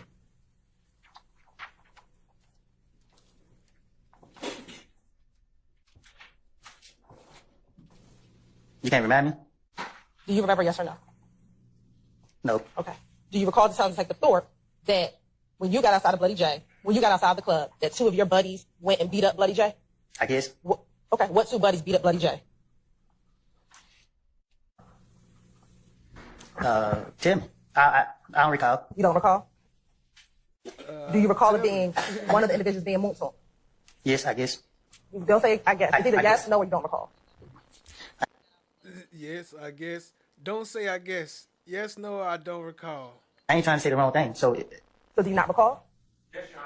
I stand the question. I don't need it. Just tell me the basis for the objection, Mr. Sharp, okay? I need you to answer yes. Was it Moonsault? Overruled, Mr. Sharp. Do you remember if it was Moonsault or not remember if it was Moonsault? if he said that's what I said, then yes. I'm asking you, what happened? I don't recall what happened. I was mad. I had a knot on my head. In 2015, did you tell Detective Thorpe that only Little D got into the car with you? I guess. Did you say that to Detective Thorpe? If he said I did.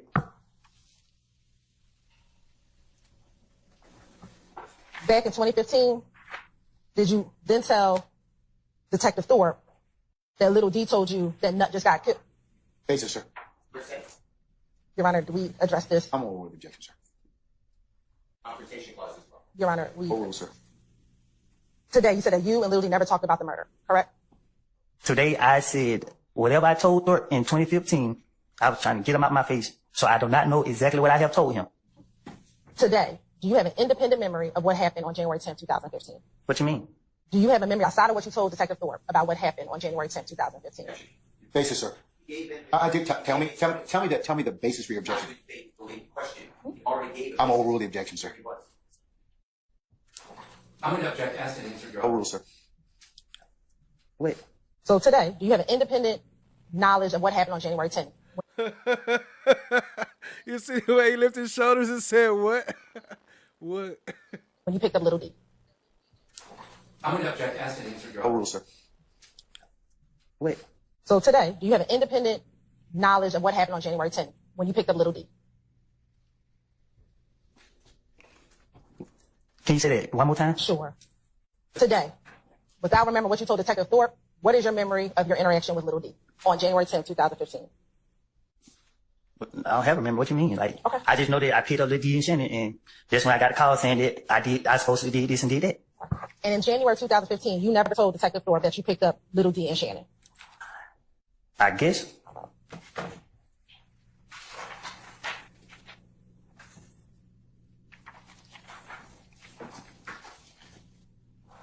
Earlier, I asked you if Moulton FaceTimed you, and you said you did not recall if Moulton FaceTimed you.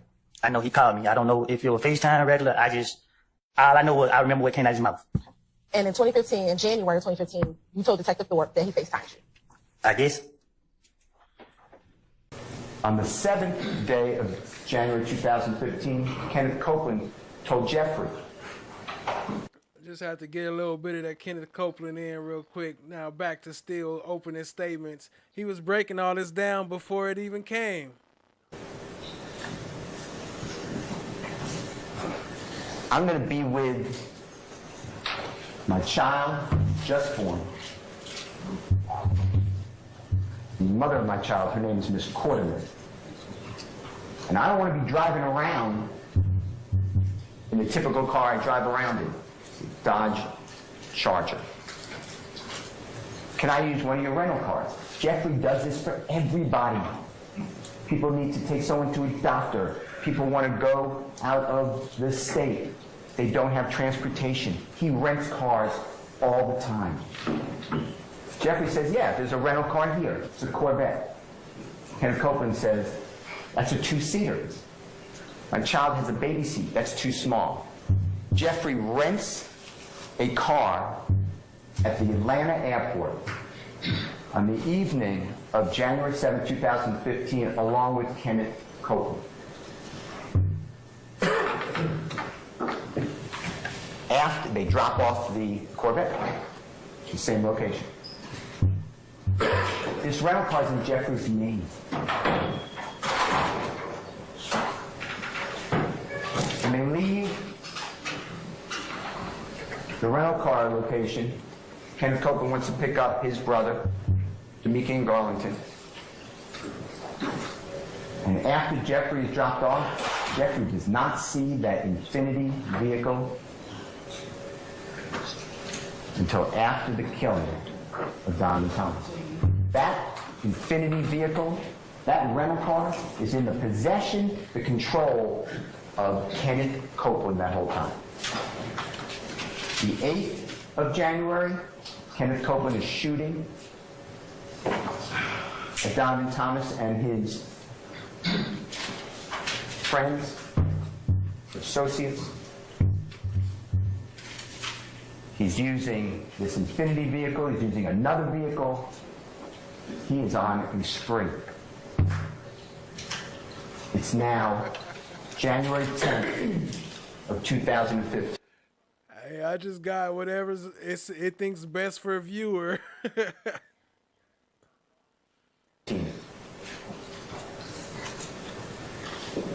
There's a New England Patriot, Baltimore Raven playoff football game. It's Saturday evening. Donovan Thomas is watching the game from inside a barbershop with a lot of other people, his friends. At approximately 7:22 that evening, on Saturday, January 10th, 2015, Donovan Thomas is outside of that barbershop. His Chevrolet Tahoe is parked in that parking lot. Car drives by. You'll see a video, a surveillance video from the stores. You'll see sparks. It's gunfire. Atlanta police are on the scene of a triple shooting. Neighbors in Atlanta's Castleberry Hill neighborhood heard the gunfire around 7:30 Saturday night. Police say a teenager and a man in his 20s were both shot in the leg. The third, 26-year-old Donovan Thomas, was critical. Had a significant injury. We had at least multiple gunshots in the upper torso area. He was rushed to surgery. Thomas died at the hospital. Homicide detective telling us he was, quote, first a family man and a man of the community. He was caring and always looked out for anyone he came into contact with. He will surely be missed in my life. Police believe the 2 adult men and a 14-year-old were triple shooting outside this barbershop ended the life of 6-year-old Donovan Thomas. The indictment also tied the rapper to Donovan Thomas. This is from court of Young Thug in a blue jumpsuit. And did you walk up and greet him when you saw him? Yes, sir.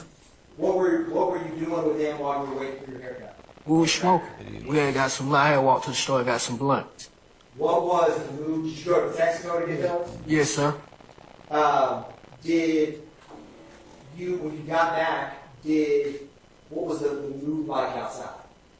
It was some bad. You could tell it was something in the air how everybody was moving. It was some bad movement going on. You weren't feeling it. What do you mean about that? How everybody was like this. They know what something was going on. Folk pulling off, they moving all funny. The bad movement. How was back at that time, like in the weeks and months before the day that Young was killed? Would you see him often? Yes. Was he moving any different in that time frame? Yes, like he felt something, like he wasn't acting like himself. Like he knows something, but it was something in the air. Now, what were you wearing that night, Mr. Hendricks? I had on a leather coat, and I probably had on a t-shirt. Do you see yourself in this photograph? Now, Mr. Hendricks, do you see someone with a black leather jacket in this photograph? Oh boy, at the bottom left, he kind of looked like he got a leather coat on. I'm not sure, but he was like, nope, I don't see me. So I guess that wasn't him.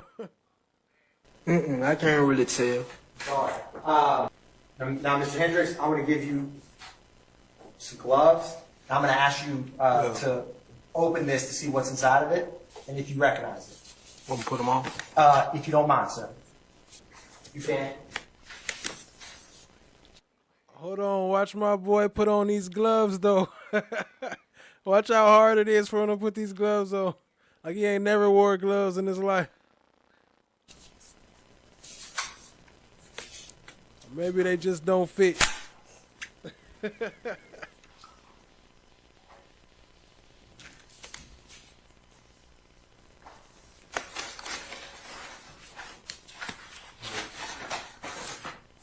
Put some on with you.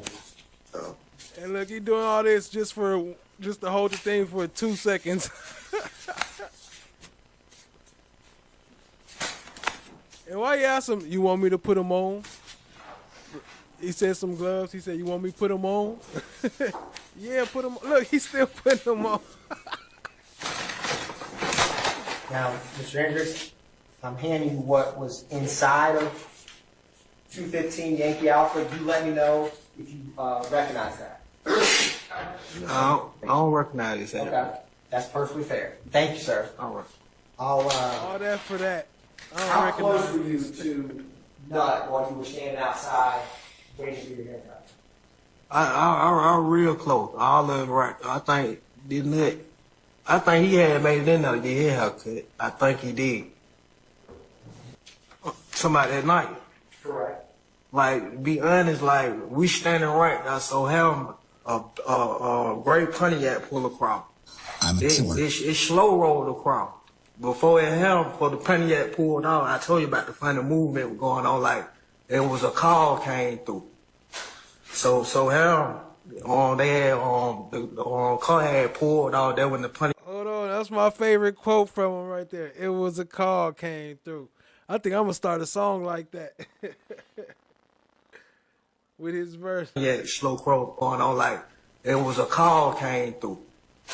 So they had, the car had pulled out there when the Pontiac slow rolled across the barbershop. What stood out in terms of what drew your attention to it? It slow rolled across, and first thing, it creeping across. Like on boys, you watching boys, anybody seen boys is good, you know it's a drive. You know some people say they real, but they not fucking. I tried to get it out like ready to drive by. They was already at the one, at the T. And when you say out the T, what do you mean by that? At the sunroof. What was the person out the sunroof doing? He had a chopper with the mask over it. And did you see, what was that person that was with the chopper outside the sunroof doing? Were they looking around? What were they doing? He had a chopper and the mask hanging out the sunroof. Did anybody see that?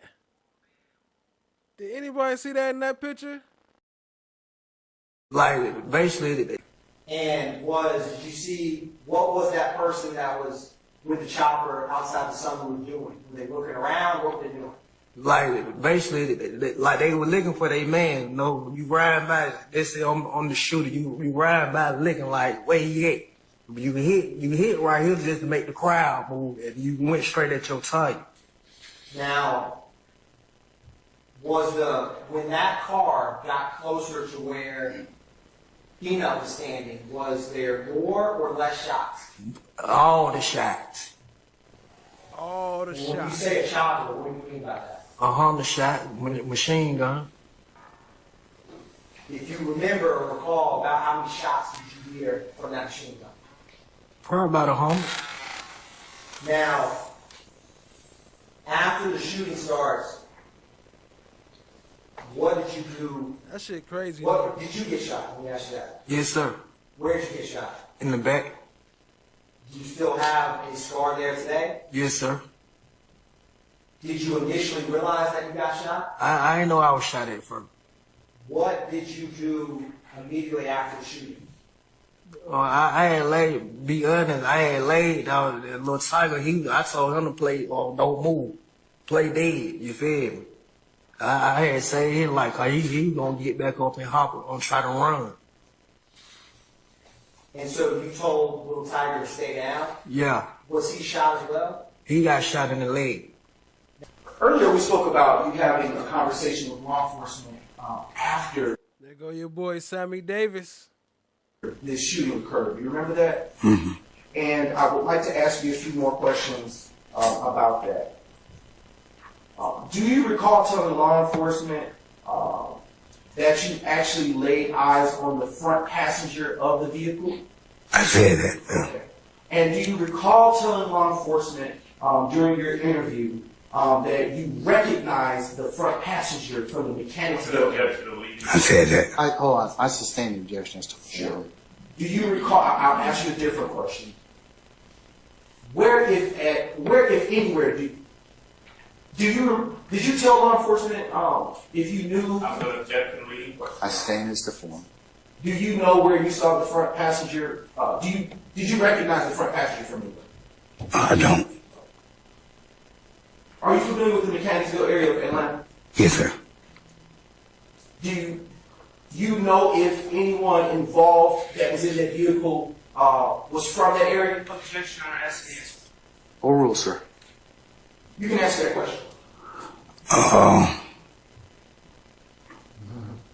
I know one guy from over there. That area. I'm sorry, can you repeat that? He said he know one guy from over there, that area. Y'all remember who he said? Y'all remember what name he said? Of course. Woody, whatever his name is. It was one guy they called Woody. He's from over there in Parliament. I think it was Woody, whatever they call it. It's in it. It's in it. Okay, let me ask you a better question. Do you recall telling law enforcement? So first dude said they saw a dude hop out the thing with mask on, and then this dude say, yeah, I know Woody. That you knew. How much y'all pay these witnesses to come testify? $20. It's a different question now. I think it's still leading as to form, Mr. Brown, so figure out another way to ask the question. Your Honor, maybe which question? Maybe who, what? Shout out to Berta. Appreciate you being here, family. Yeah, we went through the whole opening statements. So check it out tomorrow. We got the whole thing locked in right here for you, family. Appreciate y'all being here. When, where, why? Try still leading as to form, Mr. Brown, so figure out another way to ask the question. Your Honor, may we approach? Maybe who, what, when, where, why. Try that. May we approach, Your Honor? No, maybe who, what, when, where, why. Ask the question. It's impeaching, Your Honor. Still. You got him on direct. Sure.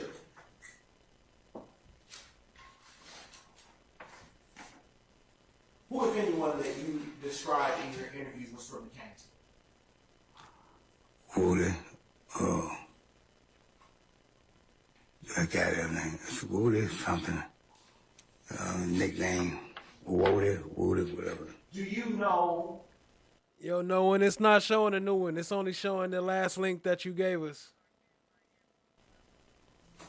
During your interview, do you recall providing a description of the person who was the first front seat passenger to law enforcement? I had said that. Okay. And do you recall, as a part of that description, providing any identifiers? Right. How did you describe the front passenger of that vehicle from where the shots rang out to law enforcement? I said some like, I don't know, red, like brown, something like. But at that time, I was going through so much, man, mentally. You know, I would just want anybody to get locked up, man, for doing it to a friend. So I really, I went in Hold up, listen right here. my right frame of mind at the particular time, man. Do you know what kind of the witness be allowed to finish his answer? Oh, I forgot. I edited it different earlier. I had it chopped, not earlier, but in the earlier video, right there. That's when he said, "Were you willing to lie?" He said, "Yeah, yes, I was." That's one of my right frame of mind. Hold on. Sir, did you complete your last response? Sir? Did you complete your last response? Yes, that's That's what you're going to say? No, that was it. All right, okay. What hairstyle, if any, do you recall the front passenger of that vehicle from where the shots rang out had? I don't know, man. If I showed you a transcript of your interview from the day that you spoke with law enforcement, would that refresh your recollection? Yes. All right. Just briefly, no. Two. Mm-hmm. And I don't want you to read out loud what it is that I'm handing you. Right. I want you to start here, Mm-hmm. and then come over here and finish right here. And when you finish reading that, I want you to look up at me, okay? So from here to here. All right. 1825, line 25, and page 19, lines 1 and 2. What do you recall having told law enforcement that the hairstyle of the front seat passenger was? It was dread. Dress. Do you recall, based on what you just read, what complexion? Dreads? Ain't none of them had no dreads. You described the front seat passenger to have. Yes, sir. What complexion was it? Brown skin. Okay. And I'm gonna just take this and close it because you can't read from it. Okay. All right. All right. Do you recall the age that you indicated the front seat passenger may have been? Is that enough? I can't recollect on that. Okay, no problem. Good day, Casper. Thanks for joining, family. I'm going to show you now State's Exhibit 323, Yankee Alpha 1 again, and I'm turning to page 20. And I'm going to direct your attention to line 6 of that page to line 8, okay? So from here, which is line 6, to line 8. And when you've read it, look back up at me, and I'll ask you a few more questions. Okay.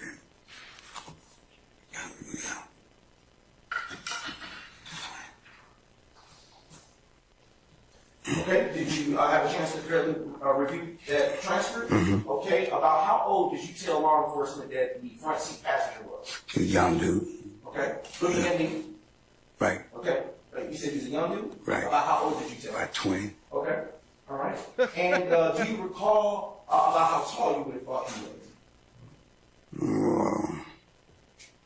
Is that a no? Yes or no? Okay, I'm now approaching you again and directing your attention on State's Exhibit 323, Yankee Alpha 1, and I am showing you line 23 of page 20. Line 23 to line 24, these two lines. Here you go. When you've had a chance to read them, you can look at it. All right. Okay. What did you tell law enforcement on that day about his height? By 5'8", 5'9". Okay. I want you to look back up at me. And so, do you recall if that front seat passenger had any facial hair? Looking at me. No. Okay. You don't recall? I'm now approaching again to show you State's Exhibit 323 Yankee Alpha 1, and I am directing your attention to page 21 of that same exhibit, lines 2 through 3. And when you've read those lines, you can look back up at me. All right.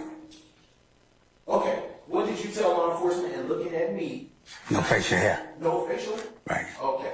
Now, I want to circle back to something you said earlier. What did you mean when you said that you told Detective Thorpe that you was messed up and wanted to get somebody locked up because of the situation? What was that? My mind was messed up, man. I wasn't thinking clearly. Can you move your hand for your mind? Yeah, I wasn't thinking clearly, man. Wasn't in my right frame of mind at the particular time. Because all that was going on. I said, my friend got killed. So I just said, I don't want anybody to go down who I thought had something to do with it. And, but is it fair to say that you weren't targeting any particular person? No, I wasn't targeting. Hold on. I sustain the objection. Yes, Your Honor. Don't answer that question. Donovan Thomas was struck. Fatally. The EMTs try to save him. He's taken to Grady Hospital, surgery after surgery, and he leaves us. 2 other people were shot as well, but their injuries were not fatal.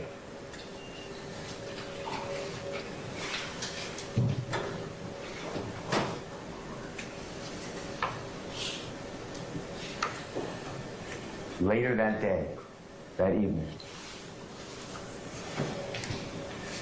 Jeffrey, you will learn, is in negotiations with his record label.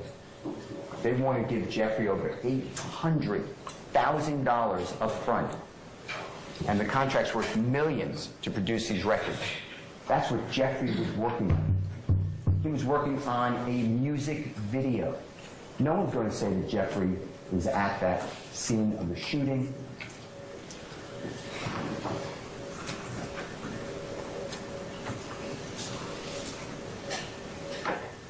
But later, Kenneth Copeland, when he's arrested, he tells the police lie after lie after lie after lie. Kenneth Copeland says Jeffrey Williams was involved in that shooting. Although Kenneth Copeland said, I don't know anything about him, just telling you what I heard.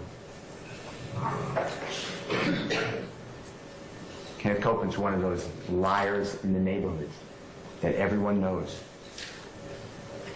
that becomes a witness, swears to tell God's honest truth. You will learn that after the shooting of Donovan Thomas,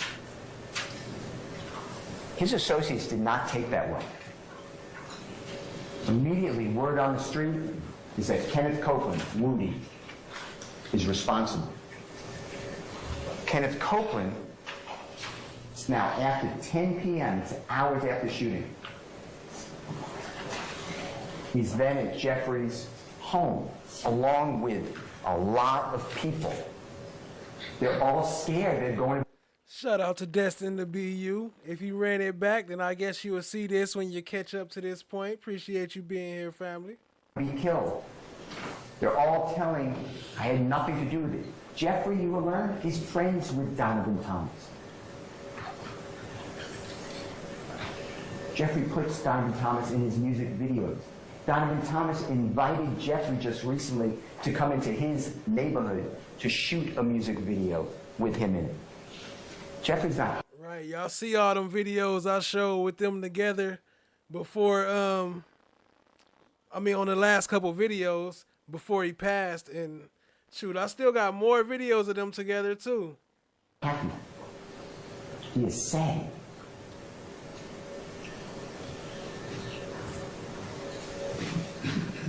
Kenneth Copeland says, the police are calling Kenneth Copeland. The police are right on him. And you will learn, and it's on recording, that Kenneth Copeland goes into the police station later that morning, so it's a very early morning hours, January 11th of 2015. And with Detective Thorpe. Detective Thorpe is recording this. And Kenneth Copeland says, yeah, I got your call. I was at Jeffrey Williams' house, Thug's house. Everyone knows Jeff. And I told him that the police won't talk to you. And Jeffrey said, you had nothing to do with this. You should go talk to the police. That's what Jeffrey said. Detective Thorpe asked Kenneth Copeland, this is our... Remember how much Love was trying to block when that was coming out through Gaither, and how she was trying to object to that coming out? That Jeffrey told him to go to the police? Was after the killing.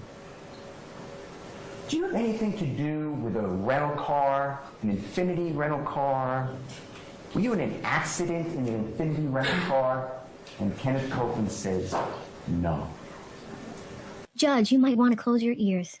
If you confess to a murder on the stand and we don't have any other independent evidence outside of what you say on the stand, you are immune from prosecution from what you say in court. Then I said, whatever your concerns are, we can give you immunity. So I didn't tell you I lied on them to get myself out of the situation. And you said you were a liar.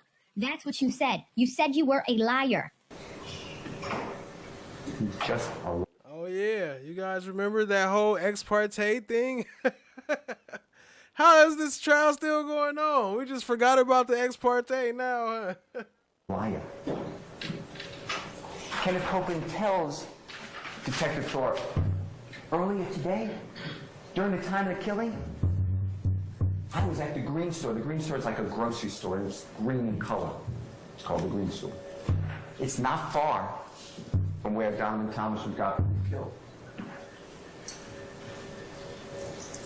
You will learn that there's video surveillance inside and outside of the Green Store. Supposedly, Detective Thorpe, who is a qualified law enforcement officer, he's been doing this forever.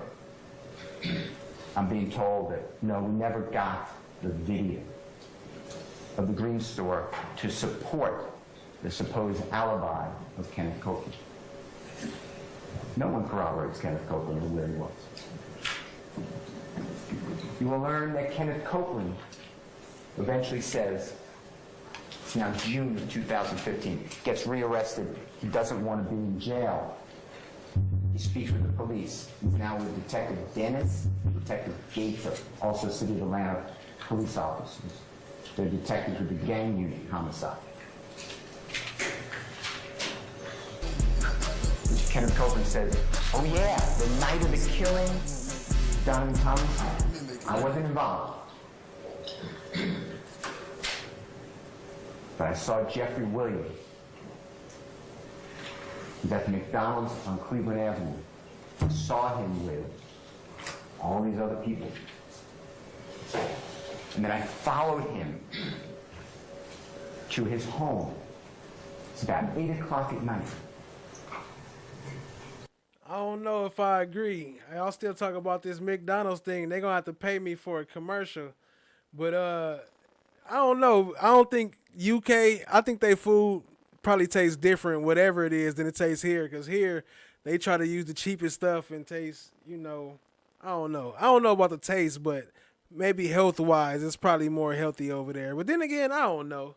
Because they all ran by the same shit anyway, overall. Appreciate y'all being here, family. Hit the like, hit the subscribe, tap in, share with a friend. There are videos at the McDonald's. They don't have any video. They never bother to get any video. You even try. Didn't they talking about McDonald's too? Isn't they still talking about McDonald's? Oh, McDonald's need to cut me a check. But we have phone records. And phone records can show that they're not GPS. This is not like you're within 5 feet of this area if you call E911 or something. But it gives a range, maybe 1.5 miles, maybe more. And it tells you which tower you're hitting off of. Kenneth Copeland tells the police, I followed Jeffrey Williams' car to his house about 8 o'clock. That's not true. When you track Kenneth Copeland's phone records, he doesn't go near Jeffrey's home. He doesn't see Jeffrey that night. He doesn't follow Jeffrey home. He doesn't go to Jeffrey's home till after 10. This is all a lie. Kenneth Copeland was told by the police, we want Thug. That's how he gets the deal. Because Kenneth Copeland was also told, you're an armed career criminal. You're going to spend 25 years in federal custody for having a gun. You're going to be dying in the state of Georgia custody because we're going to charge you with gang crime after gang crime after gang crime. But you can help yourself out. On Kenneth Copeland's word, Jeffrey Williams stands here concerning that overt act.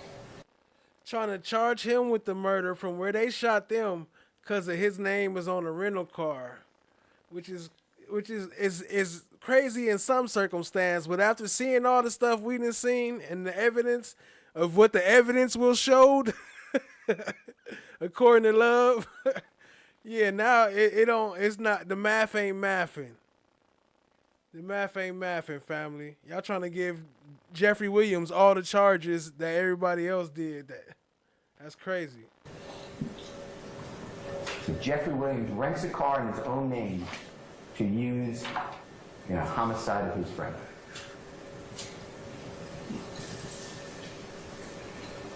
Kenneth Copeland, Antonio Sledge, they're all at Jeffrey's home, and they're all scared. They're saying, Donovan Thomas and friends are going to kill us. They think we're involved. Jeffrey gives money to Antonio Sledge so he and his family can get a hotel room and not suffer a potential drive-by shooting. Because Kenneth Copeland said they're all going to be killed. Kenneth Copeland made them all supposed targets by the IO gang. Kenneth Copeland, Shannon Jackson, Demonte Kendrick, others go down to Miami shortly after the shooting. Jeffrey was performing. Jeffrey wanted them to be safe, not get hurt. Hey, Nim, welcome back. Yeah, we still rocking and rolling. Good morning, family.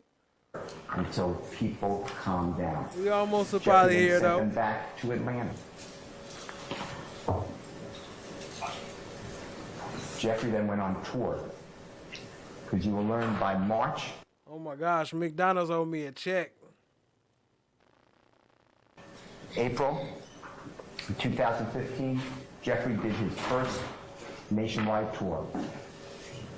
Jeffrey Williams is not involved. On the next overt act, you...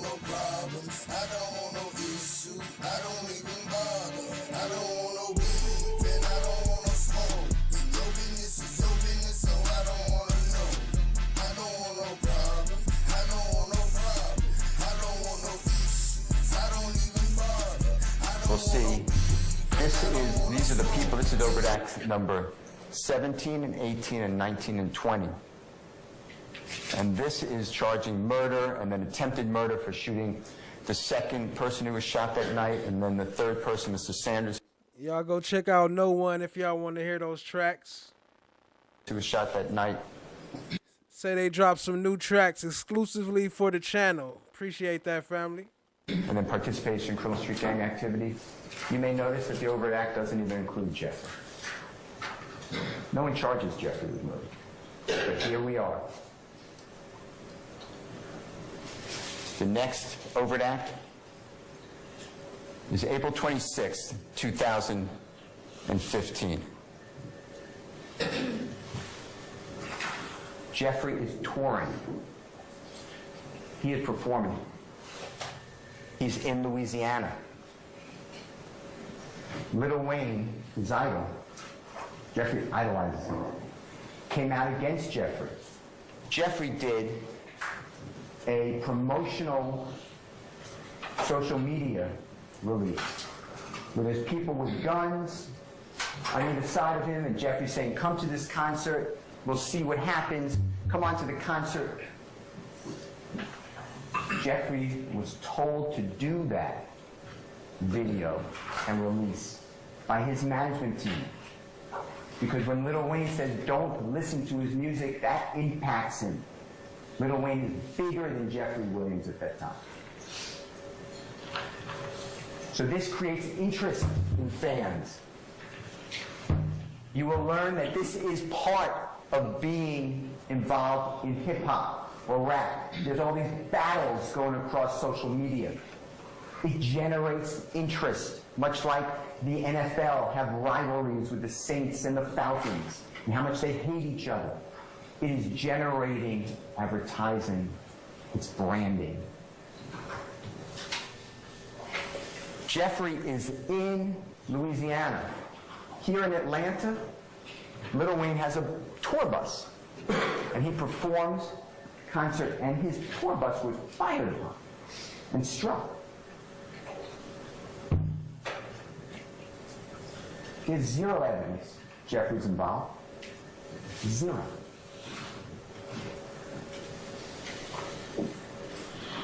Jeffrey's not even named. And now you're going to hear about it. Because Jeffrey's the king slime. He just controls everybody, even without any evidence to support it. Because that's the theory of the prosecution and the police who have targeted Jeffrey Williams. The next overt act is July 7th of 2015. Jeffrey is at Perimeter Mall, that's located in DeKalb County. And he's in... What y'all talking about, the secret ex parte cartoon? Yeah, we got part 1, part 2, and part 3. Y'all go check them out, family. If you ain't seen the ex parte, we got the full visuals. Appreciate y'all being here, family. Hit the like, hit the subscribe, tap in, share with a friend. Buying 50 to 100 sneakers, brand new sneakers. And he's going to do a video shoot.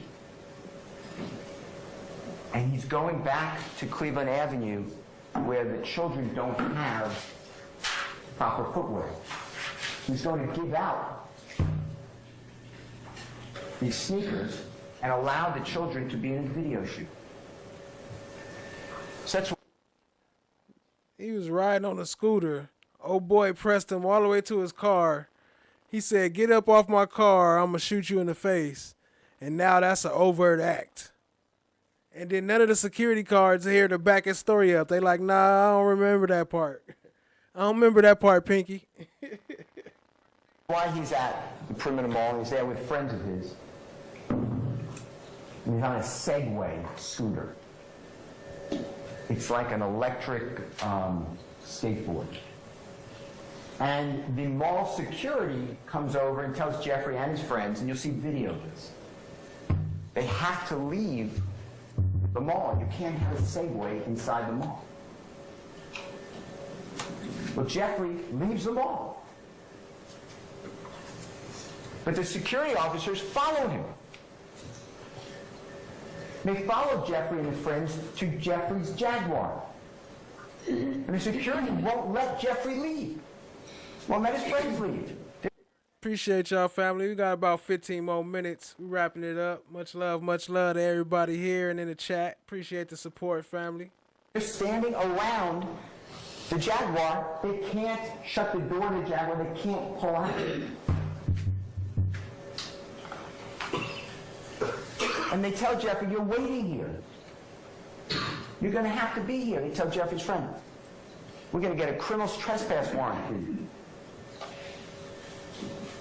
Allegedly, someone inside the car said, I'm going to go home, get a gun, and come back and shoot you in the face. That's the allegation. The security guards then supposedly step back, the car drives away. Nobody is shot.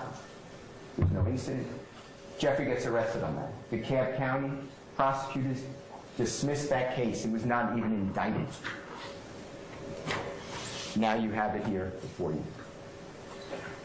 The next overt act dealing with crime is September 20. Last call for alcohol. Last call for alcohol. Y'all better get your last shots in. We wrapping it up, family. Appreciate y'all. 24th of 2017. Jeffrey's with Sergio Kitchens. Sergio Kitchens is an unbelievably well-known musical performer. His performing name is Gunna. And he and Jeffrey both are under YSL. That's Jeffrey's record label. They signed Sergio Kitchens for Gunna. Please state after each statement whether or not you agree or acknowledge that statements are true, okay? Yes, ma'am. Affiliated with YSL around 2016. Is that true as it pertains to you, Mr. Kitchens? Yes, ma'am. YSL is a music label and a gang, and you have personal knowledge that members or associates of YSL have committed crimes in furtherance of the gang. Yes, ma'am. You were present when law enforcement officers stopped a vehicle in which you were present along with Jeffrey Williams, wherein hydrocodone, methamphetamines, and a firearm were recovered. These items did not belong to you. Yes, ma'am. I recognize, accept, and deeply regret that my talent and music indirectly furthered YSL the gang to the detriment of my community. YSL as a gang must end. Is that your statement or acknowledgement? Yes. There's a third person in that car. His name is Cedric Jones.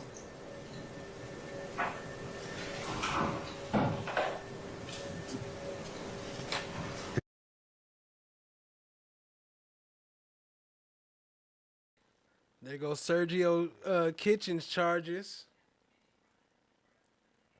from when they got pulled over in the car that day. The car is going to Peachtree DeKalb Airport. It gets pulled over for a window tint violation. The officer gets Jeffrey out of the car and handcuffs Sergio Kitchens.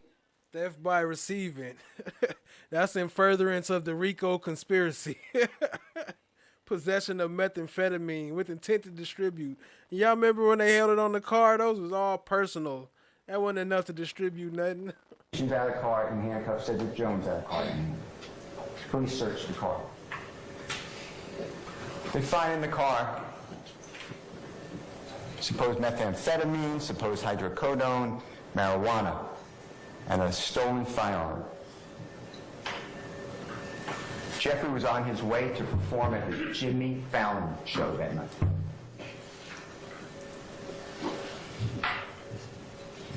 Cedric Jones said, I packed that stuff. Somehow that is now influencing and perpetuating and moving this supposed YSL conspiracy. That's the overdose. The next one. May 18, 2018. Jeffrey is driving a Porsche. Sergio Kitchens is in the front passenger seat.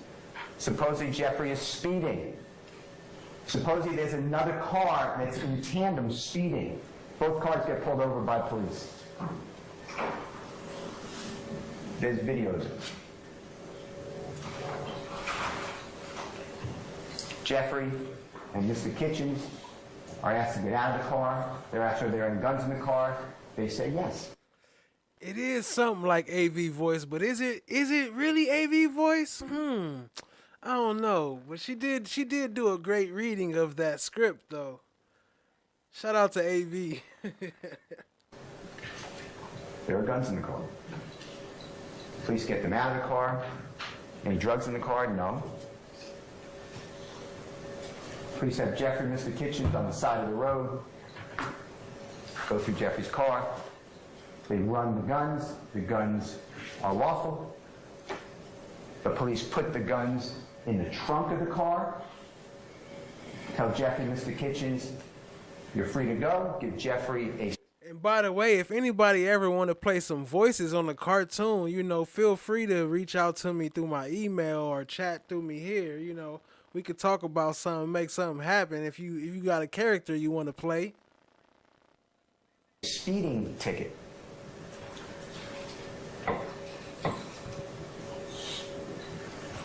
Jeffrey's driving away. He stops the police. Inquires about what's going to happen with the other gentleman. The other car. Police say, no. You're going to jail. They have in the car weapons, 30-round magazines. It's not in Jeffrey's car. There's going to be zero evidence that Jeffrey put those guns in the car, knew those guns were in the car, had anything to do with them. Watch the rides tapped out for the night, family. That's your overt act.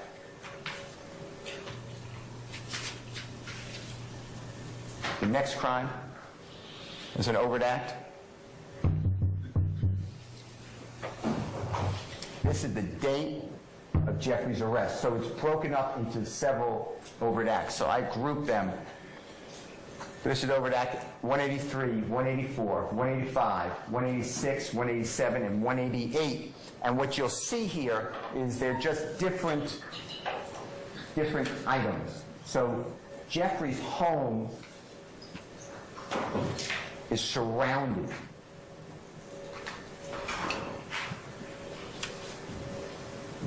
on March 9th of 2020 by law enforcement. Law enforcement has tremendous military power.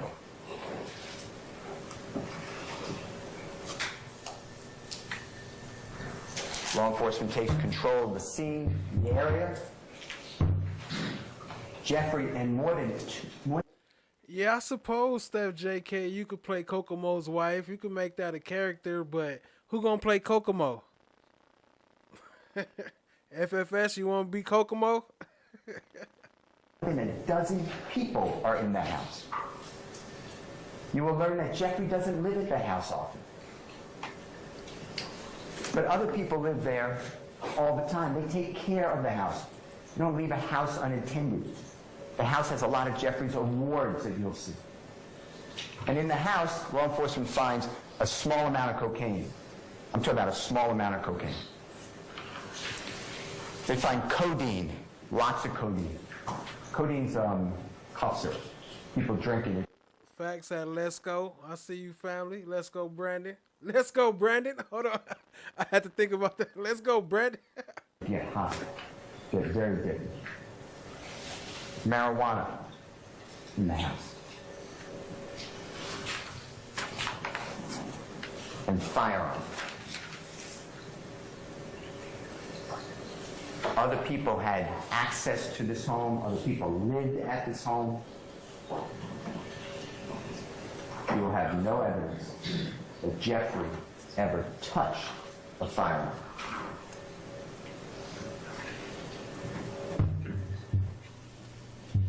Those are the overt acts involving Jeffrey. And somehow that furthered this conspiracy to create territory and property and money and respect and reputation. The next series of overt acts deal with videos. Somebody who was on the ground. Everybody was already at though.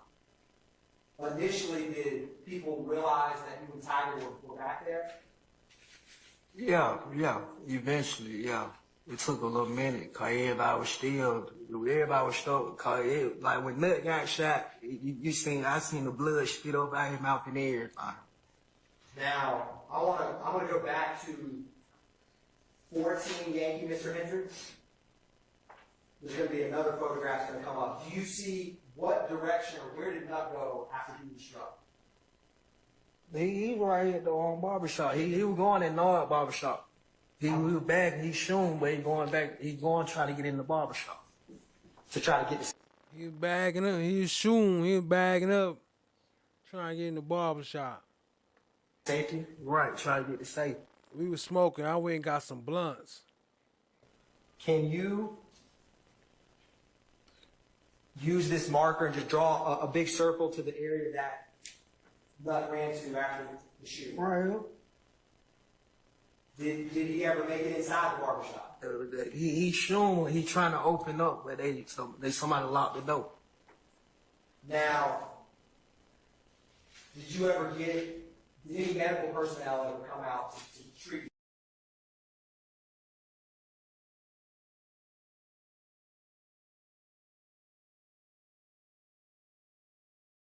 you that night? I went to Grady. Basically everybody made up at Grady. I seen when they rushed Nut through the hospital. Like, I was awoke. I seen when they brought him through. You were already at Grady? Yeah, I seen when they were pushing him through. And did you get there via an ambulance? Yes, sir.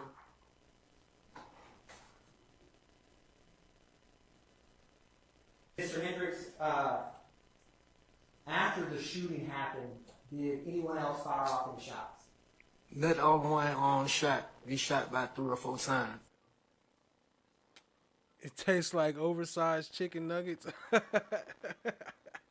Talk about that new Big Mac. Probably about 5 at the most. Try to bag him up. But when he shot, that made them pull out though. That made them move. It made the car keep moving? Yeah, when he started shooting back, they thought he probably wasn't gonna shoot back. So, you're talking about after the shots in the... Right. So when they got the shooting, Nut shooting too, but when he started shooting back, that what made him speed off. Right. After they shot the automatic fire at him. Mr. Hendricks. Hold on. I'm going to overrule the objection. Go ahead. You can answer. Objection. Not enough. I sustain that one now. Mr. Hendricks, did you testify about what a chopper was? Yes. Did you say it was a machine gun? Yes. I apologize. I said automatic weapon is a. Did you after you heard the machine gun fire? You said about 100 rounds. Was it after that you're saying Donald Thomas fired back? Like when they shot, he started shooting too. That what made him speed off fast. So when they shoot, he had to shoot too, cause he don't have a gun on. After they shot at him. Right. They shot first. Hold on. Hold on. Ms. Westmoreland, what was the base for your objection? Mr. Short, asked and answered. Mr. Short? I think your name kind of describes your ethnicity. Let's go, Brandon. I think it's kind of self-explanatory. But hey, fuck it. Let's go, Brandon. What's the base? Okay, both objections are overruled.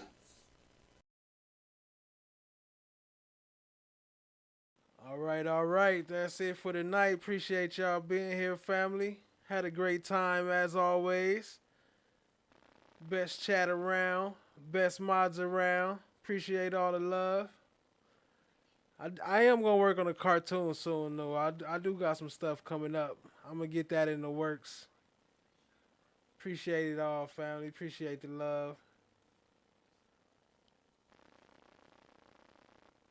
No. Why didn't you, as an officer of this court, tell me? And that's not what the point is. The point is, you as an advocate, is you should have told me. I got a problem with you now. I would suggest you don't say anymore.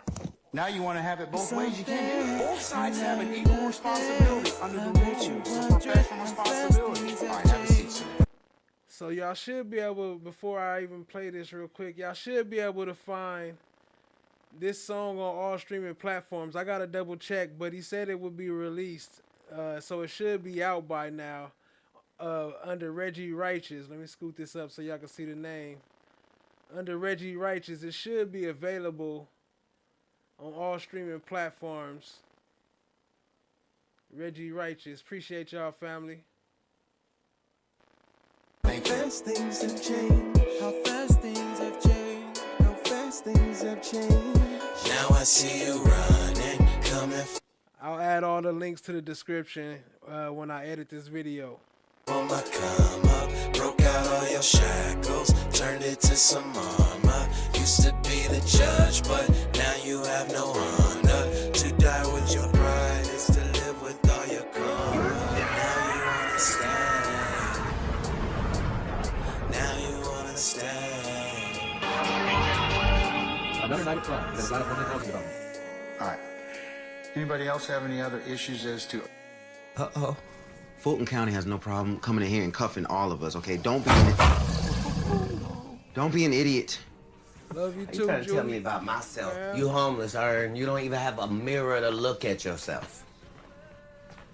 Shout out to Steph JK. Shout out to Julie FFS. Appreciate all the love. Y'all was here rocking with me the whole night. I appreciate that. Lower too. Appreciate you, gang gang. I mean game. Here. So I know you all about your principles. But can we just please just listen to Arnold so we can get out of here? It's 4 cops on the other side of that door. Much You love, know much if they come in love. here, they're gonna get your ass on a whole lot of other shit.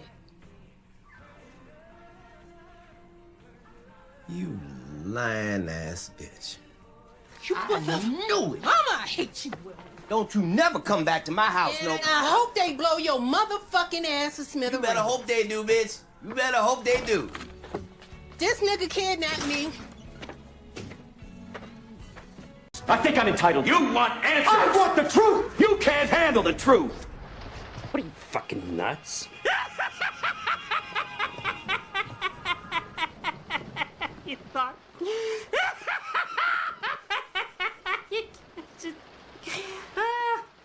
Oh.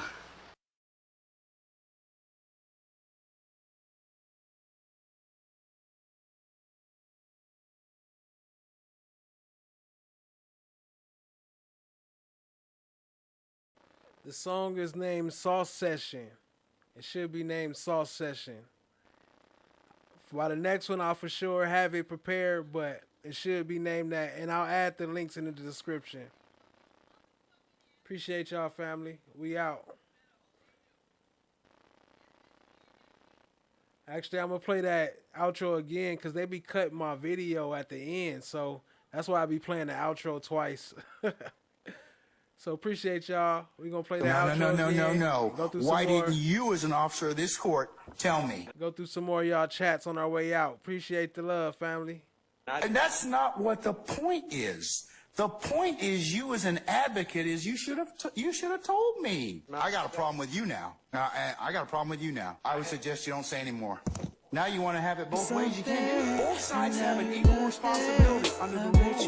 Professional responsibility. All right, have a seat, sir. Thank you. How fast things have changed. How fast things have changed. How fast things have changed. Now I see you running, coming for my come up. Broke out all your shackles, turned it to some armor. Used to be the judge, but now you have no honor. To die with your pride is to live with all your karma.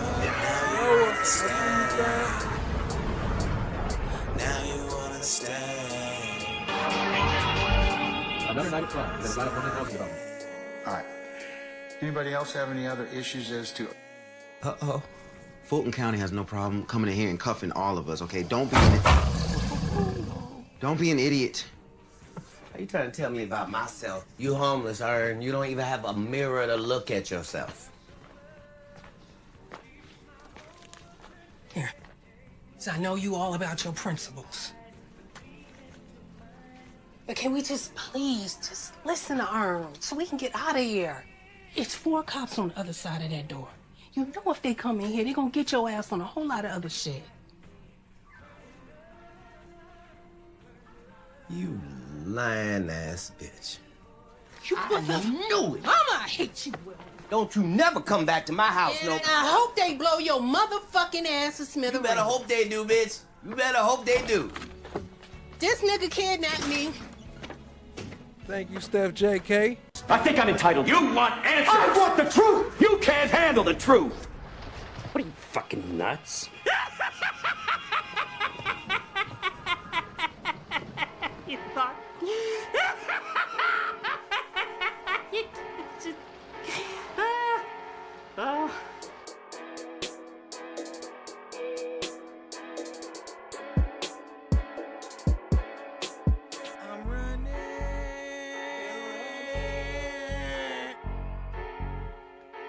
That's it right there. The Sauce Session. Shout out to Steph JK for posting the link. It's available now, family. Y'all go check it out. Show some support. Show some love.